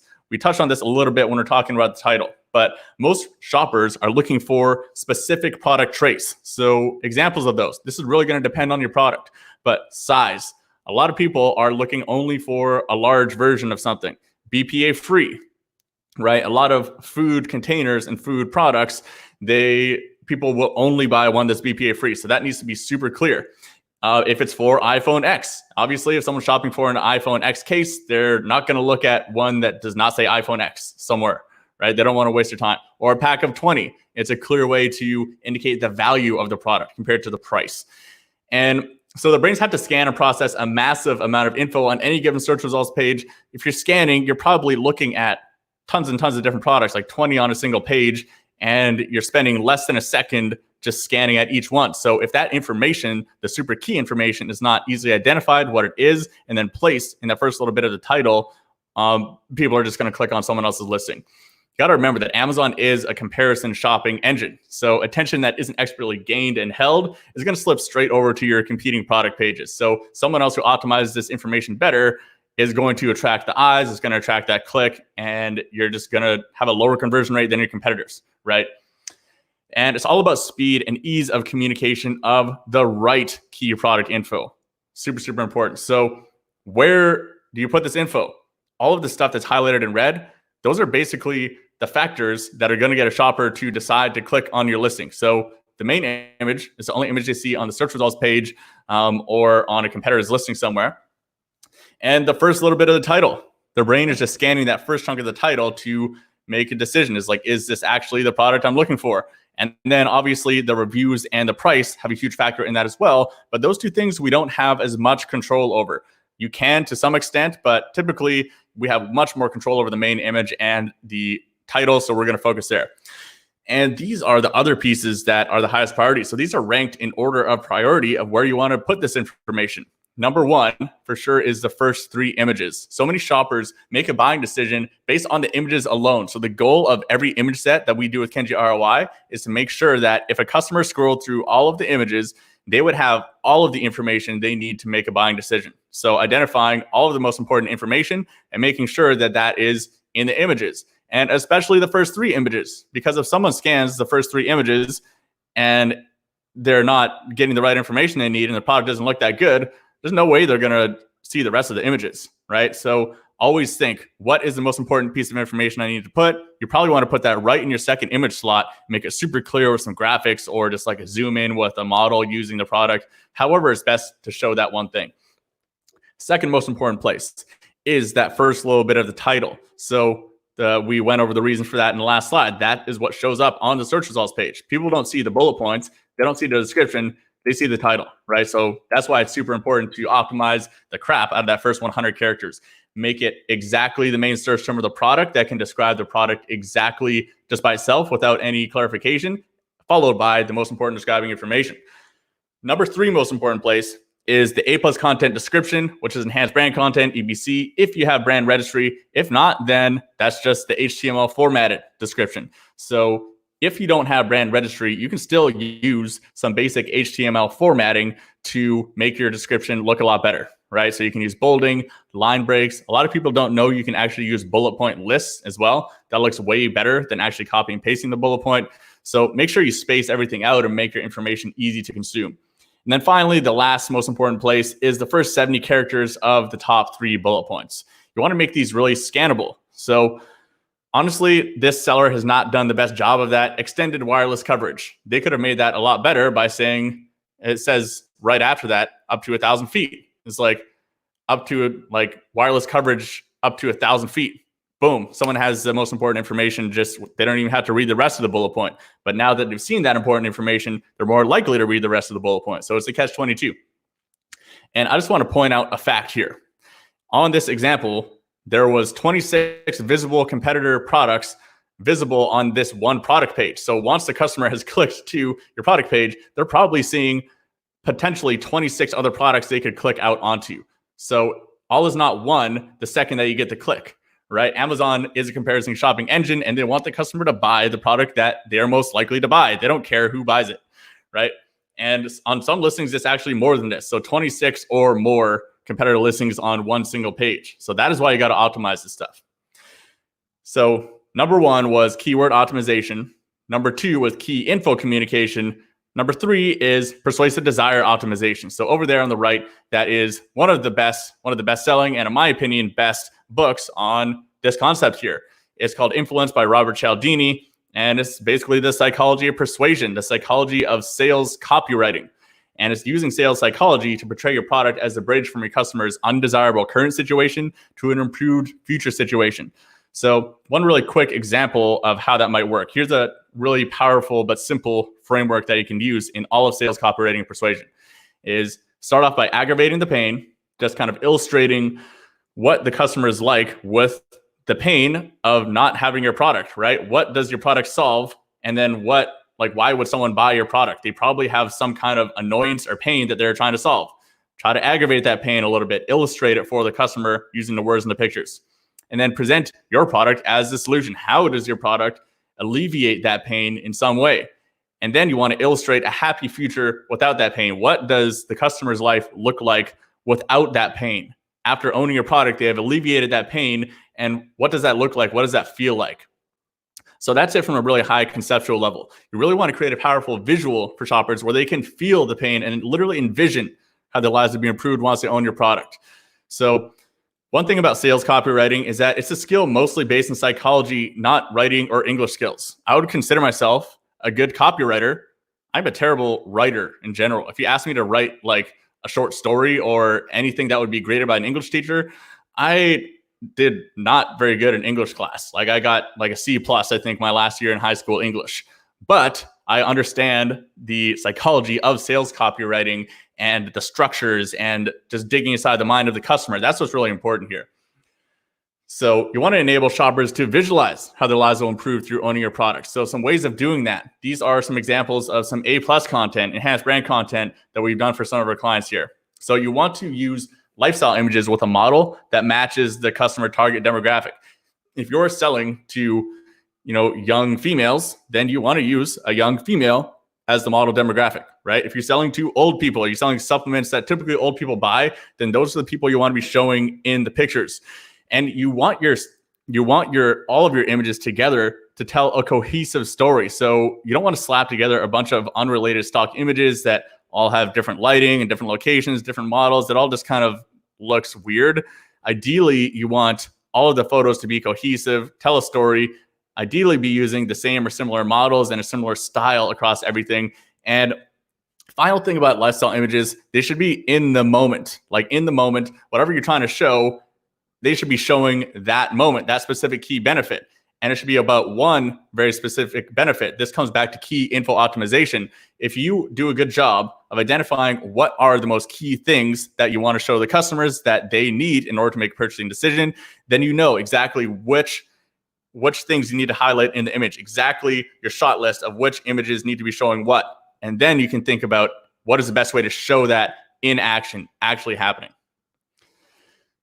So I want to talk a little bit about sales copywriting. So it's basically just the art of sales in written form. And I think it's the single most valuable skill an entrepreneur can learn. It seriously is going to make the biggest strides, improvements in every area of your business. If you understand it, you don't have to actually do the sales copywriting, but if you understand it, you have learned the skill of getting inside the mind of your customers. You know how to speak to those customers. You now know how to do the messaging for your company that's going to show up in your marketing. It's going to show up in your emails, your website, your landing pages, on the product packaging, all of that stuff, actually speaking to the needs and using the language that the customers actually use.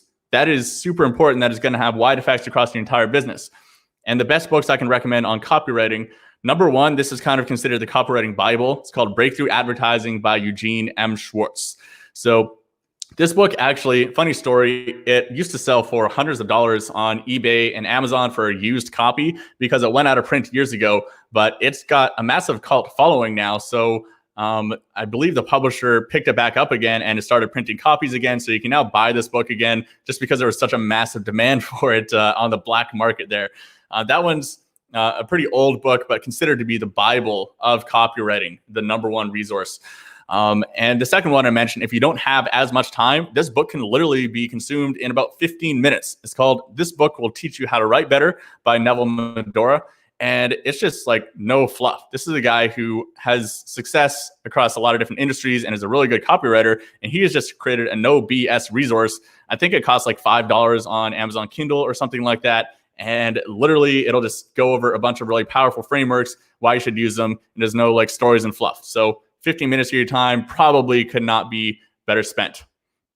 So I know that was kind of like a fire hose of information, but hopefully those concepts gave you a better idea of why you should be thinking about these things cohesively, all three of them together. This is the triple optimized Amazon listing, all three pieces together create that exponential growth. That's keyword optimization, putting the right keywords to show up on the right pages on Amazon, key info communication, putting the right information in the right places for the customer in order to make a clicking decision and then a buying decision, and persuasive desire optimization. Once they're on your listing, get them to choose your product over the other products because you've created that emotional connection. Super, super powerful stuff. And if you guys want to reach out to me, you guys can do so. KenjiROI.com is my agency. We do everything: product photography, A+ content, copywriting, keywords, video, all that stuff, as well as pay-per-click management. Or reach out to me on social media. Probably spend a little bit too much time on there. It's at I am Danny Carlson on Facebook, LinkedIn, or Instagram. So feel free to reach out to me there. Always like chatting with other Amazon sellers. So hopefully that was valuable for you guys. Can hop into some Q&A. Dude, that was amazing. That was a serious knowledge drop there. I love all. It's all the details that everybody forgets, and they make such a big difference. So I want to know how many people. I know everybody talks about listing optimization, but how many of you are actually doing this for all of your products? This level of optimization. Yeah, or hopefully your consultants are thinking about this kind of stuff with all their products too.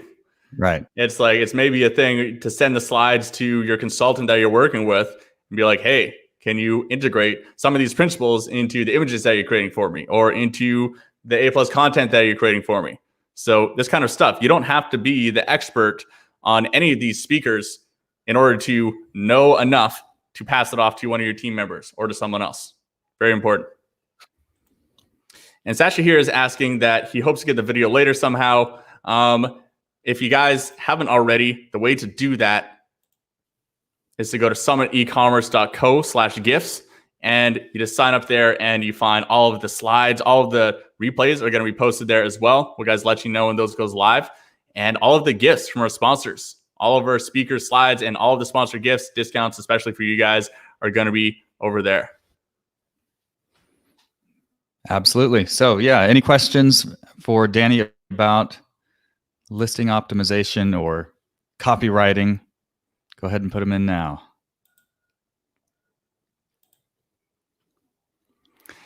Let's just take another moment to thank our sponsors here. So these are all of our sponsors for the live event, helping us promote this event, getting it to the most sellers possible. And I want to say once again, if you know any Amazon sellers, e-commerce sellers who are having a hard time right now, or just really looking for the best ways to get through this crisis on top and come out the other side with more market share, then please share this summit with them. We are doing this not only today. Today is day 1. Day 2 and 3 are coming over the next couple of days, March 30th, 31st, American time zones. We are starting at 2 p.m. Pacific time, both of those days, and ending at 9 p.m. Pacific time. So that's 5 p.m.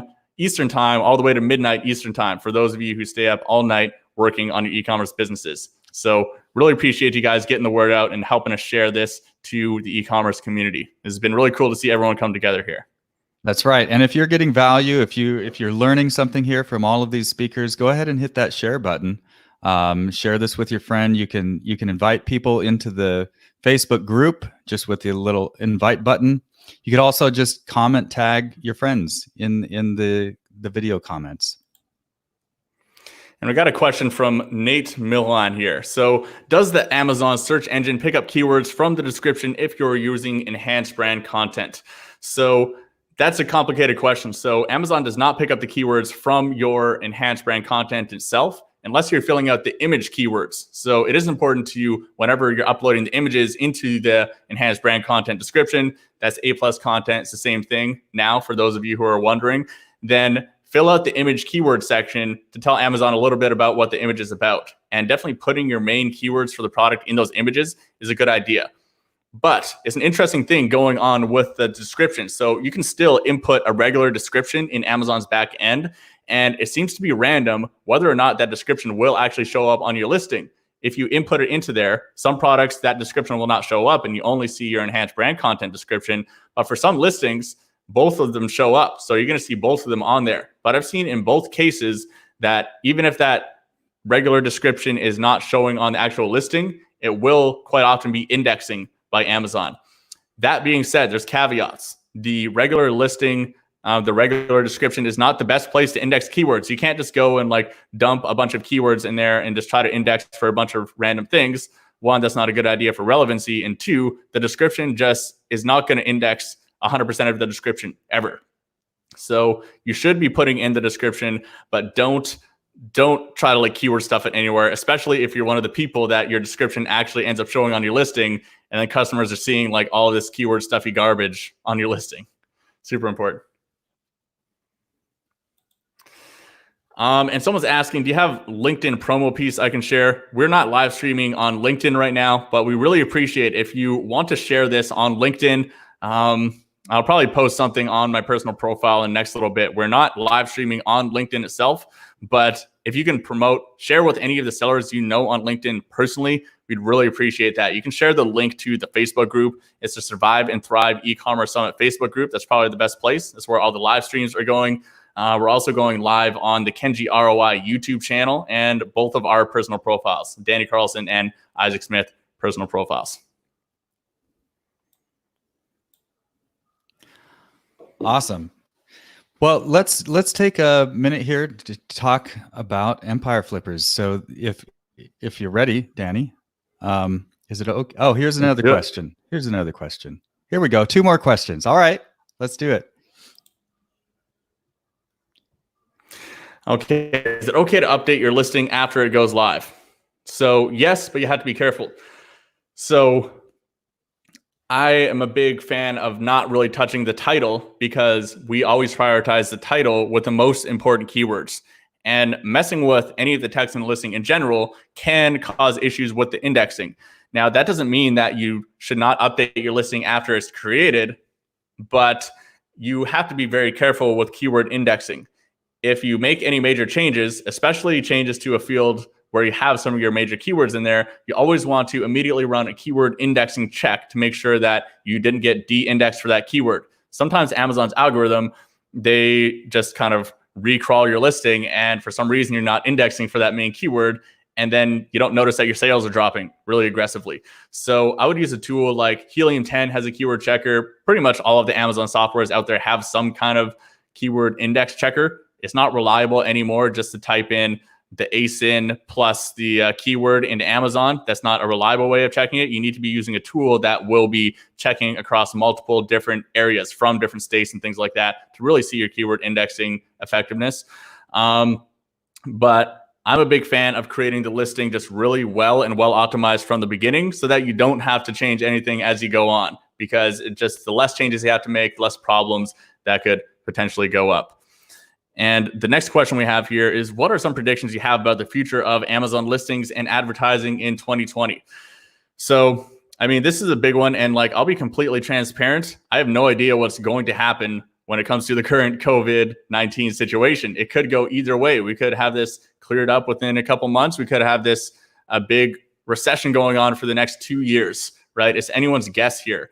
But what I'm guessing, as far as Amazon in particular, is Amazon is going to see a massive, massive boom over the next coming months. So currently we have the situation that's going on with inventory not being allowed to be sent into Amazon until April 5th, right? For most categories. But on the back end of that, people are a little bit more settled into their quarantine situation, and hundreds of millions of people are going to be shopping e-commerce for the very first time because they're just in quarantine. They can't go to the regular stores.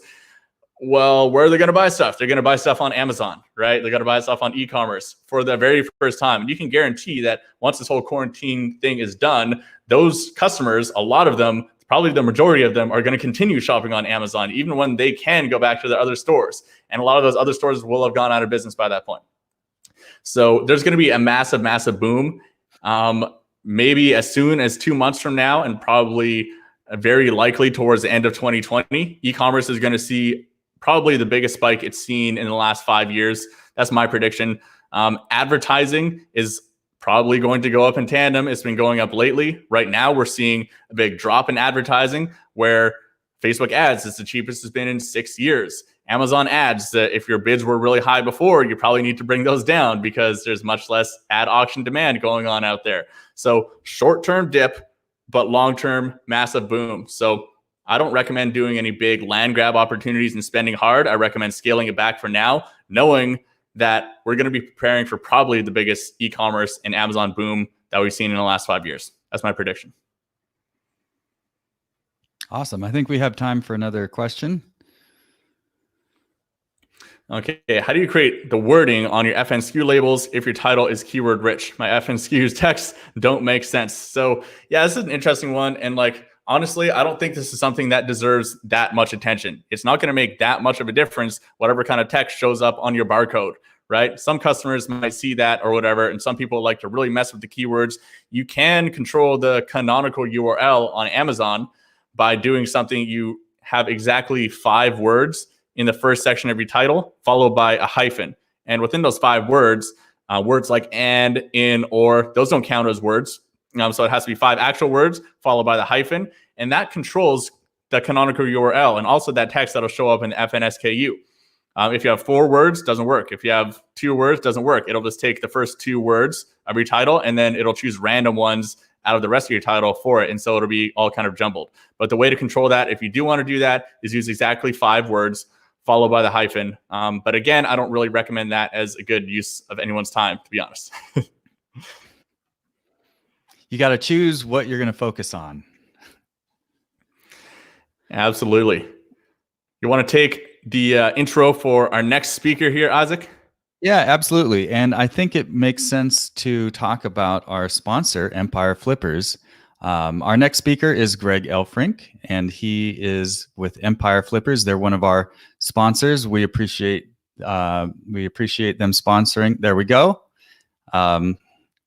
Yeah, so Empire Flippers actually is the place that I sold my business back in, it's about a year ago now. So if you're not aware, Empire Flippers is the online marketplace. It's a vetted marketplace for online businesses. So if you run, I'm going to bring my head.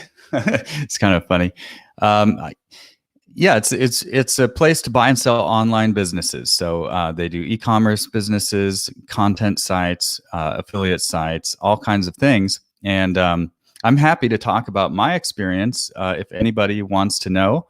But yeah, I sold my drop shipping store with them about a year ago. And so we're happy to have them as a sponsor. Greg is going to join us here. So he's going to talk about surviving a recession to dominate the boom. I love that. And one of the reasons why I really wanted to get somebody from Empire Flippers on this show is because, you know, we all get really in the details of our businesses. And like Danny was just talking about, you can go in and optimize the crap out of your products, and you need to do that, or at least somebody needs to do that. But a lot of times we don't see the broader picture. And now, as we're in this crisis or any other crisis, we're all searching for the broader picture, and we often don't have that just stuck in our own businesses. So, Empire Flippers, anybody who does who is a broker for businesses, they look at a lot of businesses, they talk to a lot of sellers, a lot of buyers all the time, and so they have a really wide view, a good perspective on what's going on. So I was really excited to have Greg join us. So Greg is hey, there he is. Hey. Greg's their director of marketing, and he's been with Empire Flippers since 2016. And welcome, Greg. Thank you so much for joining us. Yeah, thanks for having me, Isaac. Thanks for the intro. I think what you said there's truth to that. Like Danny was just talking about FN SKUs. I'm definitely not going to go that in nuanced detail in e-commerce, but I will share what I think are some good business fundamentals during this time. Awesome. Well, I'll let you take it away. Perfect. So I will go ahead and share my screen. Hopefully there will be no technical challenges. All right. I think everyone's hoping there's not going to be any technical challenges throughout this whole crisis here, but maybe that's wishful thinking. Can you guys see my screen? No. Okay. So you got to click that little share screen button there. There we go. All right. Add that. Okay. There we go. I'll take myself out. Take it away, Greg. All right, let's do it. Hope you guys are ready for a very fun and slightly depressing, but hopefully inspiring speech.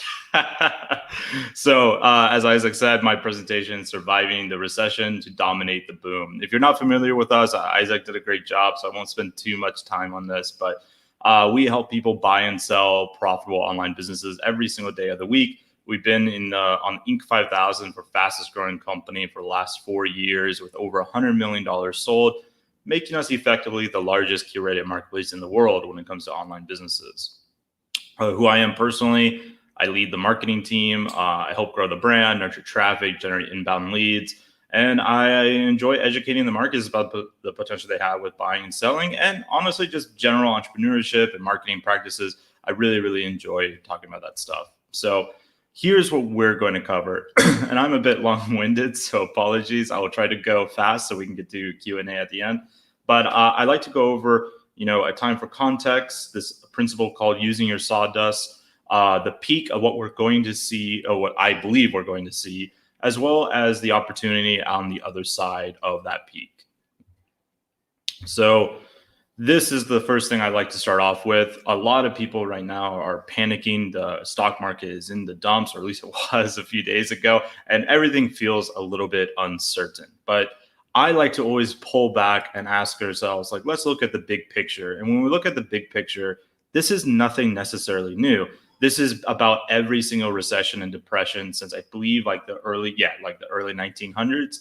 And one thing you'll notice on this chart is every time it dips, it pretty much goes up. And not only does it pretty much go back up, but it tends to become much, much bigger. The prosperity that we see after each recession tends to like make the previous boom pale in comparison. Now, who knows if that will continue this trend? But over 100 years of data, that gives me some confidence to think that while it is good to be, protecting your business during this hard time, that this time will pass and a new good time will come. And, people will say, but this time is different. Those last times there was no pandemic, no virus, et cetera, et cetera. But here's the thing. Whenever someone lives through such a thing like this, they always say this time is different, because to them it is different, because most of them have never lived in such a time. All those other times on that chart I just showed are history lessons to them. So of course it's different because it's happening to you, but it's good to pull out of that, focus, where take that 30,000 foot view and think about things a little bit different and put everything in context. This time, while the virus is a new ingredient in all of this, is something that happens. This is just reality, right? There's booms and busts, and there's cycles of ups and downs, and that's just what happens. So there's a quote, I forget who says it, but I really love it. They talk about the future, and I love it because I think it's so true. And that is, the future is always a mixture of challenges and opportunities. Now is no different than any other era. Right now, there might be a lot more challenges, but that doesn't mean there isn't opportunities as well. And it's important to just accept things as they really are right now. Right now, there is a very real threat, which is the coronavirus. It's foolish not to think that pandemic is a real threat. I've seen some of my entrepreneur friends saying like, oh, this is definitely a hoax. It doesn't even exist. They're like, okay, I mean, clearly it does. So we want to accept that and move on. And we got to adapt and change. Let's not focus on it so much that we don't keep growing our businesses. But it is important to recognize that this can be a real issue for us. There is an even bigger threat, though, in the market, and that is what I call the false bigger threat. You can fear the enemy at the gate, which is this coronavirus, but it's often the fear that is much stronger than the actual enemy. Right now, there's a bunch of people locked in this vicious cycle of hysteria of the news media, all the negativity that is going on about this stuff, and they feel really like they don't have control. And you might feel like you don't have a lot of control over what's happening. And that promotes a feeling of being scared, of all the anxiety and all that stuff. But here's the thing. You never really had control over any of this stuff, right? Before the pandemic, that was true. And during this, it is true. You never had control of economies or GDP, or much less a worldwide healthcare system, right? So what I always tell people is recognize what you own and own what you own. That is the best way to combat that feeling of hopelessness and to really calm down the hysteria so we can all make better decisions with our business. So here's another truthism that will most likely happen over the next 12 months, and that is many businesses will die. Right now, this is a low tide, if we're using an ocean analogy, right? Recessions and depressions are low tides, but just like low tide is always certain to come, there is always a high tide that will come after. If you survive now, if you do the hard decisions now, then you will be able to rise when that tide rises, and you will be able to benefit dramatically because you stayed around for the high tide. So let's talk about using your sawdust. Waste not, want not. Here's a picture of sawdust. You might be wondering what the hell is Greg talking about sawdust? Well, there's a very interesting thing about sawdust. It was originally a waste product. It was a byproduct of the lumber industry and a few others. Now, what happened over time is that this waste product became a product. Now they use sawdust for all sorts of different things, from particle board to farm bedding. And even the lumber yards themselves, they use the sawdust to actually burn their wood in the kilns to make those trees into actual usable wood. So it becomes a fuel source. That this waste product that used to be just thrown in the trash has now become a profit maximizer for the lumber industries and several other industries around the world. So I want to share what your version of sawdust is, because every business, every company has this concept sitting around in the business, which is a byproduct of things you're already doing. And these are probably things that you're not using to your advantage, or at least not to your full advantage. So there's things like your customer data. Sure, you might be using that for retargeting purposes right now, but what are some of the other opportunities that you can glean from the customer data that you're not right now? There are things like partnership opportunities for a non-competing product that shares a similar demographic or audience. You can do actual collaborations with those people and create a real nice alliance. There are other things you can do where you can glean from the customer data who are your best customers, right? Because right now you might have a great amount of market share, but that market share spending power is going to go down. And even if most people do move into e-commerce because there's so many job layoffs, etc., the spending power of most audiences are going to be down. So you can use your customer data to see who is my best buyer and who is still buying. Who are these people who are still buying? And you now can pivot based off that customer data to target those people specifically, or to target people that are in a shoulder niche that you may not have been targeting before, because your competitors probably have some market share, right, too. So you want to go after people who may not even know your competitors, who may not even know your product, but is actually a great fit. And customer data can be very, very useful when it comes to that. Also, you can look at things like CRO, and you can, like I mentioned earlier, you can create really awesome KPIs that are very clear cut what you need to focus on if you really mine that data deep. Next thing is your audience growth. This is often considered as an afterthought for a lot of e-commerce businesses. They're running ads, whether it's on Amazon or Facebook, and they're not really building an audience. But here's the thing, especially in recessions, your audience becomes extremely valuable, more valuable than almost any other asset you can have. Consider how you can grow this audience, how you can, really brand them towards you, towards your business and what you are doing. One thing I like to do when it comes to this, because a lot of people struggle, how I sell paper clips. How am I going to grow an audience about paper clips, right? I tell them to do an experiment that I call the big filter. The big filter is just 3 steps. All you do is look at what are you selling? So at Empire Flippers, we sell businesses, right? And then who's your target market? For us, it is investors, people who want to become investors, entrepreneurs, and people who want to become entrepreneurs, right? And then you ask yourself the third question, which is the most important question, is what are you really selling? What is your emotional punchline? Why should anyone even care? And for us at Empire Flippers, what we really sell is not businesses. What we really sell is an opportunity to change your life. Now, the opportunity can be negative if you buy a business and it just crashes, right? But it is still an opportunity. We've seen people change their lives completely, quit their jobs, go into retirement, build a gigantic portfolio of businesses, etc. So ask yourself, what is your emotional punchline? And that can help you drive your audience growth, your brand growth, and build something that people believe in that is more than just a product. It is an actual emotional experience for them. Most of your competitors will not do that, by the way, and it is very difficult to do. So if you do it, you will stand heads and shoulders above your competition. The next thing is to dive deeper. While you want to grow your audience, you want to go even more nuance into your funnels. So I call this retarget and repurpose. Most people are familiar with retargeting, and most people are familiar with the basics of a marketing funnel, right? We have the top, middle, and bottom. Everyone wants to get all their traffic to that wonderful bottom so that they can, pay their bills, right? But there is more nuances to it than that. For example, at Empire Flippers, I actually operate where there's mini funnels inside of each of my funnels. So my top of my funnel has a top, mid, and bottom. My middle of funnel has a top, mid, and bottom.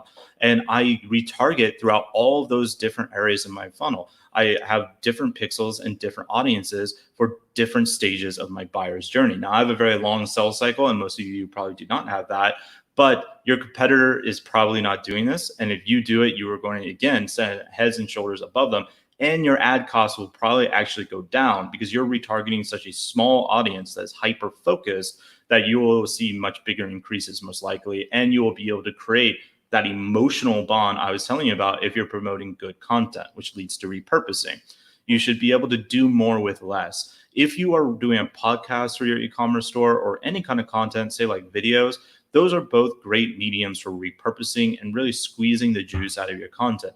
One video can become a podcast, can become a blog post, and can be broken down into several different memes for social media, or mashed up with other videos you did into a thematic kind of theme, similar to what Gary Vee does over at VaynerMedia, right?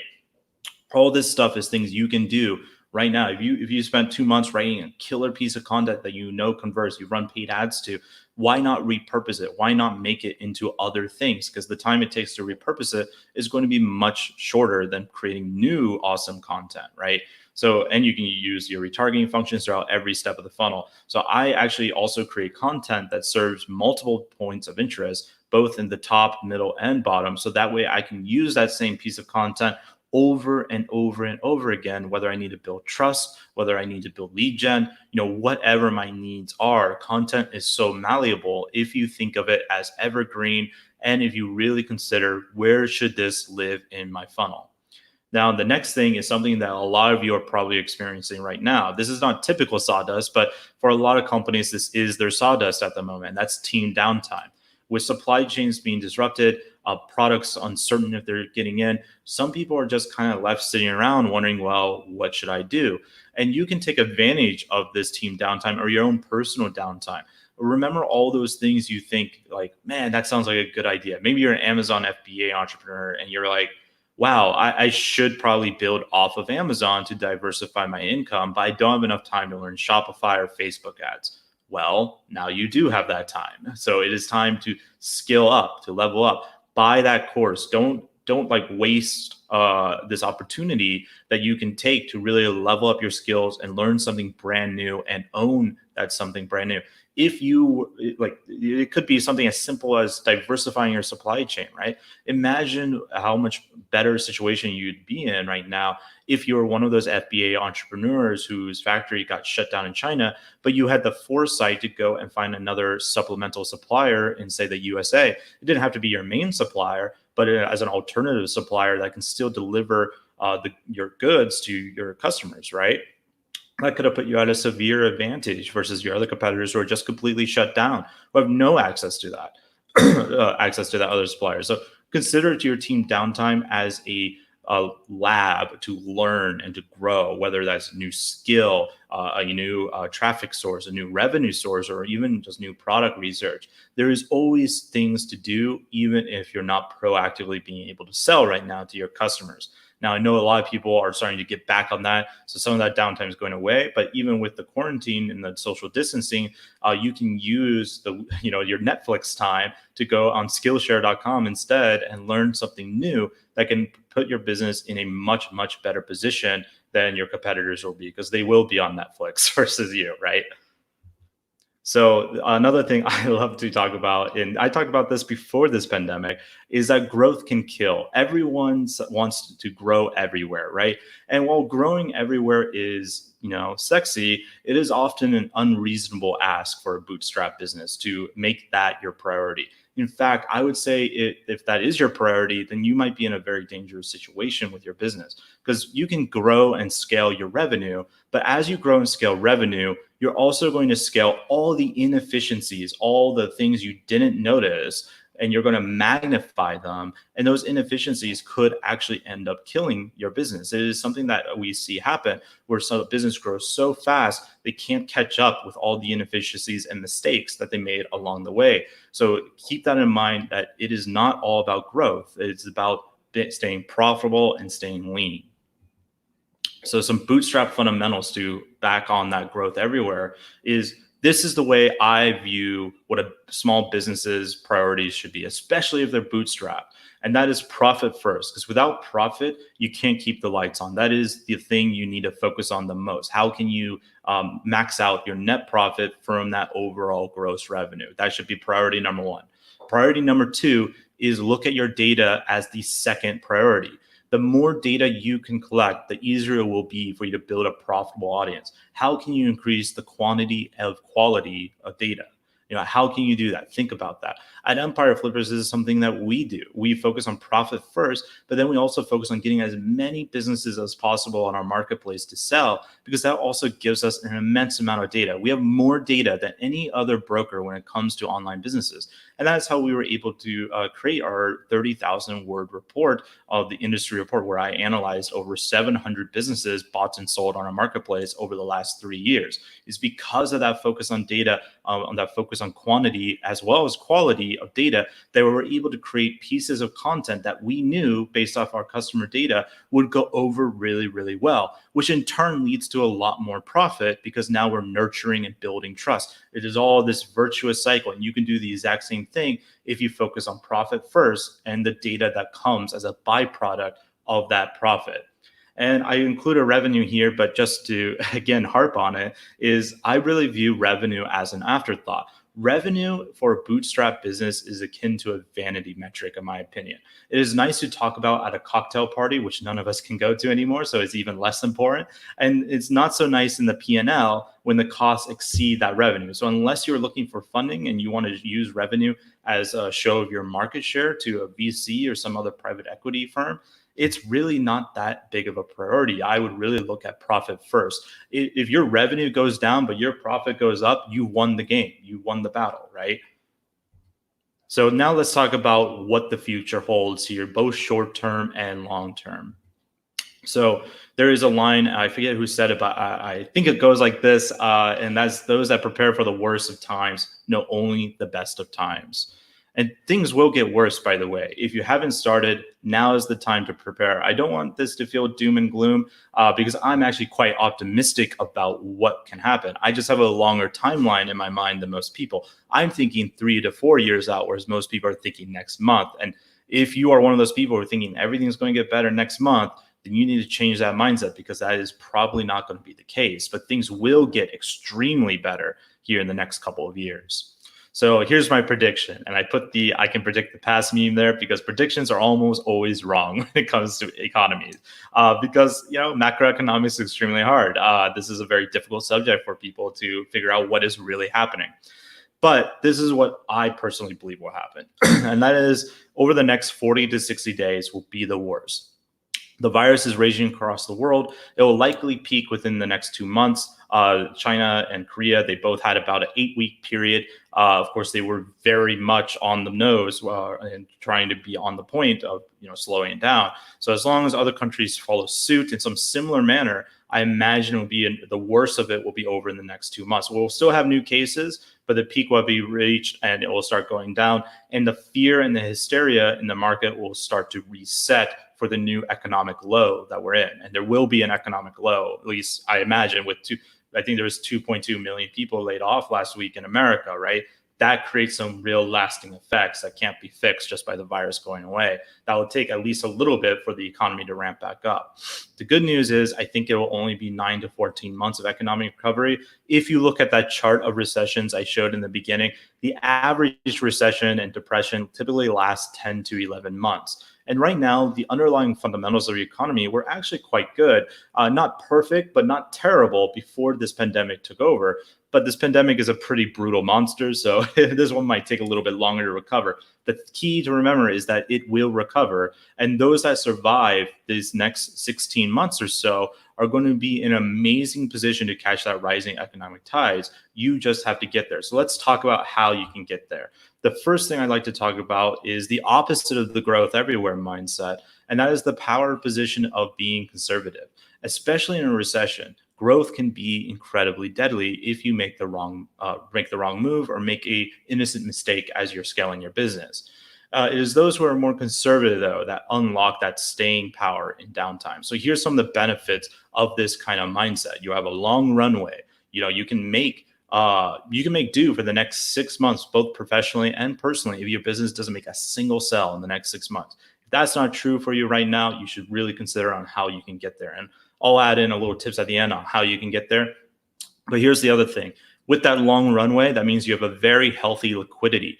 Most people that fall during a recession are over leveraged. They have no liquidity. Liquidity can allow you to put out fires or to do acquisition plays on an ailing competitor that now you can buy on discount because they're desperate in need of money because they've over leveraged themselves and you have not. So now you can own a very profitable digital asset for a very low discount versus what you would have paid for it previously.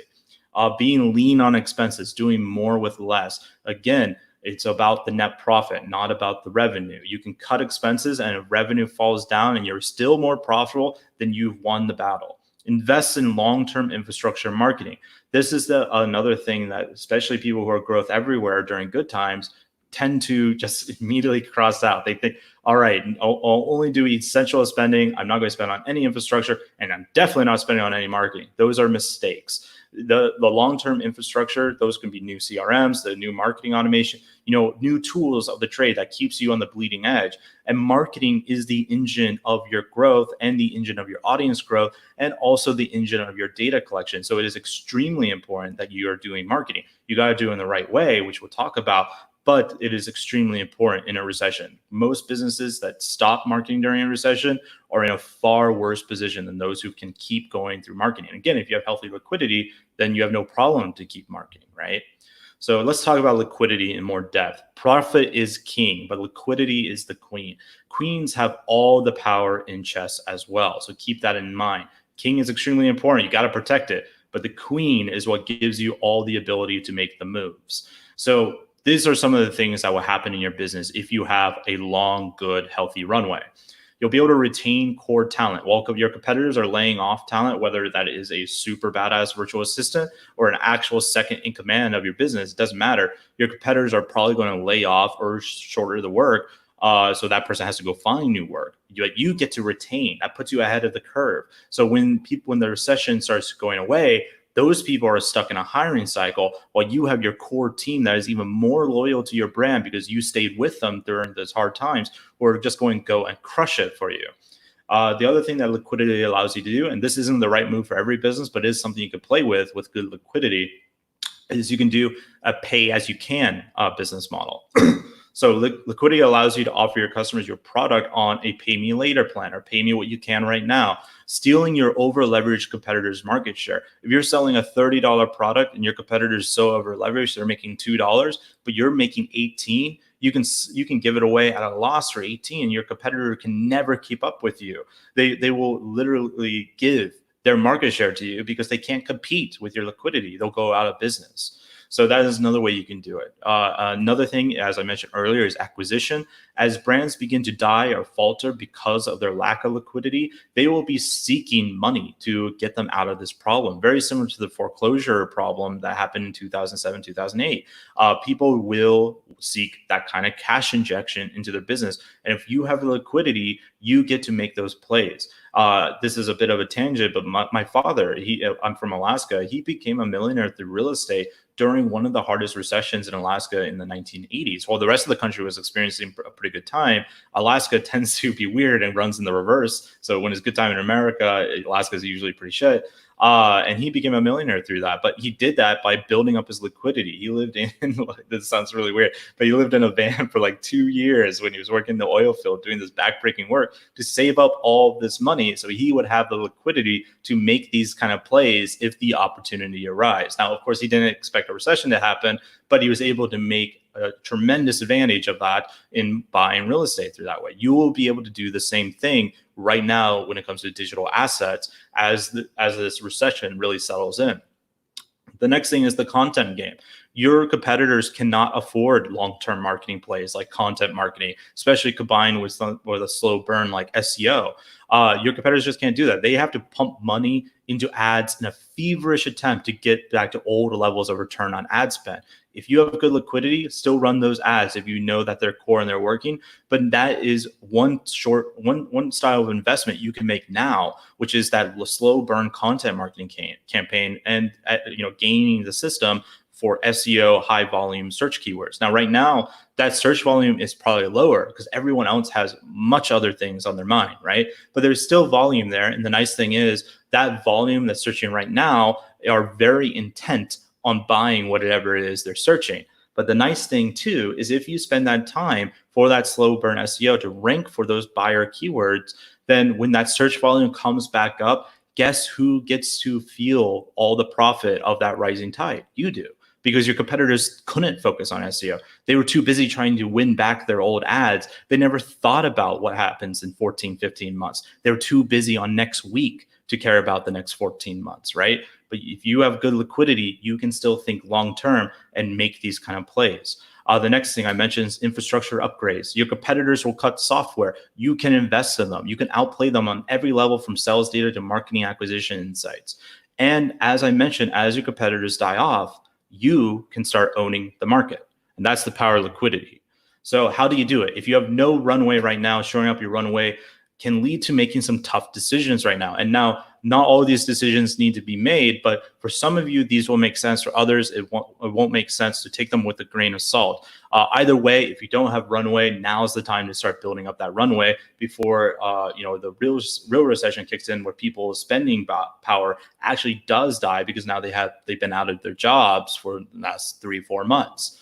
So the first thing, cut marketing experiments. I know I just said invest in marketing, but I'm talking about core marketing functions that work, or things with long-term value. Those are the things you should be investing in.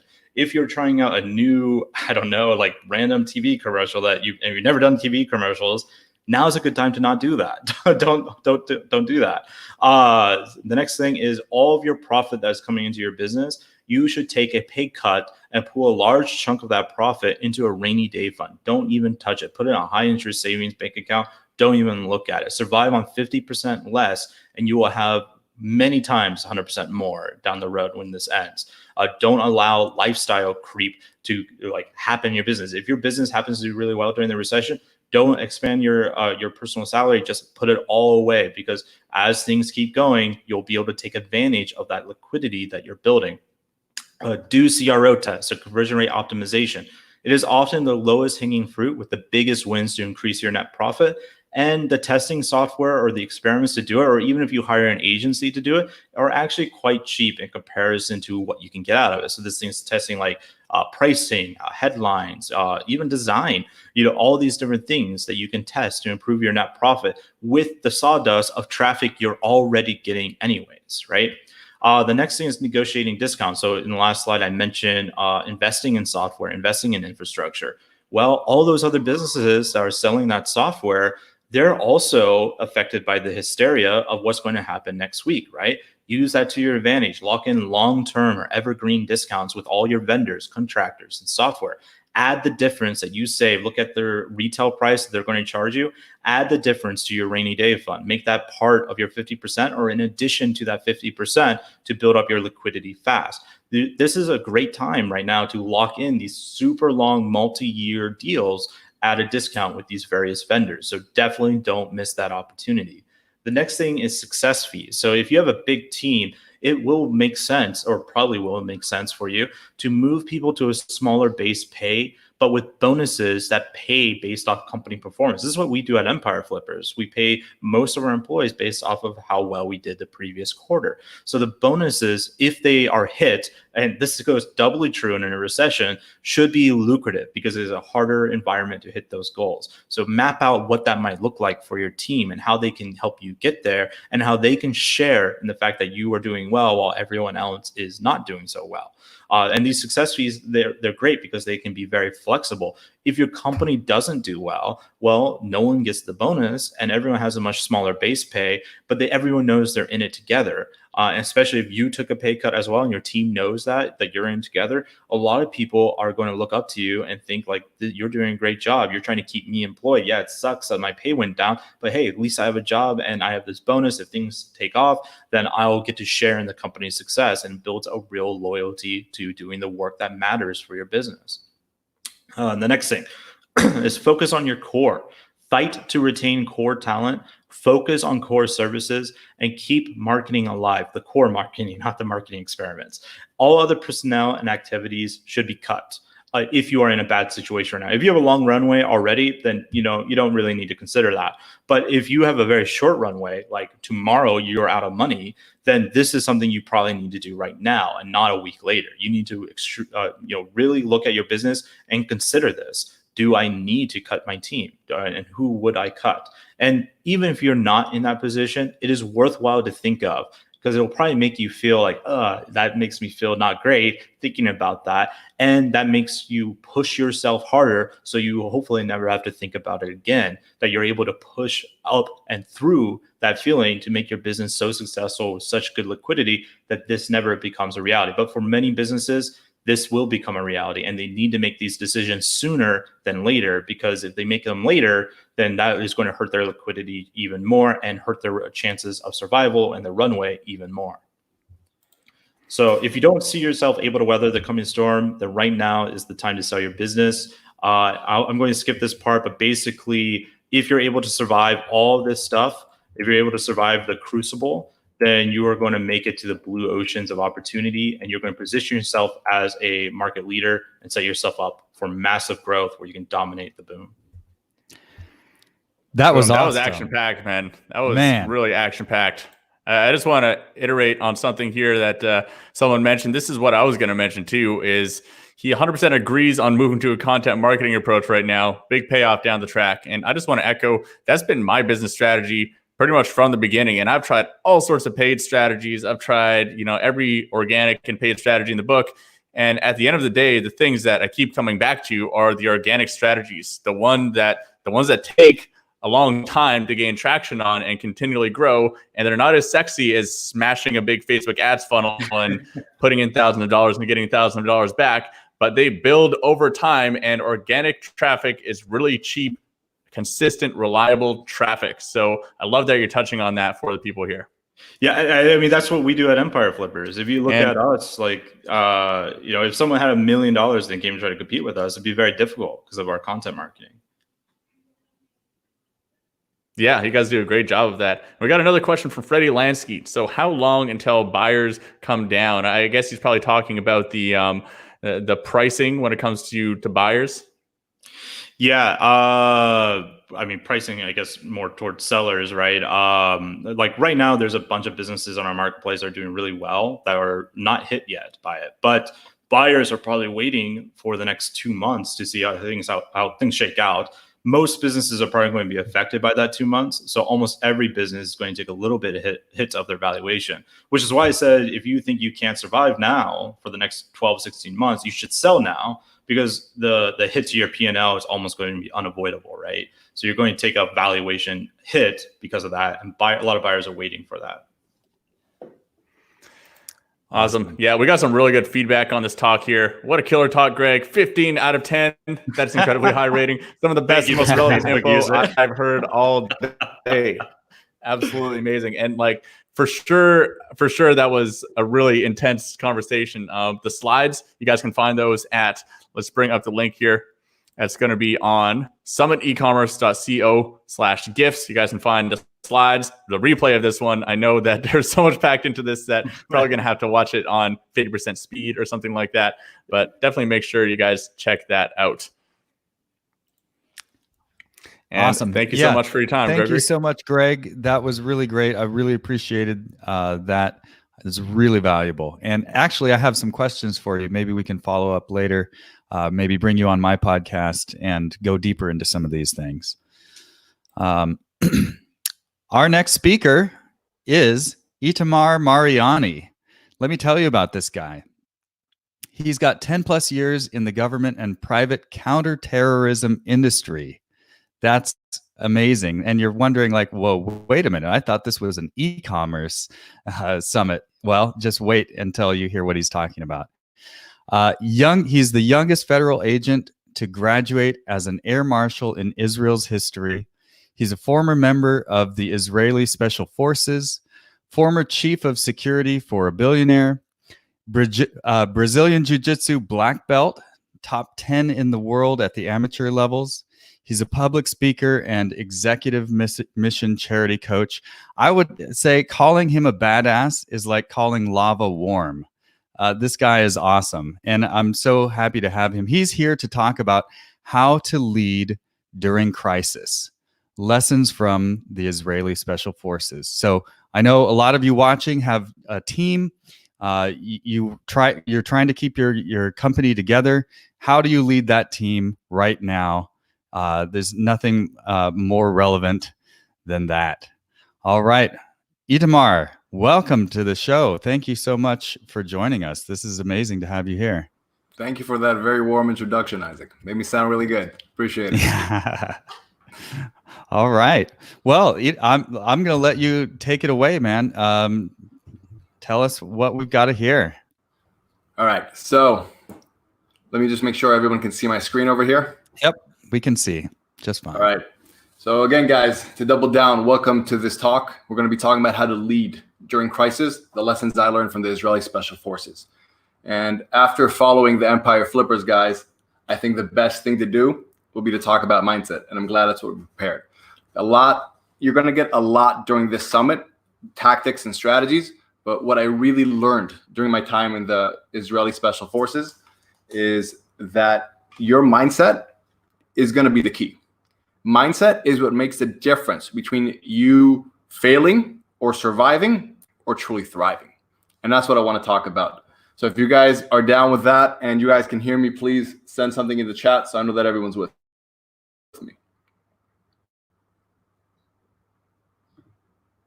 All right. So if we do that, it will enable you to step up to the challenge, because it will be a challenging time from various fronts.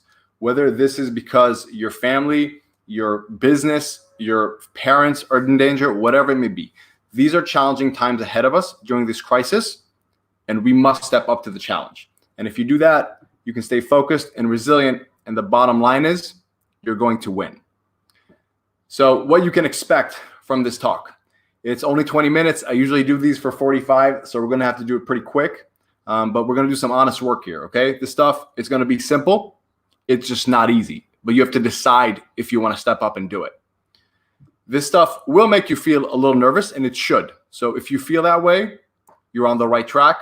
And lastly, as you might assume, I get a little bit intense. So hang in there with me, okay? Now, let's quickly go over this. Why should you listen to me? It's a very valid question.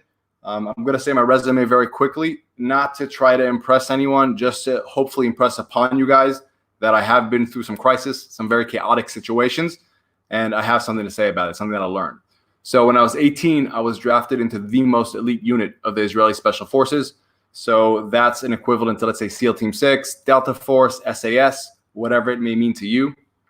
At 21, I joined the Israeli Federal Service, the Shin Bet, which is our version of the FBI, MI5, CIA, whatever you want to call it. And as Isaac was very kind to note out, I was the youngest air marshal in the country's history. I'm also a Brazilian jiu-jitsu black belt, and I was ranked top 10 in the world at the amateur levels. And I also served for 3 years as the chief of security for a Russian billionaire, managed multiple teams across the world, and basically had some crises there as well. So I want to open this up by telling you guys a story from the Special Forces. Now, the Special Forces training period is 20 months. It's 20 months before you get qualified as an operator. And during these 20 months, you're in a constant fog. They purposely put you in as much of a fog as they can to simulate the fog of war. And I think it's very relevant today because we're all kind of in a fog with this crisis. Just like in the training period, they try to emulate as much as possible uncertainty.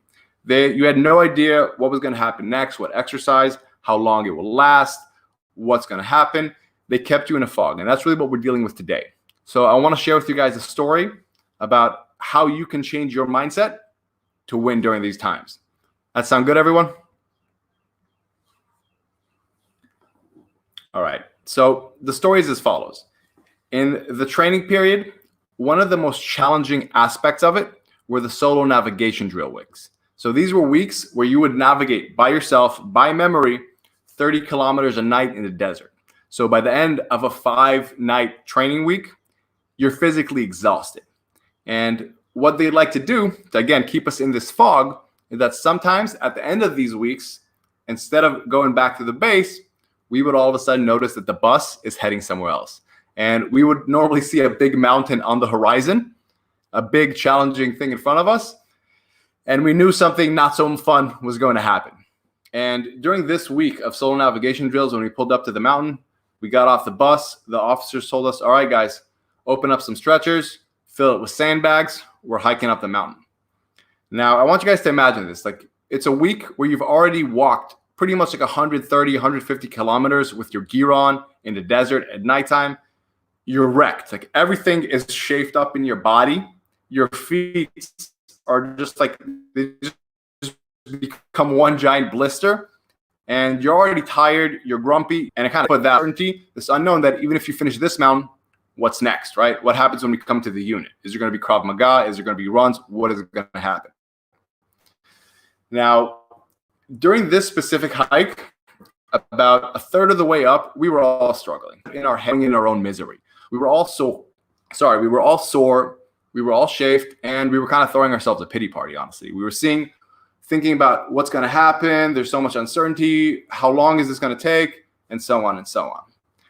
Now, the interesting thing that happened was about a third of the way up, one of the best guys on the team, who was just a physical specimen, was just strong as hell. He really started to fade. He got very, very badly dehydrated. And Elad was like, he was tip top. And he always was the guy that pushes everybody and helps everybody. And what happened is Elad started falling behind. He started walking in a zigzag behind the whole team. And we could see that he was messed up. And the interesting thing that happened, as soon as we stopped just looking at our own situation and saw Elad there, we all decided to make a switch. We all decided that, you know what, if this guy, Elad, who's a beast, who always helps us out, now he needs help, we're all going to step up big. And basically, that's what happened. We had to make a decision to rise above our own suffering, our own situation, our own circumstance for a greater purpose. And our greater purpose here was to help someone who's helped us before. And once we made that decision, we all became laser focused. We stopped thinking about what's next, what if, this sucks, this hurts, I don't know what's going to happen, I'm confused, I'm worried. All those thoughts, and we only saw what's in front of us right now on it to help Elad up and fly up this mountain. And once we started focusing on that, as you can guess, we got pretty motivated. All of a sudden, we weren't doing this just for ourselves. We weren't looking at our own misery. There was something bigger than just us here. And that's what allowed us to perform. And the bottom line is we just performed. We flew up that mountain. And the funny thing was that, like, Elad was usually the one that helps push everything. But because he was fading, like, opposed to what you would think, it actually made everything easier. Because all of a sudden, again, we had this focus, we were motivated, and we were able to perform much better. So the question I really want you guys to ask yourself, at this time, when there's so much uncertainty, you don't know how long this crisis will last, and it will last, and there will be hard times. What will you decide? What's going to be the standard that you decide to set for yourself? What's the kind of person that you want to become? And I want you to think about it like this. It's like in 10 years from now, 5 years from now, whatever it may be, you're going to look back at this time as an individual, as a leader, as a human being, family man, whatever it may be. And you have to decide, what kind of person do you want to be? Are you going to be proud of yourself in hindsight? Okay? And I want you to really recognize, like, this is a beautiful thing. This crisis is an opportunity for you to rise to a new level and accept this challenge and be really proud of yourself in hindsight. So this is difficult to do, right? And especially if you're going to, but if you think about what's your higher purpose here, it'll be much easier for you. Like, times are hard, times are challenging, but if you can find a higher purpose, again, whether it's to be a better family man, whether it's to be an amazing boss to your employees, whether it's even to yourself, that you're like, you know what, this is what I want my legacy to be about. This is the kind of person I want to live up to. Everything becomes so much easier. Once you have that sense of purpose and focus, that you're like, you know what, I want to look back at this thing and be proud of it because I was a good family man. I stepped up because I was a good employer. I was a good boss, because I was a good family man, everything becomes easier and you'll be able to lead people. And I want you to really see that all this is an opportunity to live up to the person you want to become. It's like you have to recognize that this is a decision, and that if you make it, people will also see that and they will follow it. It's like what happened on that mountain was that one person decided that, you know what, Elad's hurt, we got to help him. And then other people saw that and they're like, oh, he's stepping up, we got to step up. And it has this domino effect. If you decide to step up and lead, everyone will follow you. So with that in mind, guys, here's what you can do to take action on this stuff right now. Okay, first off, like I talked about, like I said many times, like you have to decide. It's like, will you conduct yourself in a manner that you're going to be proud of? Now, how can you actually do that? You have to forget and stop giving pride now, and you have to make decisions that you'll be proud of. So in the moment, instead of thinking, okay, what do I feel like doing right now? Stop and say, you know what? I'm in this situation right now, but in 5 years from now, what decision would I have been proud of making? So take yourself out of the situation, give yourself a bit of perspective and say, okay, I know I feel tired, I feel anxious, I feel overwhelmed, and I want to react emotionally, but instead be like, you know what? What will I be? How will I have reacted that will make myself proud in 5 years? If you can do that, you're going to win. Okay. And it's like, this is what I'm talking about, how this all comes back into leadership. If you decide to do all this and you lead yourself, others see it. It will have that domino effect and people will follow in suit. You have to lead by example. And that's one of the biggest things special forces. And the moment you decide that you're going to take on this challenge and you're going to lead yourself first, people will want to follow you. They'll believe in you. Like all the great tactics that you've gotten today about how to lead, how to manage employees, opportunities, whatever it may be. If your employees are really living up to this challenge, they won't have trust in you. And this is such an amazing opportunity that if you simply decide and rise to a challenge, they want to follow you. So if you lead yourself first, you're going to knock that big domino. So I hope you guys see that if you to step up to the challenge, because again, this will be a challenge and there will be challenging times, you can win. So I hope that was helpful, guys. A short little talk about how to lead during crisis, the lessons that I learned from the Israeli Special Forces. And we're going to move into Q&A now. Before we move into Q&A, I wanted to mention very quickly, with Isaac's permission, that Reynolds and I are hosting a free Corona Crisis Mastermind. It's 5 weeks mastermind for entrepreneurs, for e-commerce and FBA. There's a lot of guys there, 7 figures, high 6 figures. We're going to be talking about how to really stop the bleeding, establish a position, and then go on the attack to win this crisis. And obviously, we'll be talking a lot about how to keep this intact so you can win. The price is completely free. It's 100% refundable deposit of $100 to ensure that everybody's committed. So when you join a group, you know that everybody's in there with you to win. And again, you can sign up at that link. The deadline is 9 a.m. Eastern Monday. So it's in about 12 hours. So if you want to get after it, this will be the time. Aside from that, I'm going to open it up to Q&A, guys. Amazing. I love it.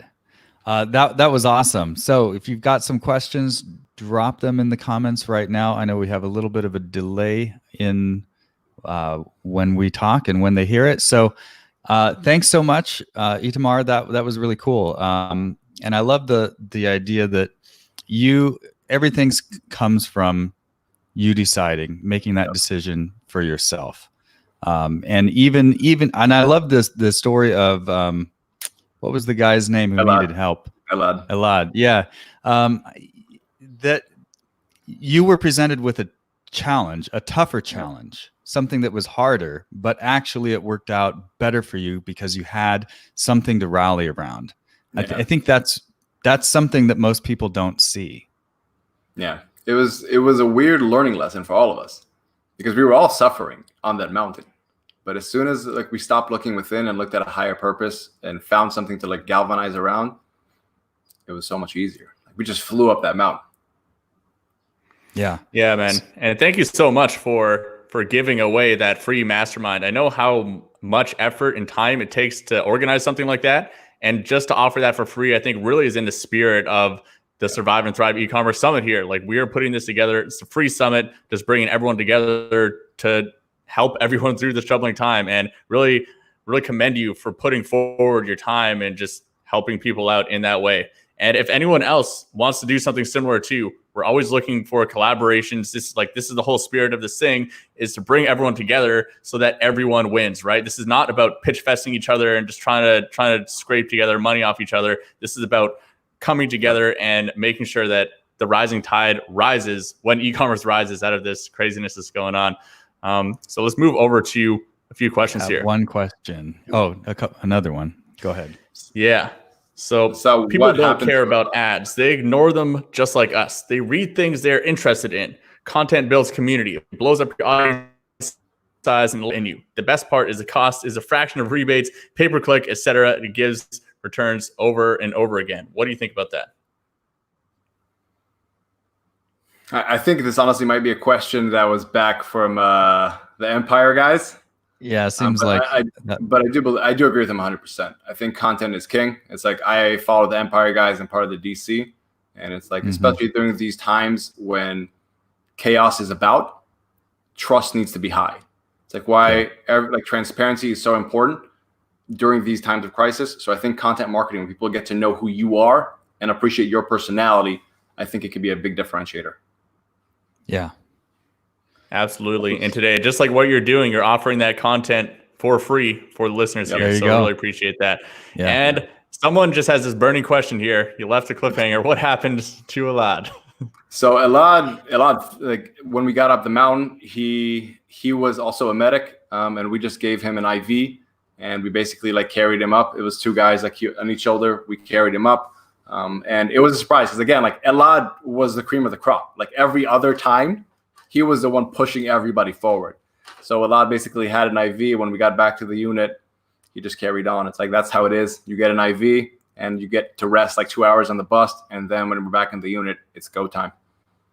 I think there's another lesson there that you didn't mention, which is also true. You mentioned, so Elad, he was always helping other people, it sounds. Yeah. And he was pushing you, helping you guys to do your best.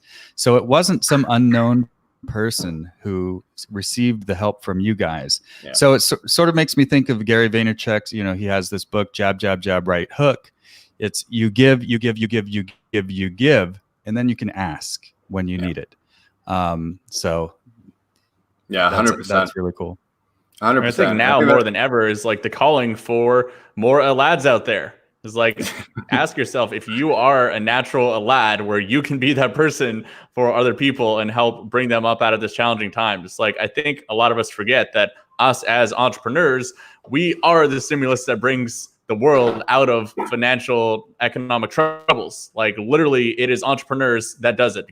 Governments, they do their thing, but at the end of the day, the entrepreneur building that financial stimulus and are going to create the jobs for people to get the world out of this kind of situation. So if you are that Elad, then channel your Elad energy. Hope you found some inspiration in that story. I certainly did. Yeah, and if it's not, like, find your Elad. That's what I was trying to say. It's like whether that person be a family member of yours that you want to step up for, whether it be your employees that you want to step up for. Find someone or something that you can galvanize yourself around that'll motivate you. Like, don't just look within, but find that external like locus of motivation. Awesome. Absolutely agree. And so this was the link for that mastermind. Just to reiterate on that, completely free $100 deposit just to make sure you don't sign up for it and not commit to it. So you give the $100 deposit and it's completely 100% refundable if you actually show up to it like you say you're going to, right? Pretty reasonable, I think, considering how much time he's putting in there. So thank you so much for joining, Itamar. And I think I'll definitely be joining that mastermind myself. Sounds really valuable. Looking forward to it. And before we go, I want to shout out to Romain Petitjean. He's the one who got that link. He's been doing a tremendous amount of help with with the running of this, the technical aspect. And so awesome. You rock, dude. We're going to sort of work him into our sponsor list. He's got a business called Your Event Online. He's done so well with other people, with himself. So if you've got an event that has been canceled, reach out to that dude. He'll help you get it online just like this. So there he goes. Thank you, Romain.